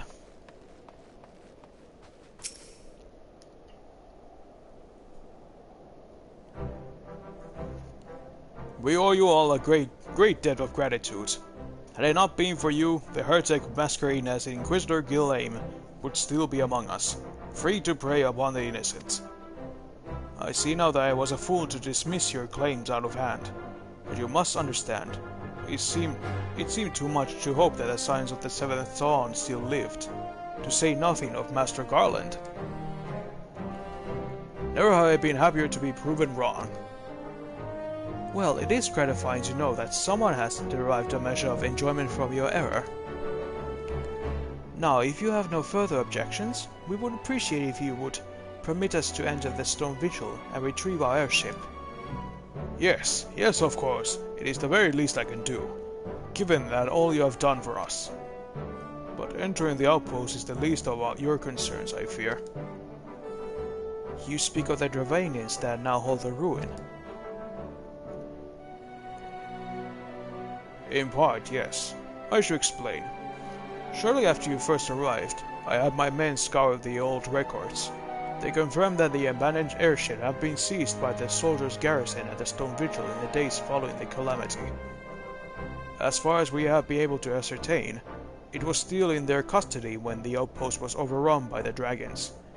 Whether it was damaged or destroyed during the battle, I cannot say, nor can I give you any assurance that it has not been removed in the intervening years.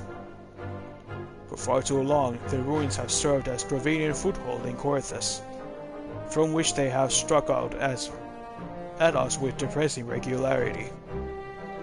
Though we have pushed them back behind the walls, we have yet been unable to drive them out, and I cannot say when the situation will change. Or how it will change, forgive me. Forgive me, Lord Rillamonte, but there is no guarantee that you will prevail. In any event, we have not the time to wait. We will secure our property without Ishgardian aid. I see. Well, that may be for the best. I will inform Sir Nathalain of your impending visit. May Halone guide you, Silence. Thank you. Quick drink.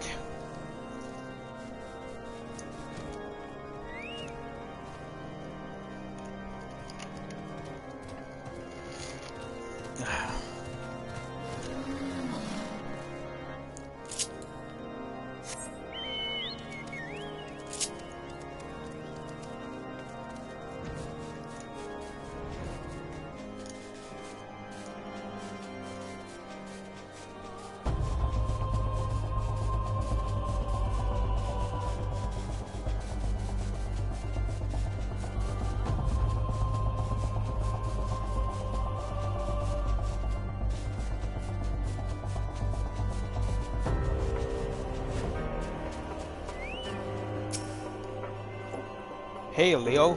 Lord Trilamon has apprised me of the situation. You may enter the Stone Vigil whensoever you will. Thank you. Now then. Right then.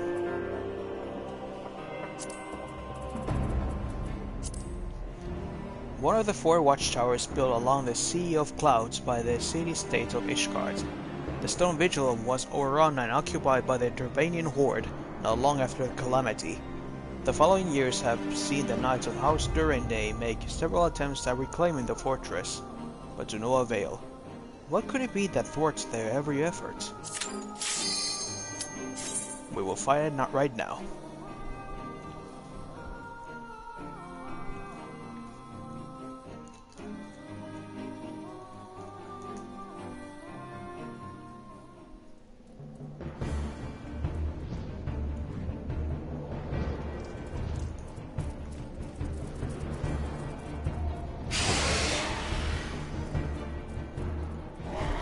Stone Vigil.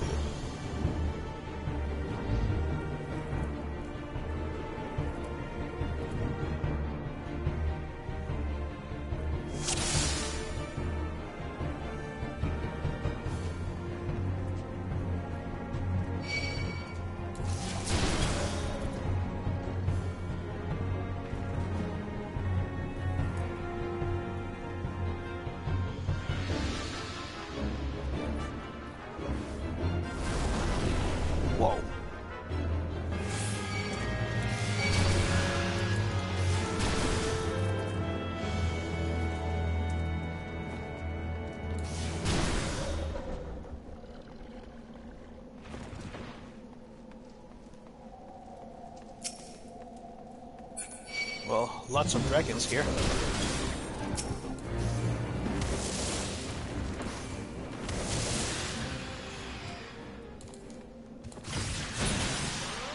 Bang.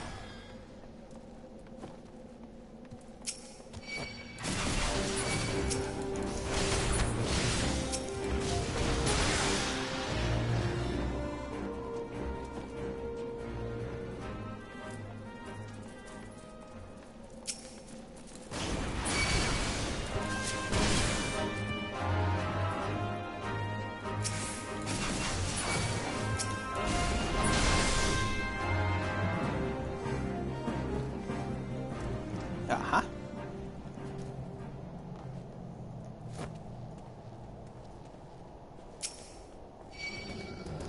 Come on, then.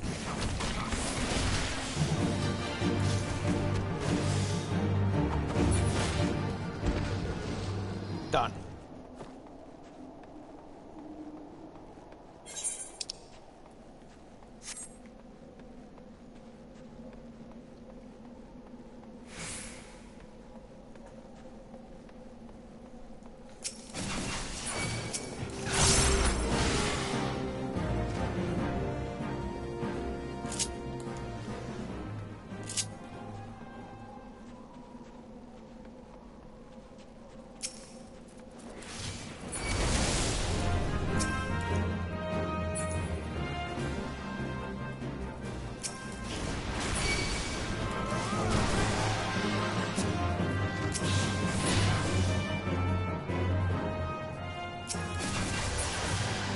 Whoa, that was cool.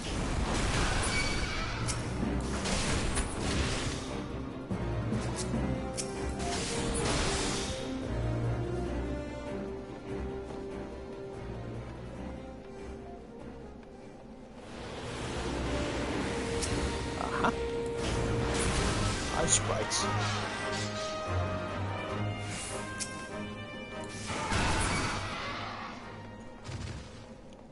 Nothing but a couple of bunks to break them down. Here's for your nugget. Here's for you. And you. You also.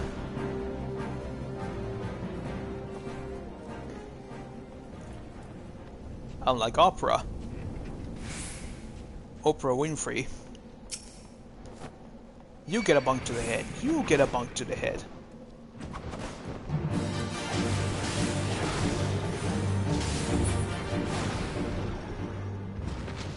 Huzzah.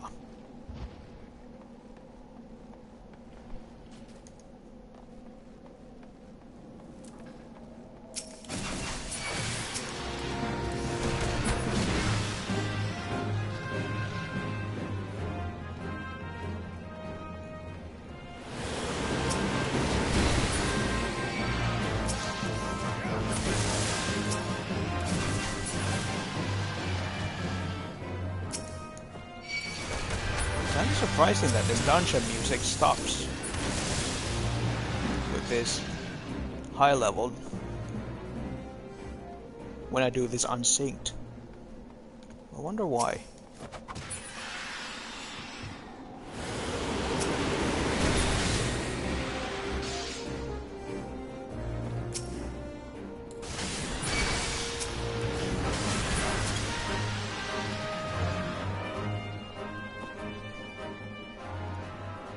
Now then, let me. There's the ship.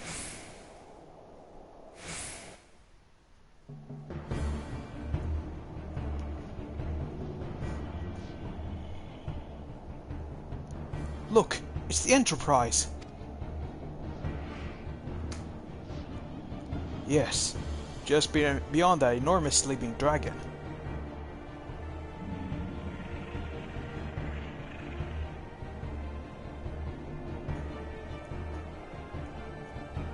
The dragon is not our concern. We have come for the airship, and only the airship. Sid, you and I will sneak aboard the Enterprise and prepared for launch. Leo, you stay here and keep an eye on the beast. If it wakes, we may need you to provide a distraction until we are ready to depart. You can manage that, can't you? That settles it then. Shall we sit? As you command.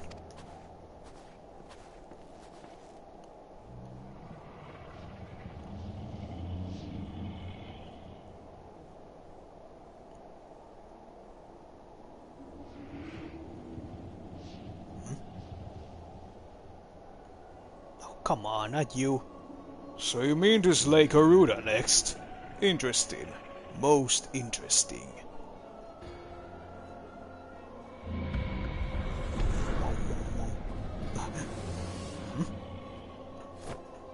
And you are aware that her strength greatly exceeds that of your previous primal conquests?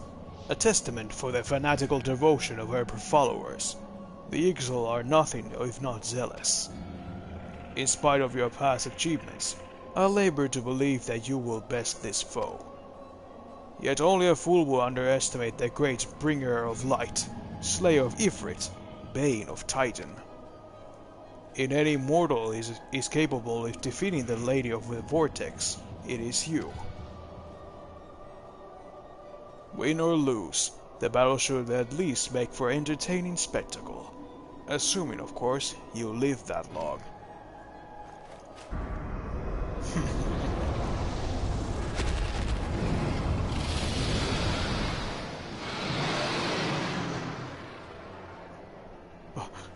Alphino, the dragon!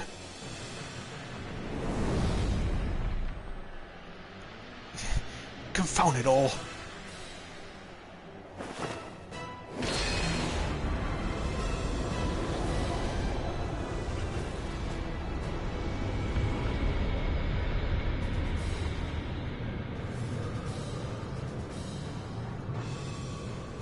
Let us see how well your blasphemous gift serves you this time, Crystal Bearer.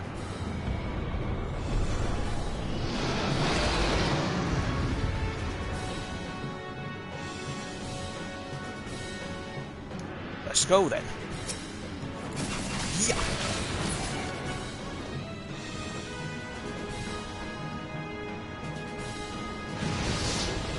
Where are you going?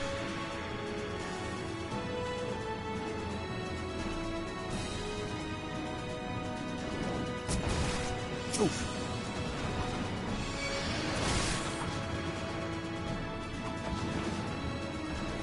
Let's see how to use my ultimate technique. Guess what I have to do.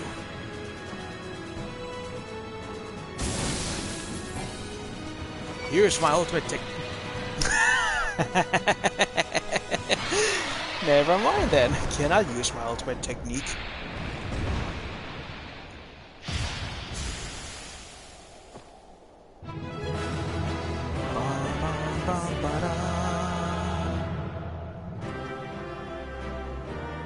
Yaho watashi wa tatase.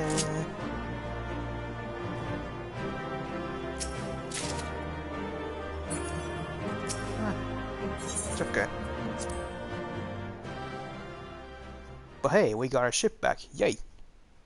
Well, Sid's ship.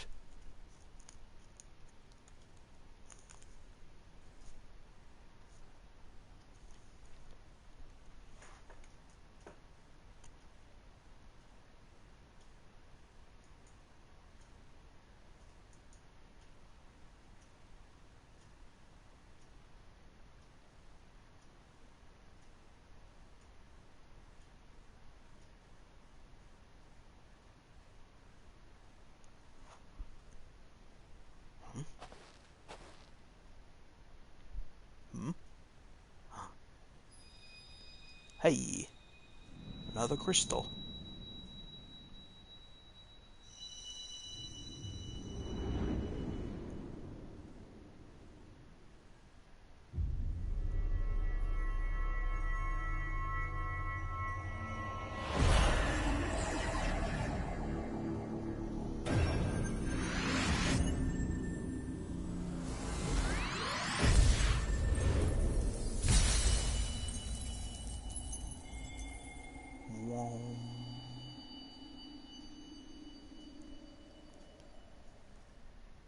I feel my power getting stronger. Leo! Leo! Are you alright? Speak to me!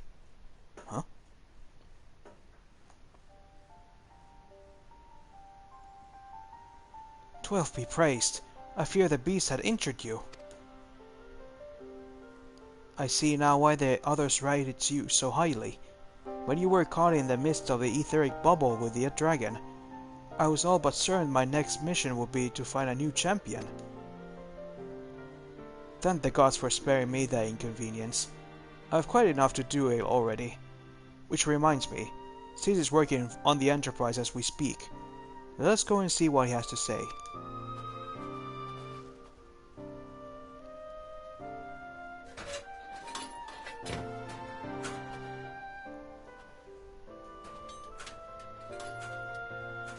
What say you, Sid? Will she fly? Yes, though it will not be a pleasant ride.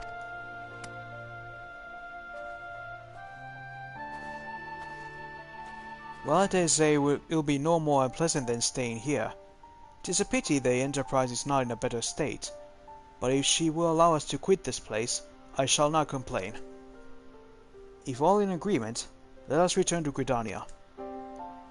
Though I would like nothing more than to set a course for the Howling Eye, it is plain the Enterprise is in no condition to weather the storm. She must needs be repaired if we are to proceed with our mission.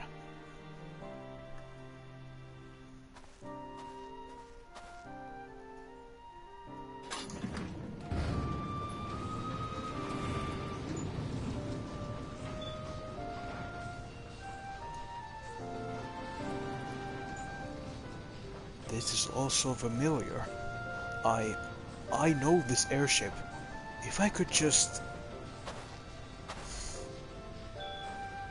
It's no use.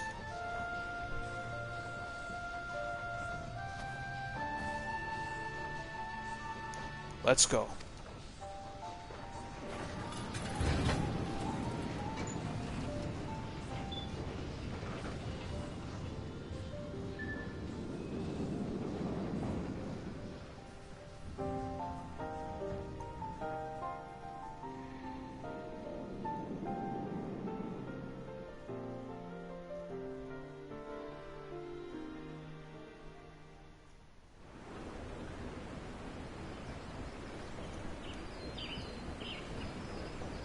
Here we are.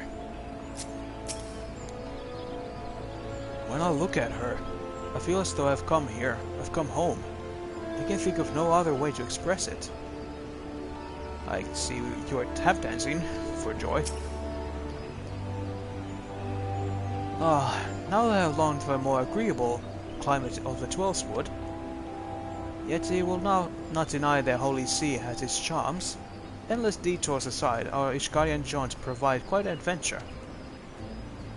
Alas, our work is far from done. We still have an airship to repair and a primal to slay. No rest for the heroic, eh? Yes. What we must do.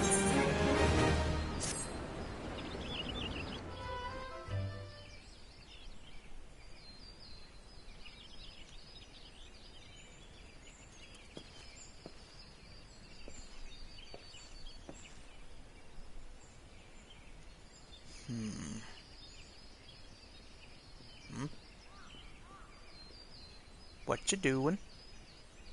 It calls me to look at her. It's as though I've been reunited with part of me I never knew was missing. Hardly surprising, you did design her and build her.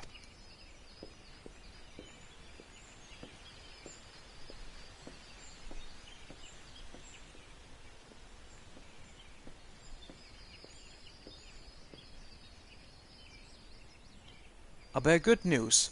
The Seedseers have granted our request to house the Enterprise. We may take as long as we require to repair her. Of course, it would be frank folly to take one moment, more than we require. Garuda, lest we forget, grows stronger by the hour. If we are to have any hope of resting this benign realm of her talents, it must needs be soon. Though I am not expert on the workings of airships, it seems plain to me that the Enterprise suffered more from her time in the wilderness. Am I not correct, Sid? You are, frankly. It's a miracle she carried us this far. As you know, the Howling Eye is encircled by a raging tempest, apt to turn proud trees to matchwood. Our battle will end before it begins if the Enterprise cannot weather the storm.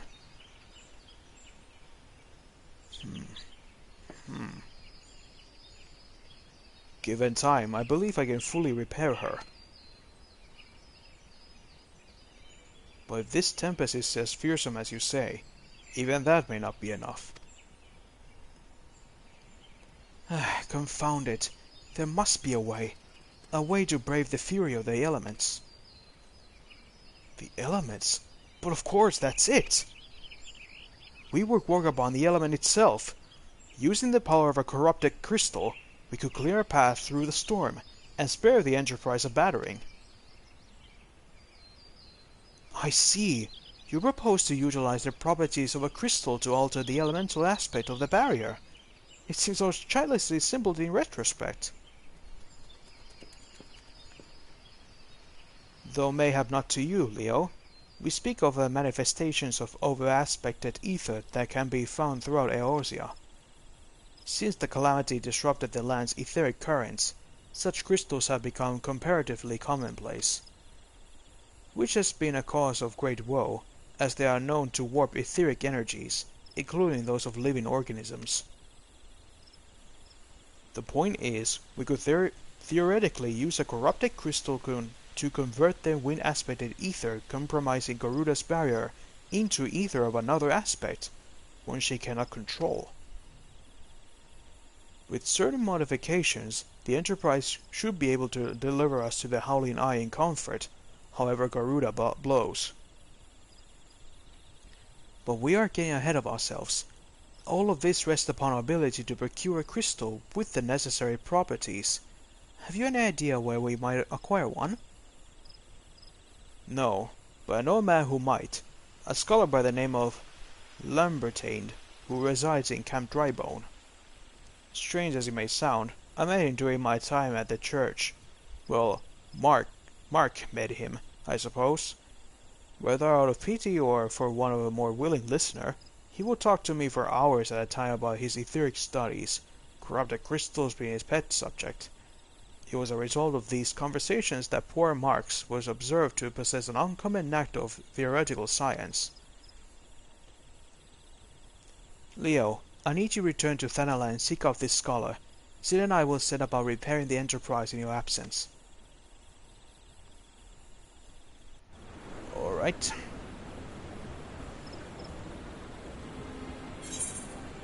If I guess correctly, this will take us a while to acquire.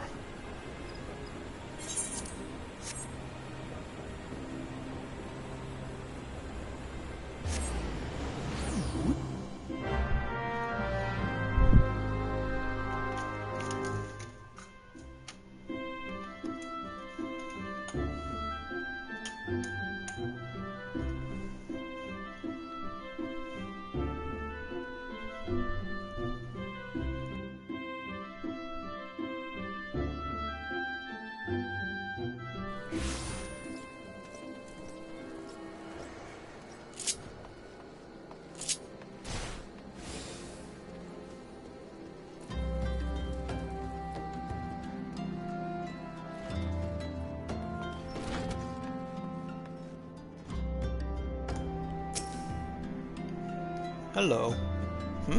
Why yes, I am Professor Lambertain. Beg pardon? You wish to hear about my research on corrupted crystals? Truly? Well, nothing will give me greater pleasure than to discuss my work with a fellow man of science. Oh boy. So rare is to find a fellow intellectuals in this region. 'Tis ever rarer to find one capable of comprehending the nature of corrupted crystals. Come to think of it, there was another, a hermit of whom the church had given sanctuary. Curious fellow, unsociable, rather daft at his first impression, yet possessed an amazing affinity towards the scientific pursuits. But to the matter at hand, did you say you wish to not conduct field observation but to harvest a corrupted crystal? Egad, man, at least take the necessary precautions so that you do not suffer from exposure of its harmful energies. I'm beginning to wonder if you have sufficient qualifications to handle such hazardous materials. Still, your ignorance is somehow endearing. Luckily for you, I have precisely the means by which these inherent dangers may be averted. Simply store the crystal you seek within this warded pot you collect. You protect you from yourself from its deleterious effects, though I suppose you will be bombarded with its energies until you place it within the vessel. Well, perhaps it shall motivate you to work quickly. In any case, take the pot to Hahasako, a student of mine monitoring the flow of ether at Highbridge. Explain to him your quest, and he shall instruct you in the finer points of crystal harvesting. Okay, seems this goes a little bit smoother. I was suggested that he would ask me a favor before I can do anything.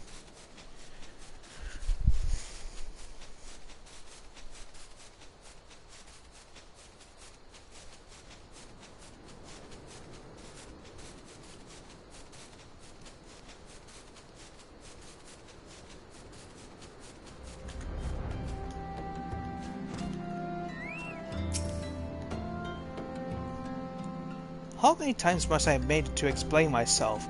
I am not contemplating suicide, you imbecile. I have chosen this precise position to perform scientific measurements. Whoa, hold on, man. Look at this. What have we here? A containment vessel? Why, this is the handiwork of Professor Labertine. You thieving knave, I shall call for the... Oh, you say the man himself led it to you. Then you must have subbed me out for her... per his instruction, which means he believes me experienced enough to expound upon his explanations. At last, the recognition is so rightfully deserved.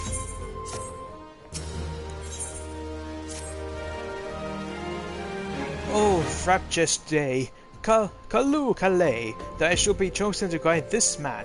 Yes, I, Hahasako, greatest of Professor Lambertine's pupils, shall see that you successfully quarry your quarry. Your timing is impeccable, in fact, for I was just preparing to procure corrupted crystals from the burning wall for my personal research. There, devastating destruction caused by the calamity had blessed us with a bounty of sublime specimens. But something tells me that naught but a perfect peace will satisfy your high standards, in which case you must needs descend to the deepest depths. Amidst the flowing waters and the murderous Mirror-Knights lies the most fantastic formation I have found thus far. Take this highly advanced researcher's tool and use it to separate a small fragment from the large cluster. Place it within the water pot and bear it back to me for inspection. The path which leads from Burgundy Falls to the base of the burning wall is treacherous and terrifying, but advance with appropriate caution and you shall surely survive.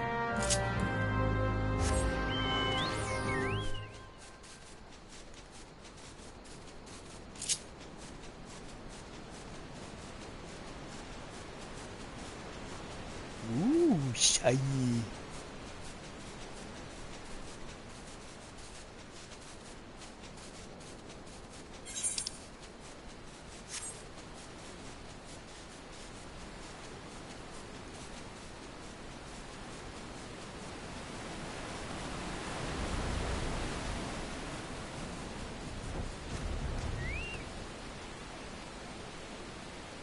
Ooh.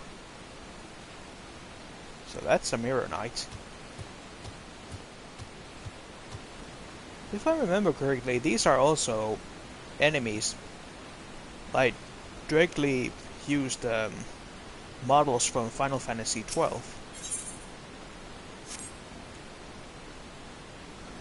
Use this. Bonk. And now put it here. Yeet! There we go. One part containing a corrupted crystal. Done.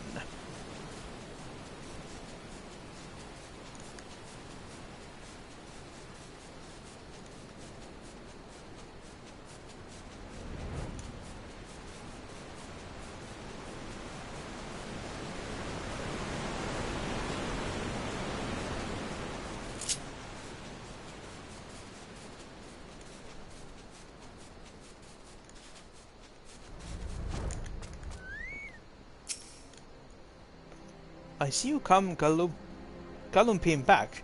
Have you the crystal then? Yes. What a prodigiously large and lovely crystal. Professor Lambertine will doubtless tremble with joy when you're present to him in person.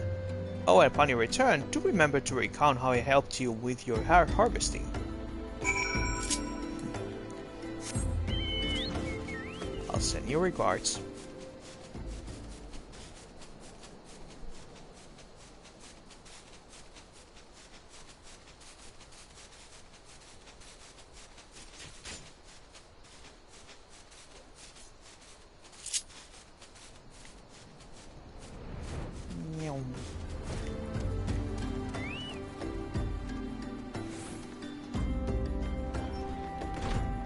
I'm back.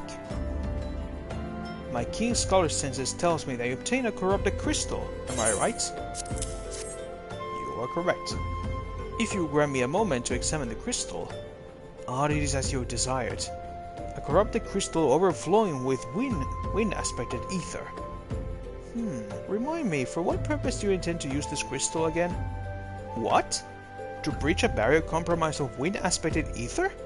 Oh dear, that may prove problematic, as this crystal would only serve to strengthen the barrier. I suppose I'm at fault for not inquiring you as to objectives from the start. Had I known your intent, I would have never sent you to Ahasako. But what is science if not a trial and error?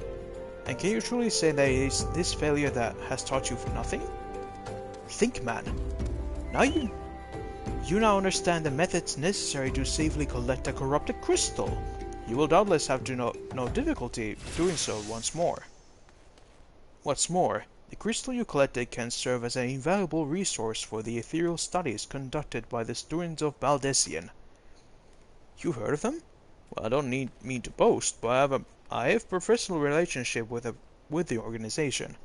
Not as equals, of course. I would never be so bold as to claim that level of expertise. You're right. Your eyes seems to have glazed over for a moment. Anyway, I shan't keep you from your task. You still a corrupted crystal to find. Corrupted crystals of sufficient size and strength are not all that common, I fear. Unfortunately, one of my other students, Sienna, claims to have discovered another promising site in eastern Lanasia. Wait, that's not correct. Eastern Lanasia was when she was nearly killed when wandering too close to Imperial Castrum. Now that made for a amusing anecdote. It was Western Lanasia, Paris Sirius, on the Isles of Umbra to be precise. I can't recall her exact reasoning. Something to do with one of Dalamut's talents or some such nonsense.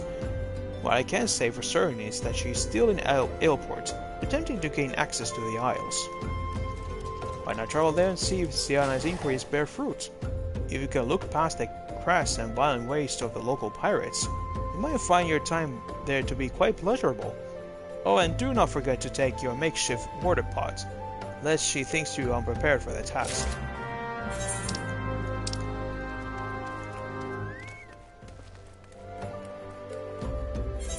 Of course, this was a wild goose chase.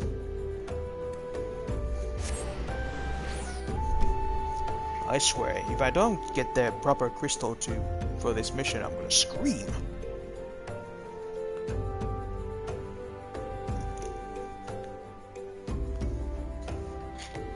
I'll scream while my throat is dry.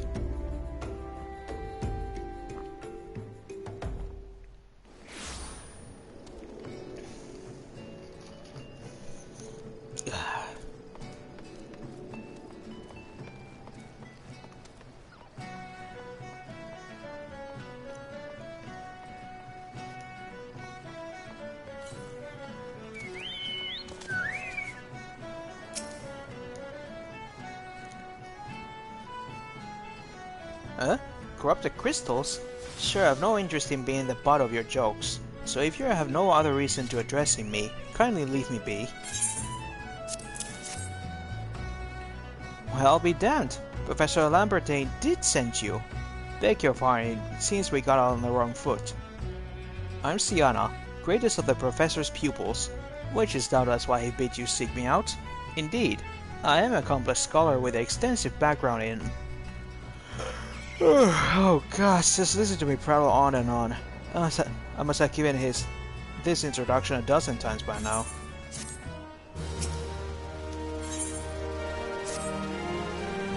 As I told the professor in my many missives, I believe that the area surrounding Faris Sirius is replete with corrupted crystals of exceptional strength. Unfortunately, I've yet to test my hypothesis, as all access to the Isles of Umbra is permitted at present, for reasons unknown to me. You see, my attempts to acquire this information are often met with annoyance and disdain. It's rather puzzling, since I always take the time to explain my motivations in great detail to the subjects of my questioning. Mayhap you will have better luck wresting information from these yellow jackets. I've all but given up at this point.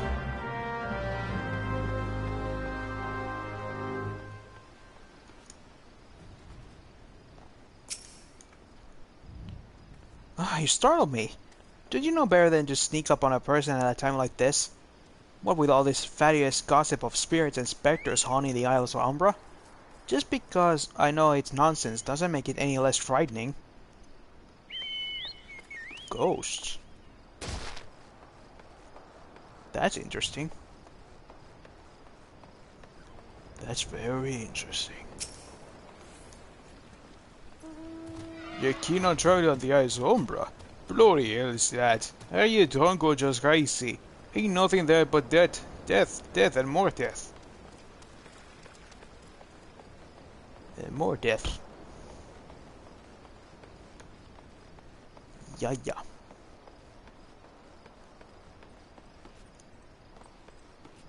Yep.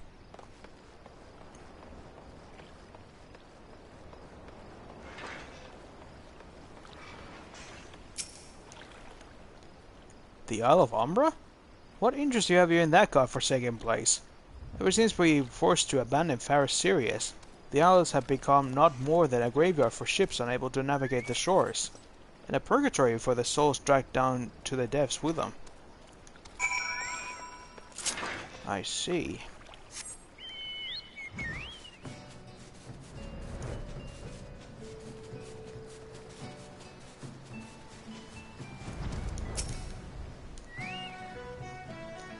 Oh, Leo, you returned.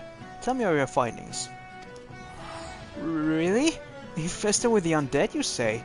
That is a very, very interesting development. Excuse me for a moment while I gather my thoughts.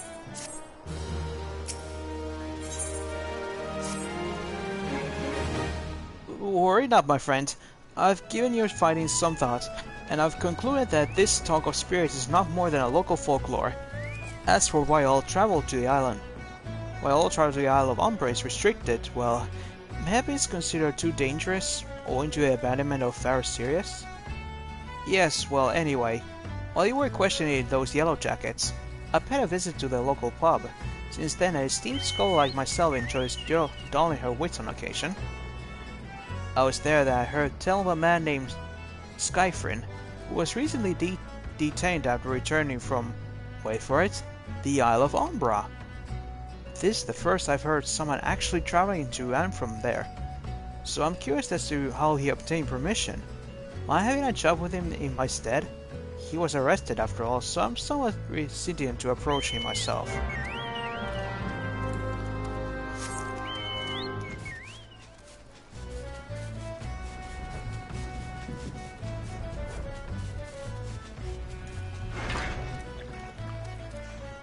Hey, you.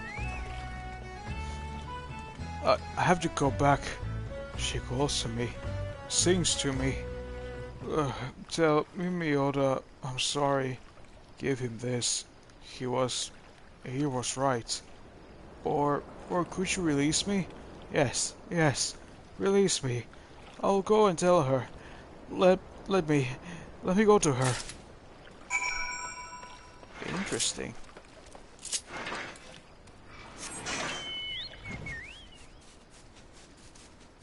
Acts like a man possessed.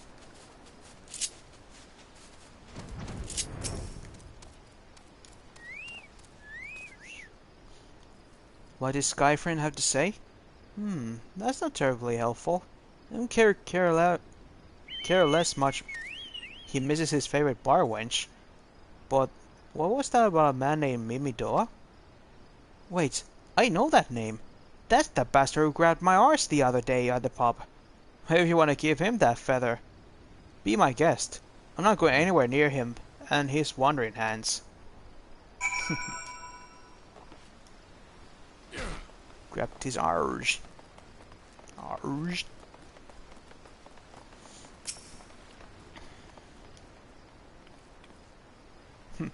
Nothing easy, are ya? No? Then what are ya? Speak up, son, I can't hear you. Eh? Look at me, is that what I think it is? Nah, it couldn't be. You found this, you say? Where did you say you found it? Skyframe, you say? I was hoping to have a word with the lad, but it sounds like he was not left twixt his ears. He was supposed to help patch how far serious he was. Company sent me to surprise the lot of him. When you get it work done on your own, see half of it walked off, half of them ran off, and half of them up and vanished. What's that? You been looking for a passage to the Isle of Umbra? Why didn't you say so? I've been thinking of dispatching someone to take a look on behalf of old Mimidoa. Tell him how the land lies. Ain't nobody been interested until you came a-calling. Whole port's up in arms about spirits and so forth. If I had a gear light, I'd use some cells for it and let them sort it out. But you'll do it in a pinch, you will. Show this parchment to the skipper and he'll see it there and back. Thanks.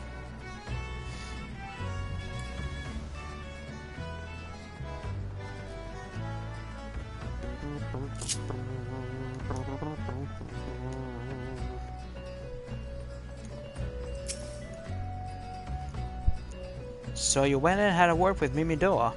I hope that the valuable time you saw fit to waste amounted to do something. Yes. This.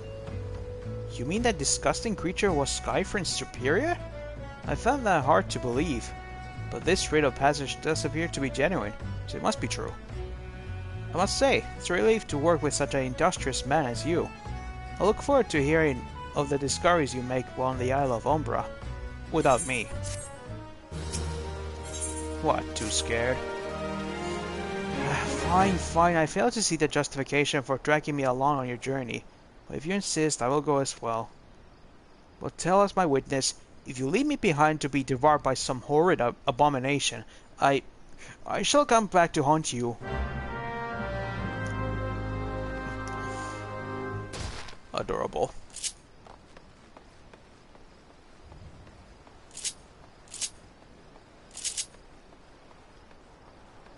Let's go, boys.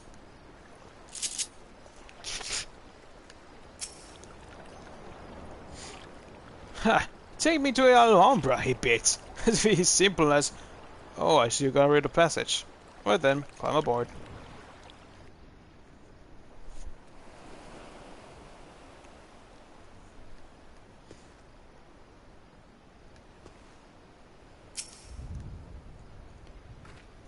This doesn't seem all that bad. I'm not saying I like to build a summer home here, but what the hell's with this? Here, take your pot and go without me. You've harvested corrupted crystals before, right? But it isn't as though you require my assistance. Speak to the man guarding the gate. I'm sure he'll let you in. Now, if you will please excuse me.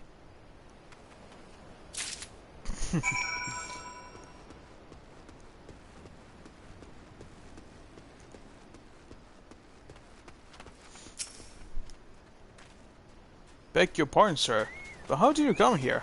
Access to this land is currently restricted. An old pot? I'm not sure I follow. Oh, I see, you wish to harvest a corrupted crystal. Sorry, friend, but you may have to return empty-handed. Oh, come on, why not? The writ Master Mimidoa gave you may grant you access to the island, but only authorized personnel may proceed past this point. Why, you ask? Look up and see for yourself. When that giant mass of crystal struck the lighthouse, it caused severe damage to both the structure and the machinery within that once powered the beacon. Aye, contrary to what the small folk will have you believe, the fires of Pharisirius were not the product of a mace thaumaturgy or a colossal arcane bomb, but elaborate contraption fueled by ethereal energy. Repairs are still ongoing, but it's anyone's guess when they'll be complete. What's worse, all work has ceased since rumors of the Walking Dead drove off the entire crew. Not that those rumors are incorrect. I've observed the fiends from a distance at the ship graveyard to the south. What's drawn them out of the shores is still a mystery, though. I'll make you a deal, Leo. Help me unravel this mystery, and I'll bring you your corrupted crystal. In fact, I shall begin searching for one that satisfies your requirements. As for where to begin your inquiries into the situation, it so happens that a party of 3 adventurers came ashore not long ago, seeking to scavenge valuable trinkets at the ship graveyard. I'd be surprised if they knew nothing of the undead infestation, so it might behoove you to question them. I will try behoove them indeed.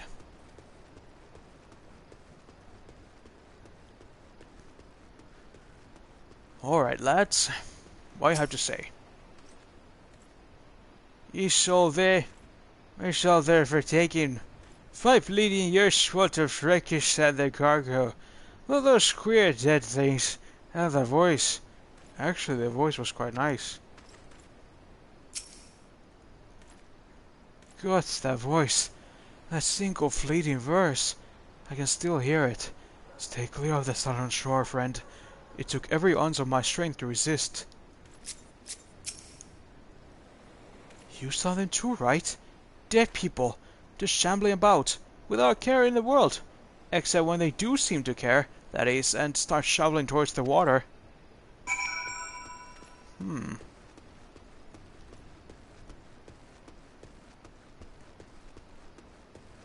Interesting.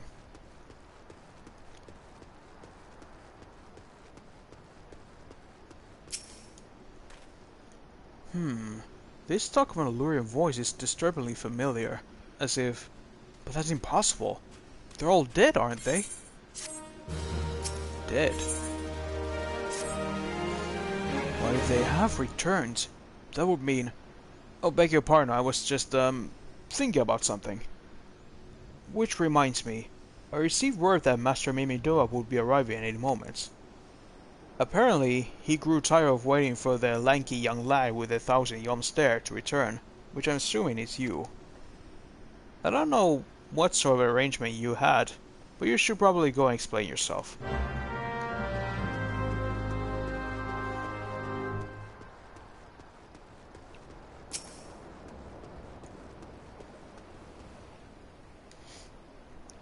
What's been keeping you, Initiate? I keep getting you younger, you know.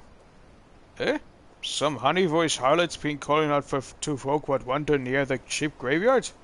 I stirred up the dead and all. Glory hells.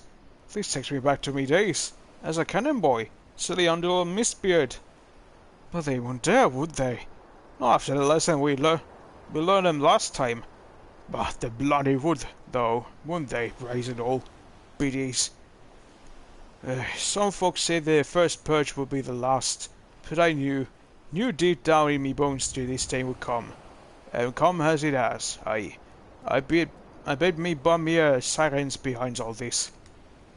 Nay, not one of the sanguine variety, Initiate. I speak of the other kind. Them once got feathers, and allure sailors to a watery grave with their sweet, sweet song. Oh, but it don't end there. No, drowning's just as hard. See, even in death, a man stays bound to the beast, forced to do her bidding till the corpse can't do it no more. 'Tis a fate I wouldn't wish on me worst enemy, except maybe in drinking I'll get it after. Any road, 'tis up to us to stop this hell-born hussy aboard afore she takes on another soul. Of course we can send you marching off with a war without these. The sirens don't have no power on mans and can't hear her song. 'Tis lucky for you I carry a spare.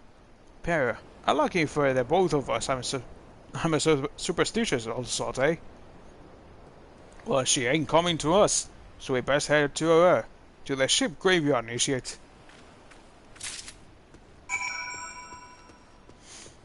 A siren, huh? Let's see what she looks like.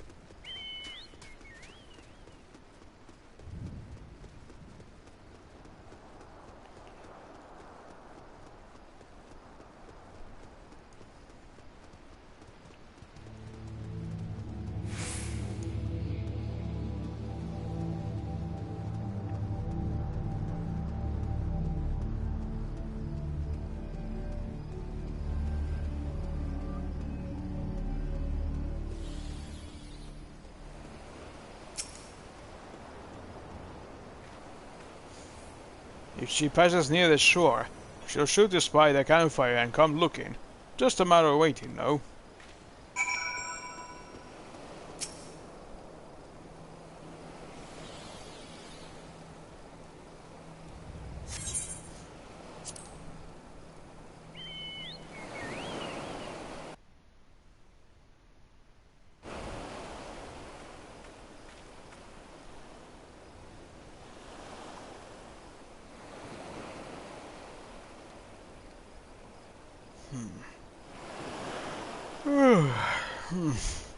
Begin to wonder if some sly bugger ain't spawned as a yarn here.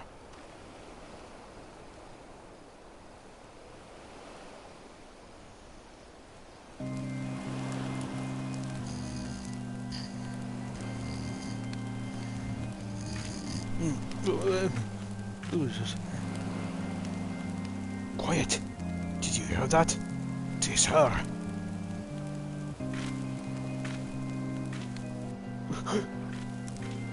Look!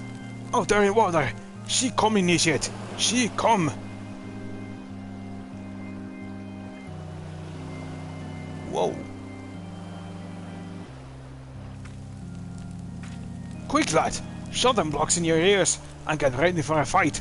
Soon as you realize you're daft other titties, she'll call on the thralls, and we are up to our necks in corpses before you know it.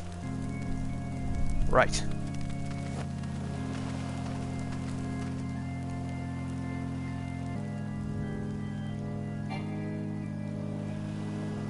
Hither, embrace mine everything all.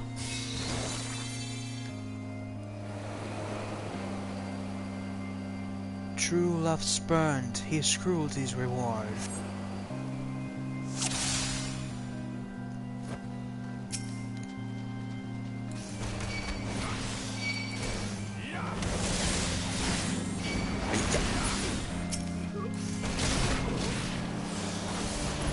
Wow.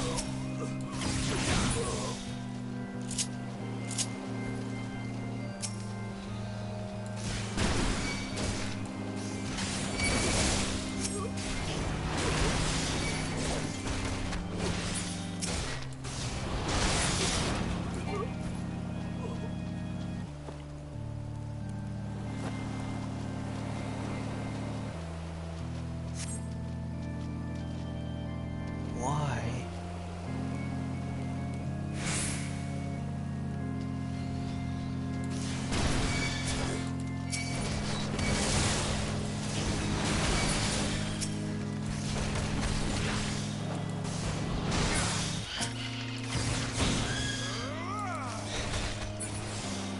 There we go.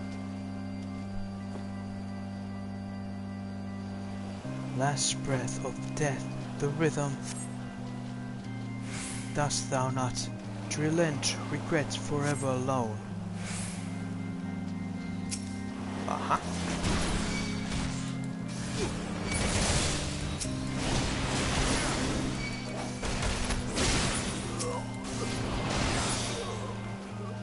Whoa.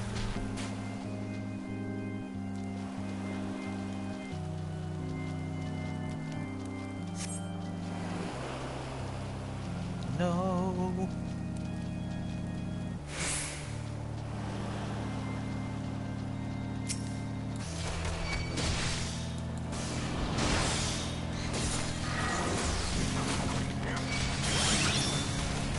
Whoa.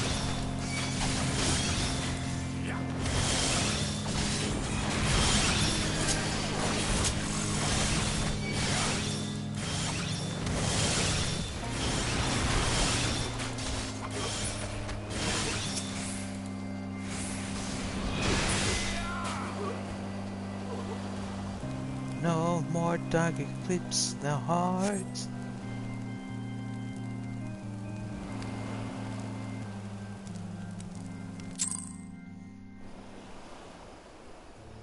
There.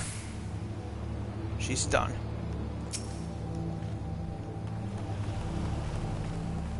Eh? Am I right? I'm better than initiate. Happy as a sailor in a whorehouse I am. Cause I'm happy as a sailor with two woods we got it with the songstress. But you can't have everything, can ya? She'll not come crooning around here again, I thought, though. Not for a while any road.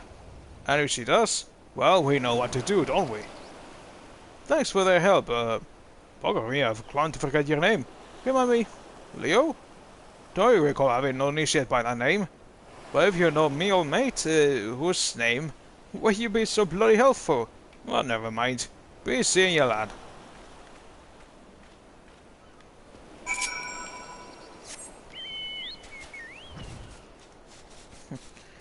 I will almost give him the Ozzy Osbourne type of speech thing.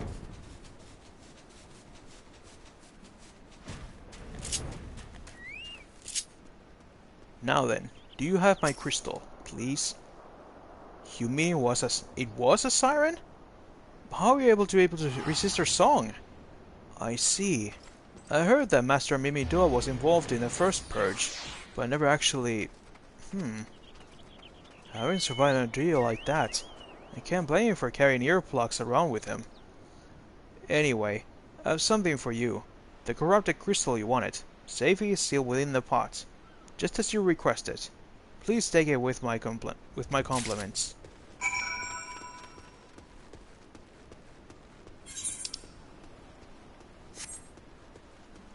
Wait. Can I just do this? Yes, I can fly. You can fly, you can fly, you can fly.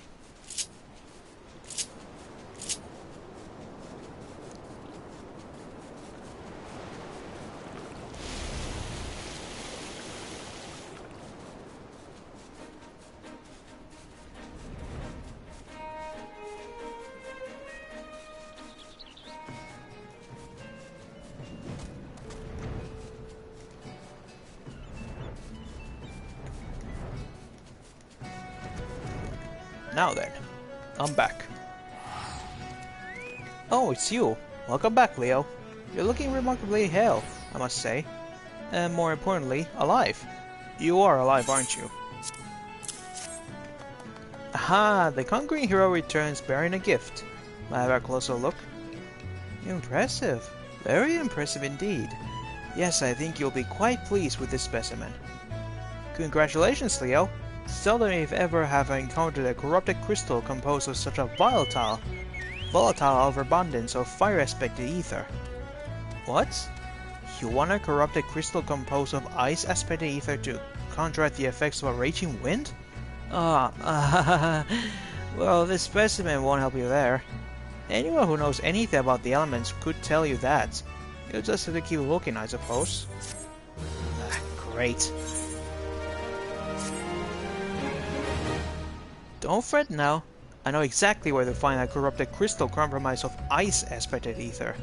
An associate of mine in Gridania has been studying the effects of one such crystal on living beings.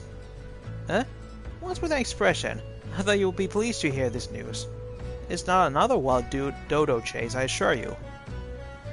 And what's even better, is that this time you need to use that water pot of yours to protect yourself from the crystal energies. Hayden's findings suggest that it's quite safe. Why, you ask? Well, let's just say that it has undergone a unique process that has rendered it such precautions unnecessary. Anyway, do not let me keep you. It's been a pleasure, Leo. Come back and see me sometime, alright? Yeah, maybe.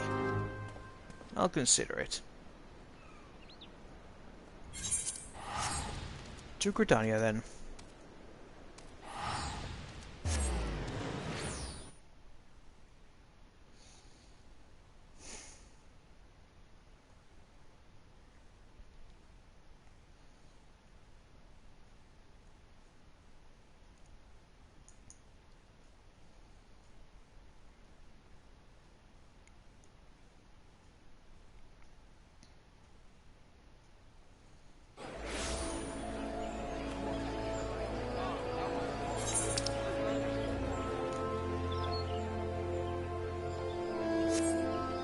Okay.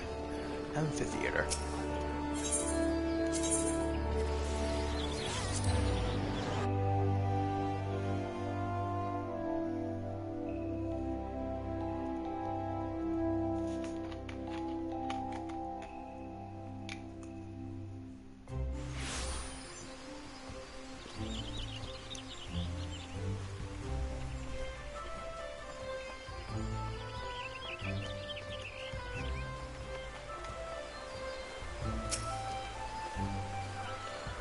Greetings and salutations, Mr. Platinum, I presume?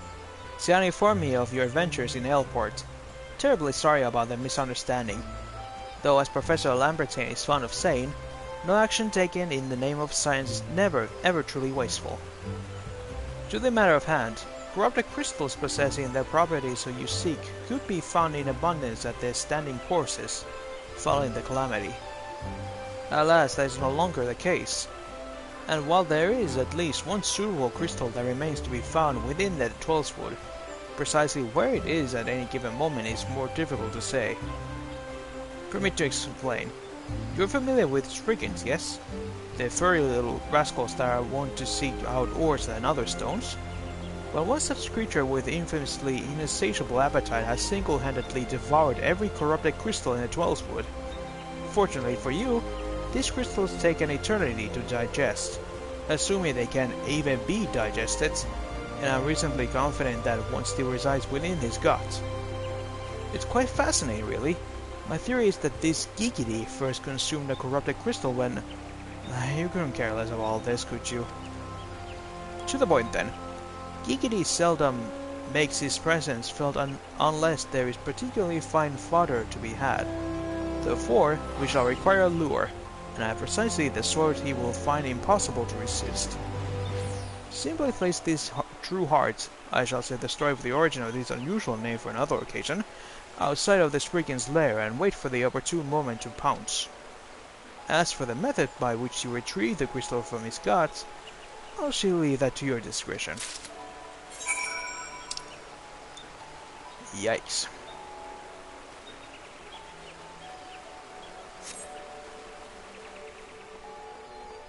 Wait, could I use this teleporter too? Yes.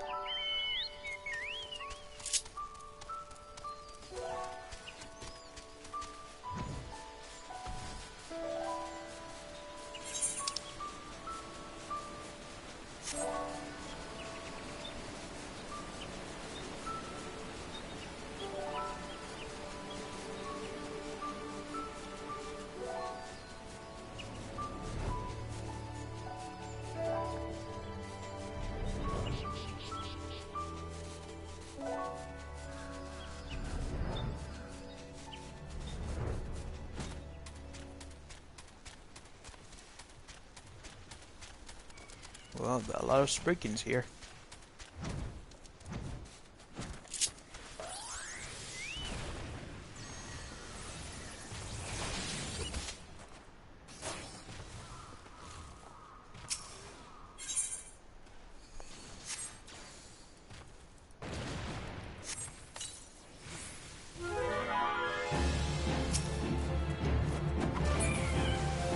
There we go.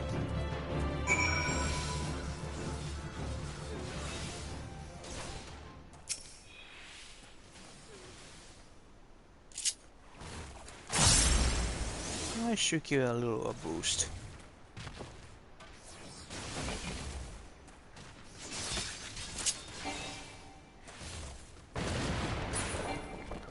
Oh, never mind. Didn't need it.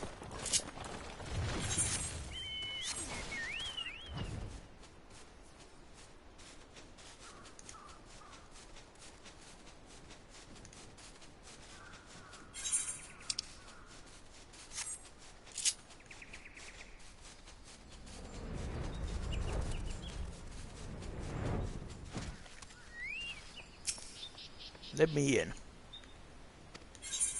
Yes.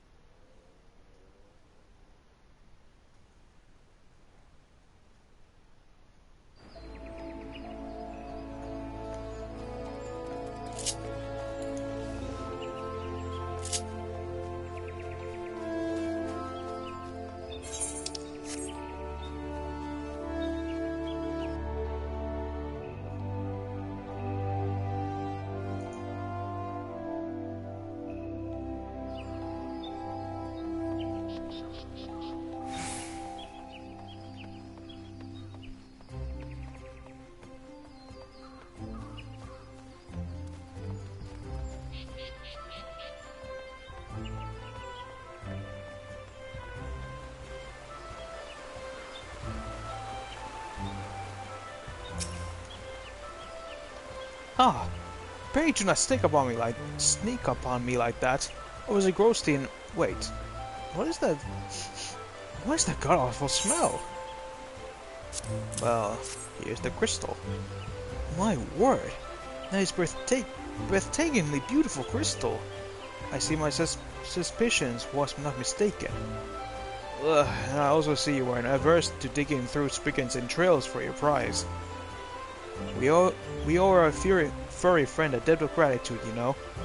This thick coating of digestive juices is protecting us from the harmful effects of the crystal, just as the awarded pot for you once used did. Why so glum, friend? You finally obtained the corrupted crystal you sought, one overflowing with earth-expected ether. Calm down, I jest. It is comprised of ice-expected ether. Worry not. I suppose that joke wasn't in poor taste, considering your previous 2 attempts were not. Yeah, they were smooth. Beg your pardon, Leo. I forgot to return your crystal to you. Oh, and there was a message for you from the Professor Lambertine. Something about a man named Marx?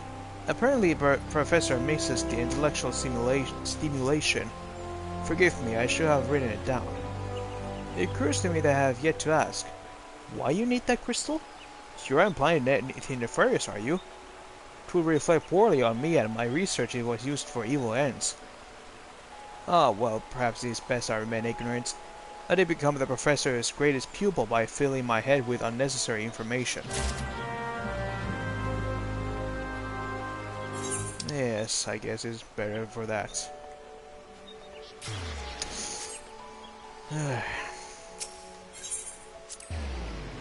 Whoops.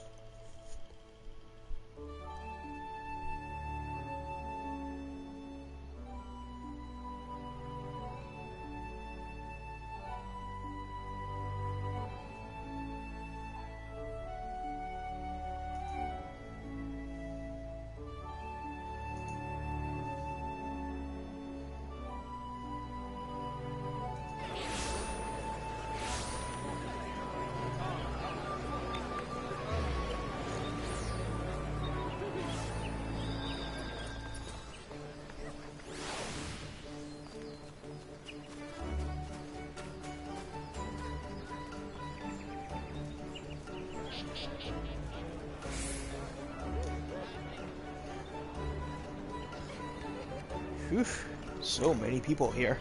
Again.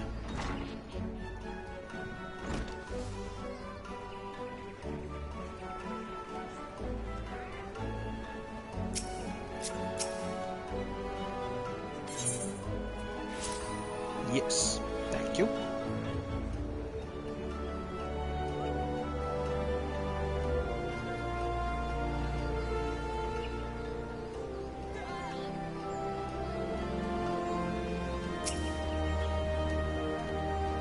Why do you tarry, Leo? Our work is not yet finished. We must press onward until the Harpy Queen lies broken at our feet. All repairs and modifications have been completed, Leo. Once you bring me that crystal, nothing will stand between us and Garuda. Here you go. Sorry if it smelled bad. I'll need to run some tests to be sure, but this looks to be exactly what we need. Worry not, Leo. I'll see that your hard work doesn't go to waste. It better be. The Enterprise is already more than common airship, but mark my words, soon it will become something greater, something extraordinary. This is me. This is what I was born to do.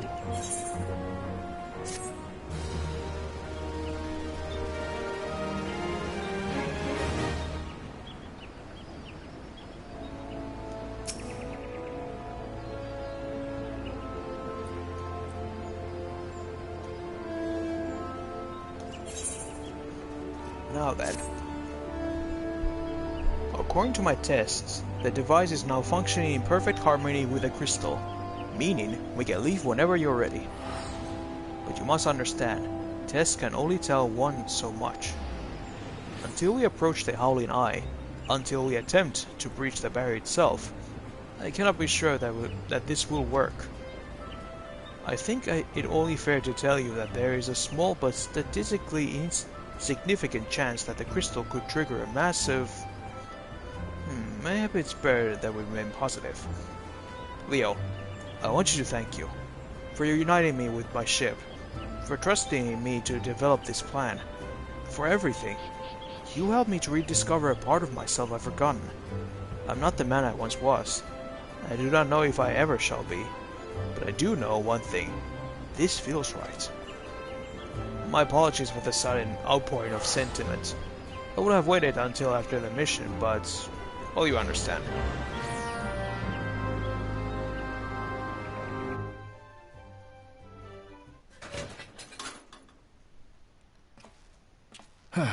There.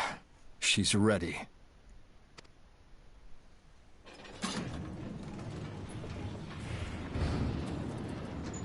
Ah, she stirs.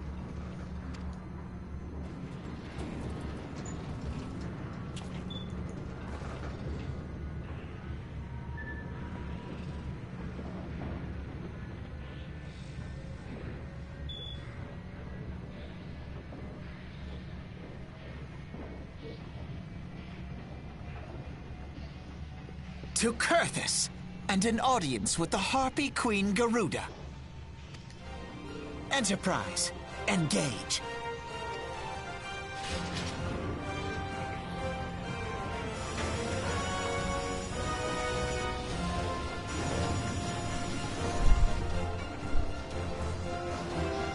And away we go.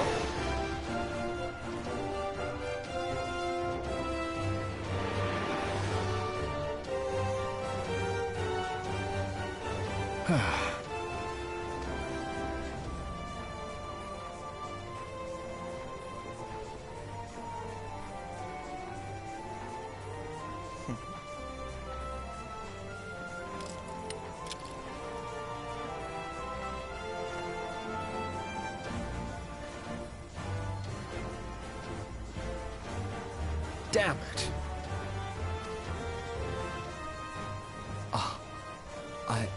I once flew in this airship, and I was not alone. There were adventurers on board. Adventurers like you. Oh? Huh? Whoa.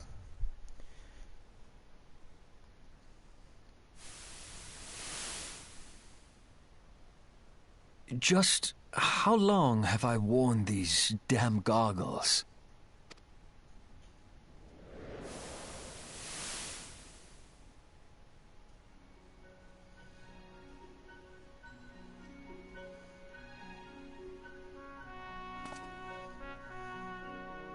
Ah, yes, I fancied myself a trendsetter in my younger days.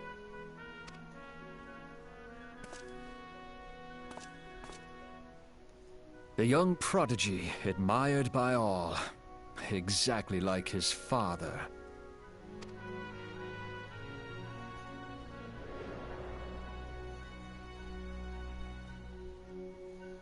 Born and raised in Garlemald.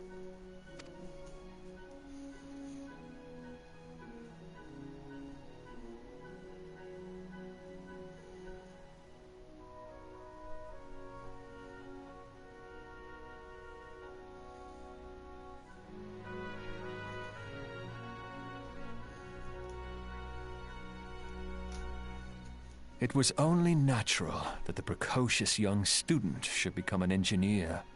Had his father not done the same?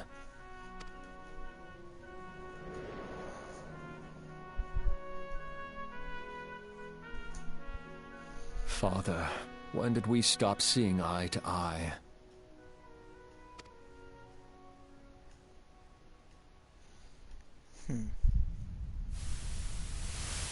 When did Meteor become your everything, and your loved ones cease to matter?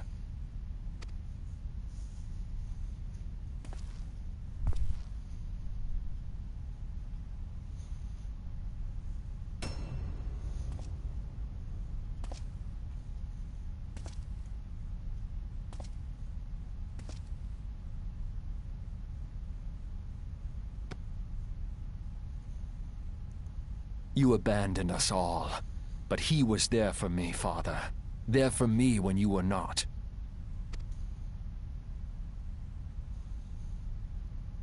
Though he proved no better in the end. Gaius was just another man, with an all-consuming obsession.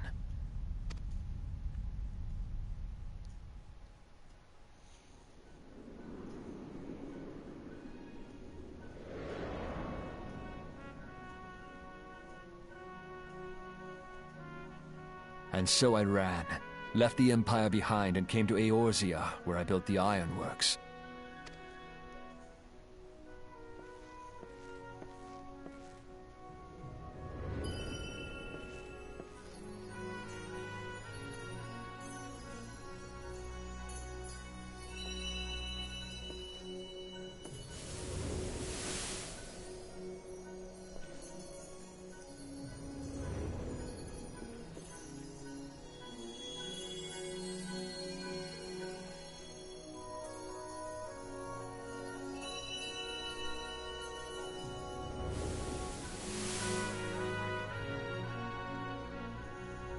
Ah yes, it was then that I first donned these goggles.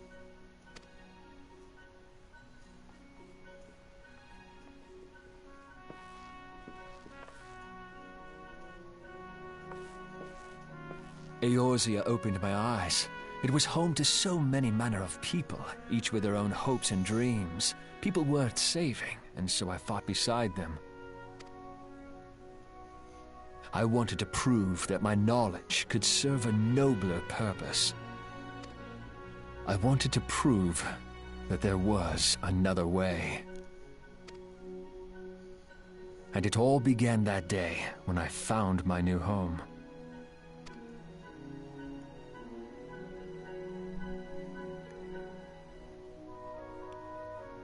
So that's its story.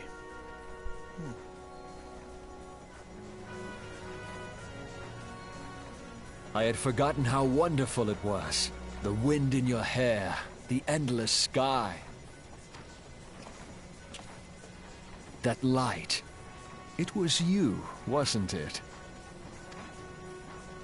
It's surprising how few people know this, but all pure-blood Garleans have a third eye. Perhaps mine helped me recognize you, or perhaps it was just a lucky guess.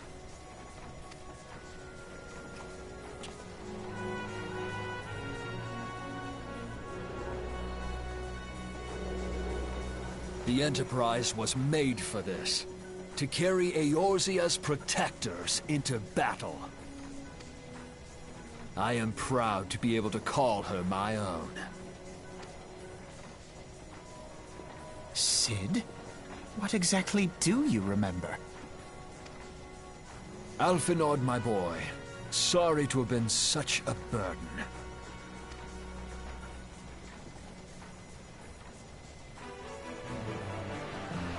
I remember everything. Yay. My name, my people, and my purpose. Everything. Nice. Come. It would be rude to keep Garuda waiting. Yes.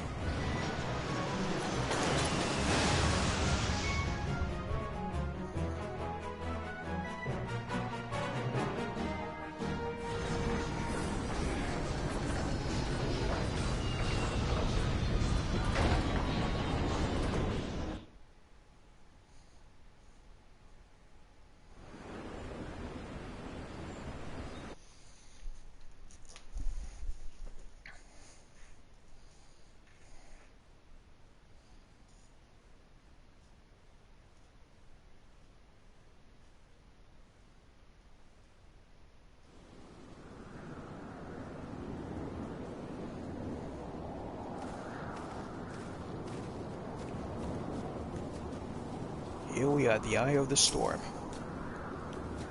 What is it, Leo? Don't tell me you're having a second thoughts at a time like this. Do you truly wish to return to Gridania? Oh, no. All our efforts, all our travails, all of it was for this. Make ready, Leo, for the end is nigh, be it hers or our own. The Howling Eye. Nope. No. This.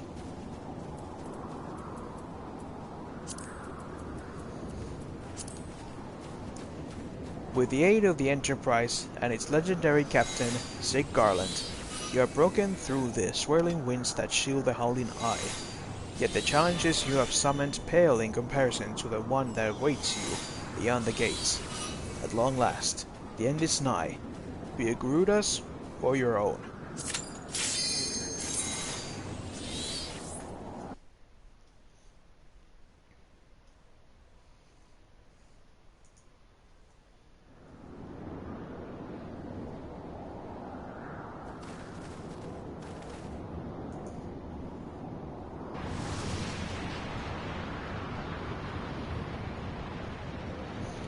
Who dares intrude upon my sanctuary?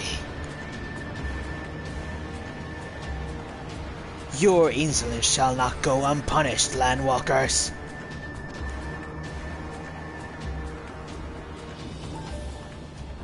Twelve Preserve, she's huge. As I live and breathe.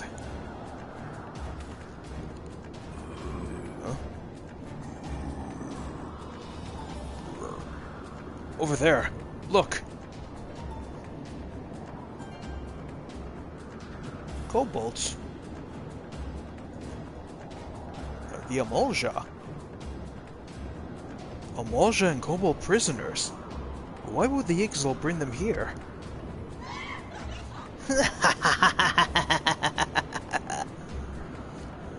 Wherefore come you hither, foolish mortals? Garuda, we are come to put an end to your reign of terror. Hear you this blasphemy, my children? These landwalkers will bring me low. You who are bound to crawl upon the earth's shroud revere me, for I am the wind. Do we not take to the skies as slip of your defenses? We are bound by nothing, Garuda. You think your playthings give you strength? They will not help you here, Landwalker. This is my realm, where no one can challenge my supremacy. Struggle through you may. I shall slake the roots with your blood, and festoon the canopy with your entrails.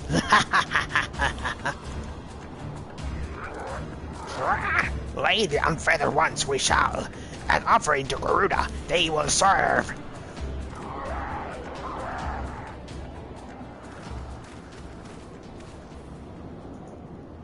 Leave the Ixal to us, Leo. We will keep them distracted while you deal with her. Do not fail, Leo. Remember, you fight for the Scions, for Eorzea.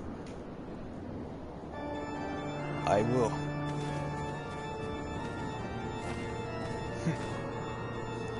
This worm should die by my own hand.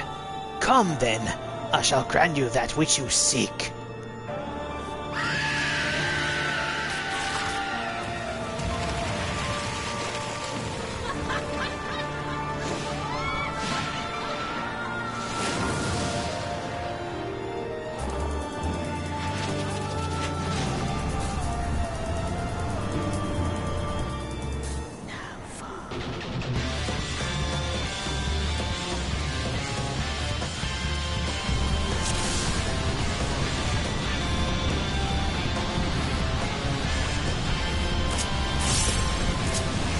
Let's go!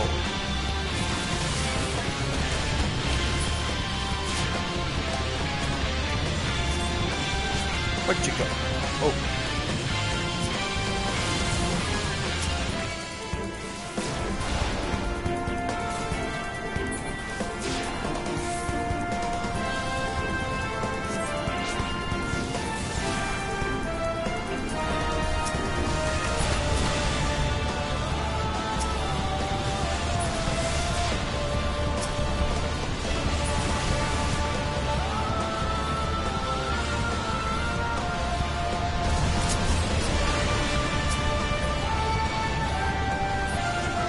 ultimate technique. Hadouken! Oh. There we go. My power. No! No! No!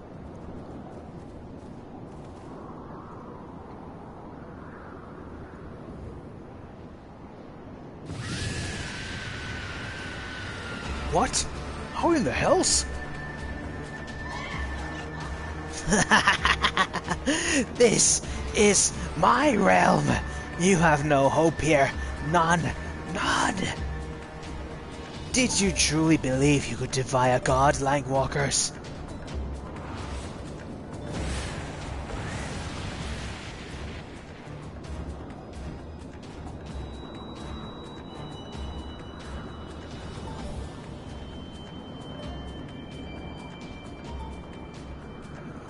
My power is limitless, my children legion. And they have rendered unto me a wealth of crystals. Their gifts sustain me, their faith empowers me.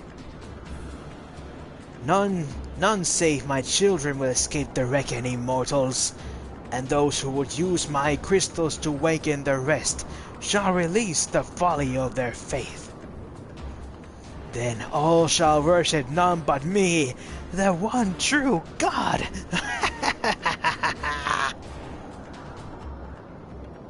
Of course, worship. So long as the Ixal keep praying, she will never fall. Then let's stop them.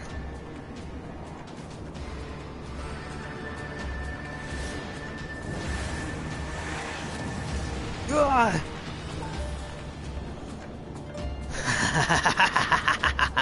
No harm will come to you, my children. This is only the beginning, Landwalkers. All who oppose me shall suffer for their defiance. Soon the worms of the forest shall receive my judgment. The desert vermin next. Their walls of stone will not shield them from their tempest. And then will I take vengeance on the sea lice.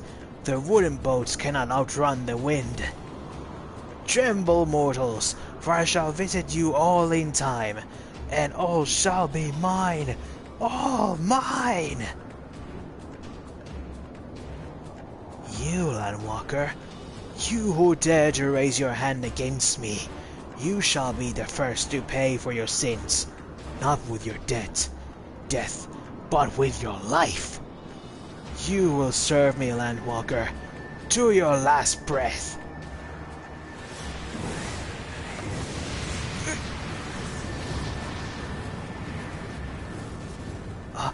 No, no!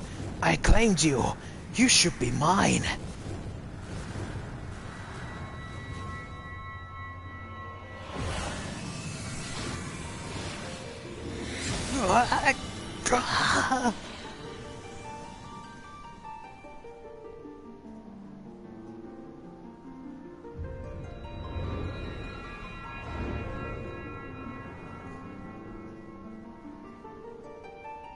It's the final crystal.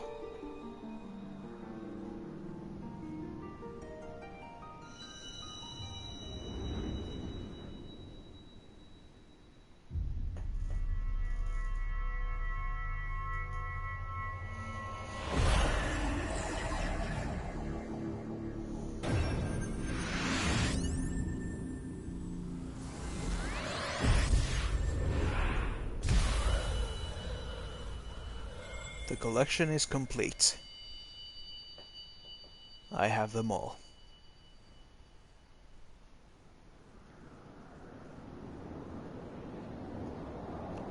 What? What are you? What have you done to me?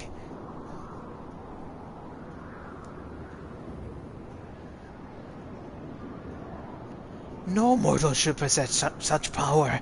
This is impossible.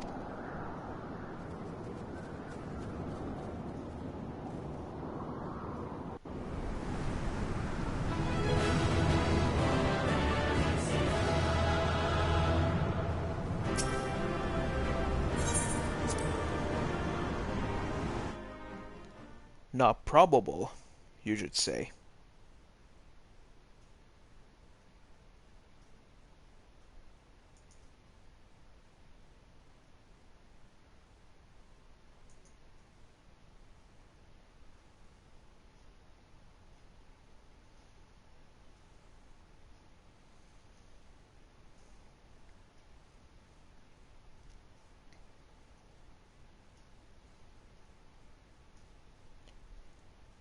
Why do you not tremble at my might?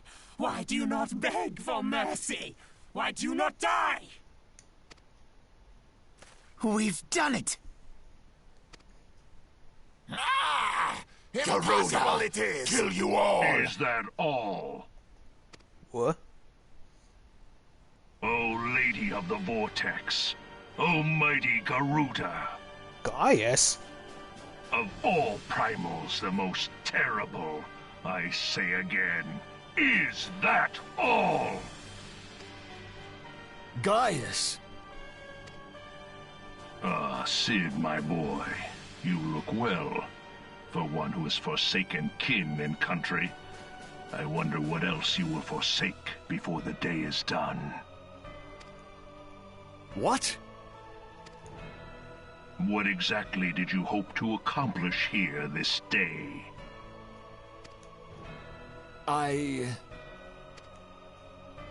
Well, I shall accomplish far more.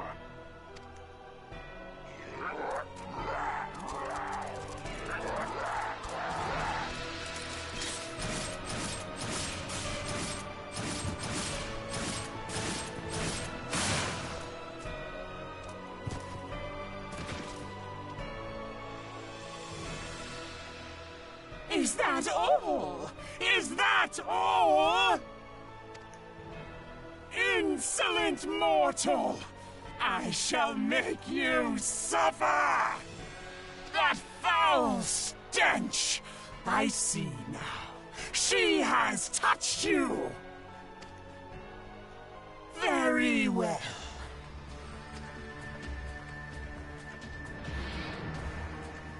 Seven hells, does she still mean to fight? With what? Our Lord of the Inferno, Almighty Ifrit, grant us succor in our hour of need! Save us, Titan, Lord of Crags! Ah, it hurts us so! The pain! The pain! What is she? 12 preserve. She cannot mean to... Trying to summon the others? Yes. Oh crap. Ifrit and Titan at the same room?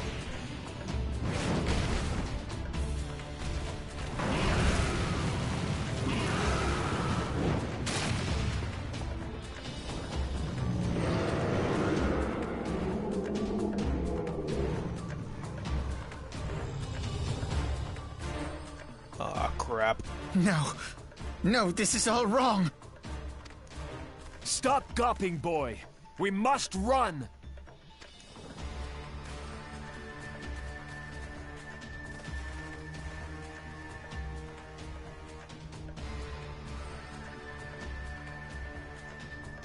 Surrender yourselves unto me!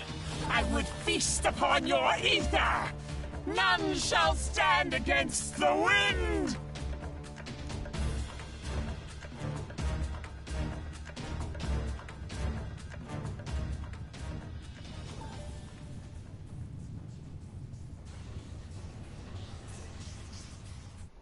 Bear witness to the glory of the Empire!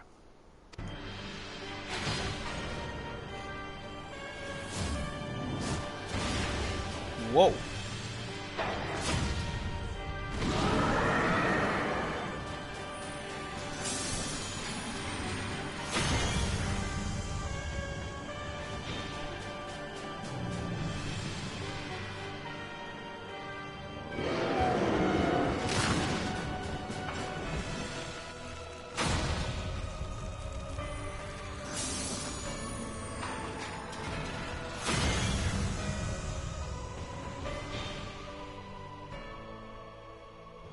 It is you who will suffer, Garuda. Ancient Alec had ways of dealing with your kind. Now, look on their ultimate weapon, Icon, and despair.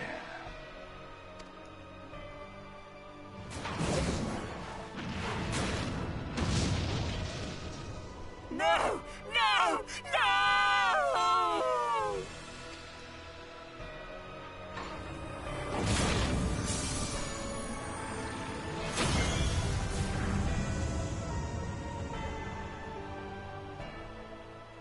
Magnificent.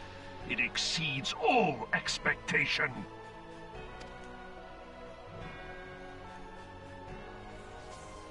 Holy crap. With each primal it consumes, it grows more powerful. A marvel, is it not?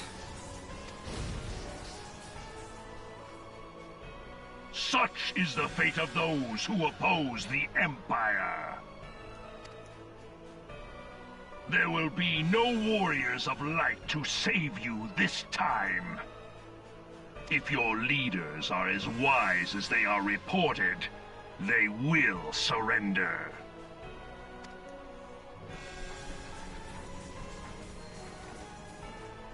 Your skills are impressive, but they will not be enough.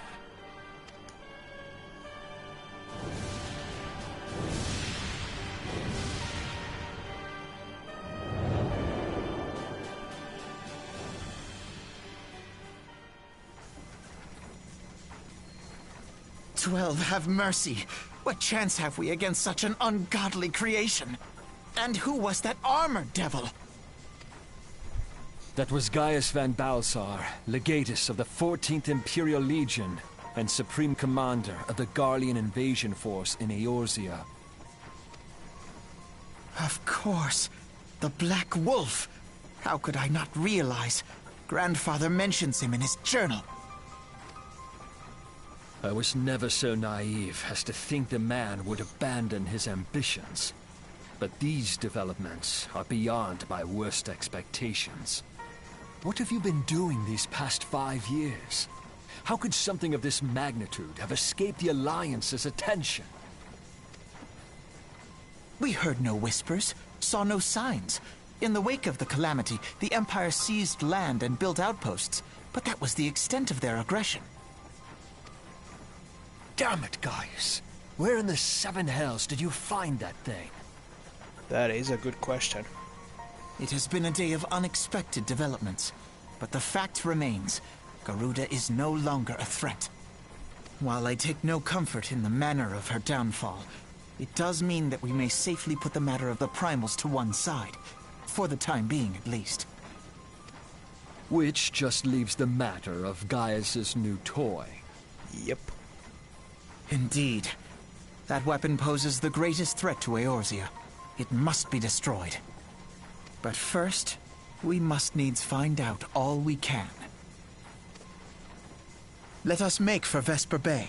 We shall rebuild the Scions. All is not yet lost, my friend, for we bear the light, and shall surely lead our people from the darkness.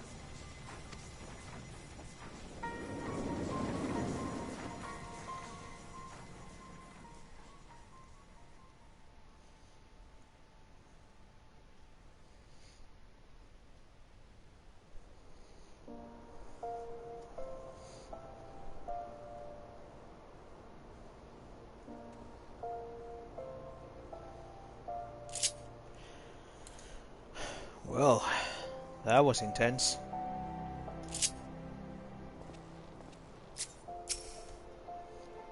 That weapon didn't destroy those primals. It devoured them.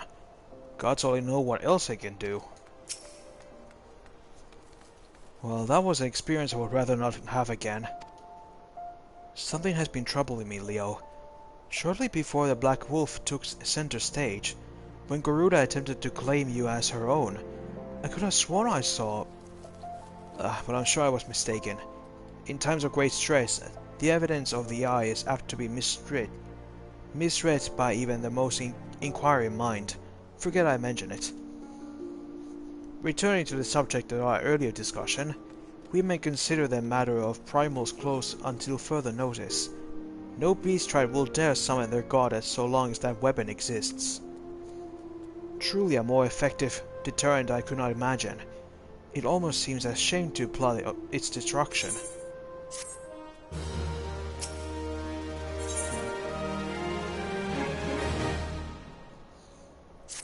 Now, it is past time we return to the Waking Sands. To leave our headquarters in disrepair any longer would be dishonor to the memory of those who fell there. We have been brought to our knees, but we will rest, rebuild, and rise once more. Right. Let's go back home.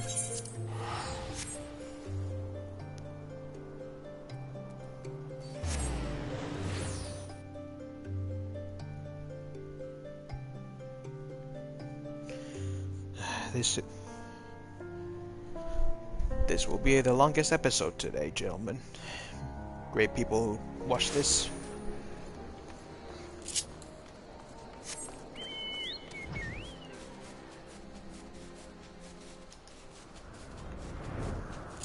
Interesting plots. We found Sid. He was still alive. We found his airship, the Enterprise. We now defeated Garuda. Well, almost defeated her. But then a freaking Gaius came and devoured all the primals. Ifrit, Titan, and Garuda.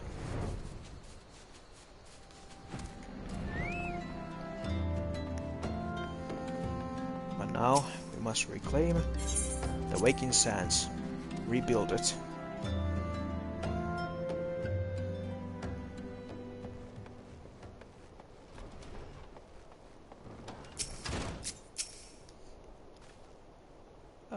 I had no idea, Leo. I can only imagine how you felt when you returned that day. It's okay. Tell me, Leo, does aught here strike you as odd? I see signs of recent habitation. Could it be that we have trespassers?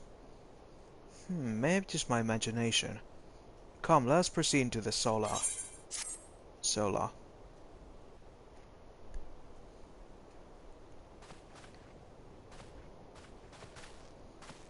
Wait.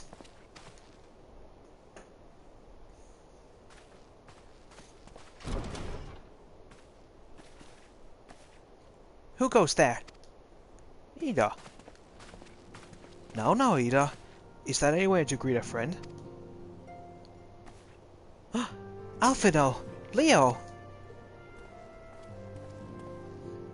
Sid! Wait, is this a dream? Not that I'm aware of. It's been a while, Ida. Oh. I don't believe it. I was sure you've been...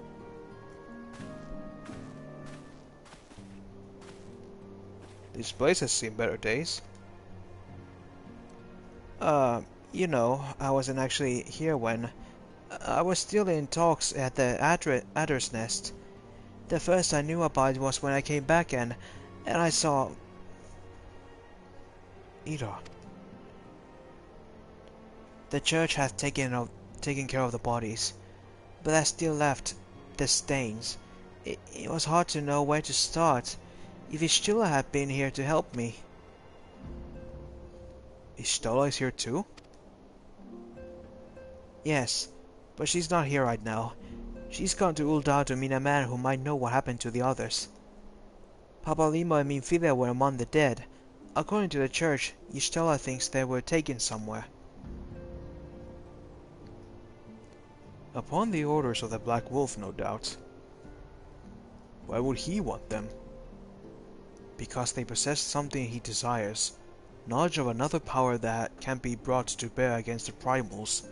One that Gaius has yet to harness. The echo. Gaius will be aware of its existence, as well as the immunity it grants the gifted to the primal's influence. Powerful though his elegant weapon may be, He would doubtless desire such protection. He means to use Minfilia to gain an understanding of the Echo. None of which explains how the Empire came to know the location of the Waking Sands in the first place. No matter. The Empire has shown its hand, and now we must act. It's up to us to rebuild the Scions and save Eorzea. Can I count on you, Ida?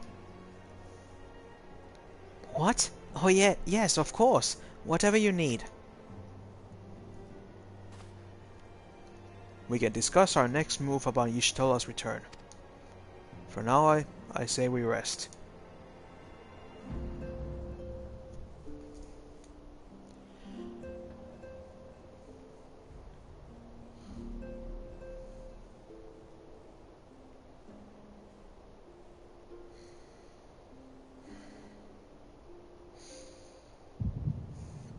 Hear, feel, think.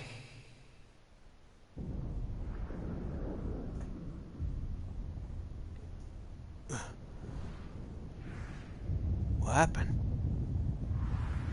Huh?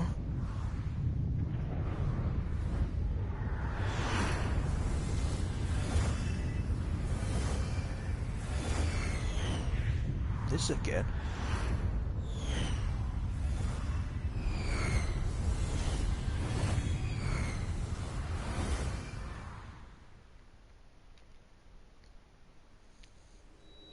Bringer of light,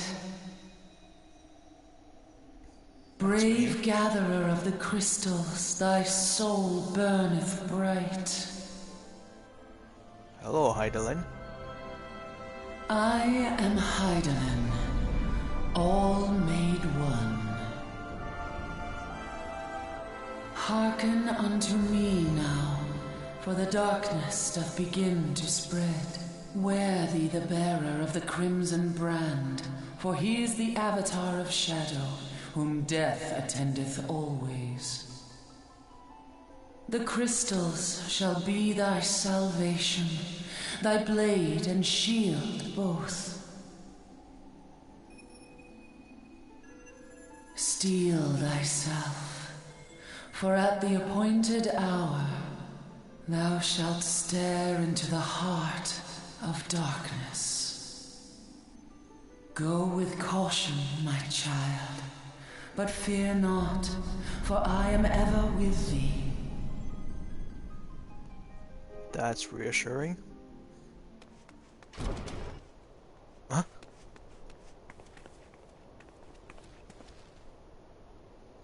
Y'shtola! Leo, I see you and Alphinaud are saved. And Cid.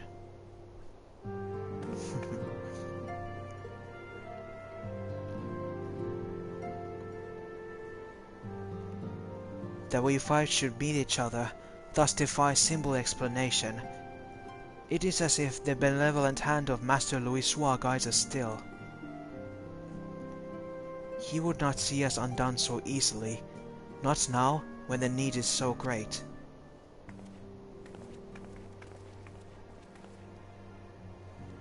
I know where Minfilia and the others are being held. Where? An Imperial stronghold in the heart of Mordona, Castrum Sentry.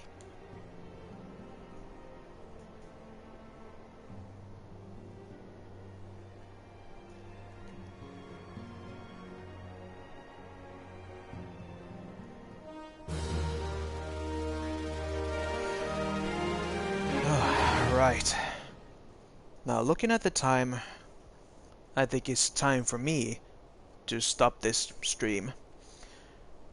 We'll continue from this right here, where we'll begin our assault to Mordona and rescue everyone. Thank you all, everyone, for seeing this now and in the future. This will be a couple of days on the Twitch, but this will I will also, after this stream, I will upload it directly to my YouTube account. where you'll be see it with the rest of my parts as well. Thank you all again for watching, now and in the future. Good day, good night, goodbye.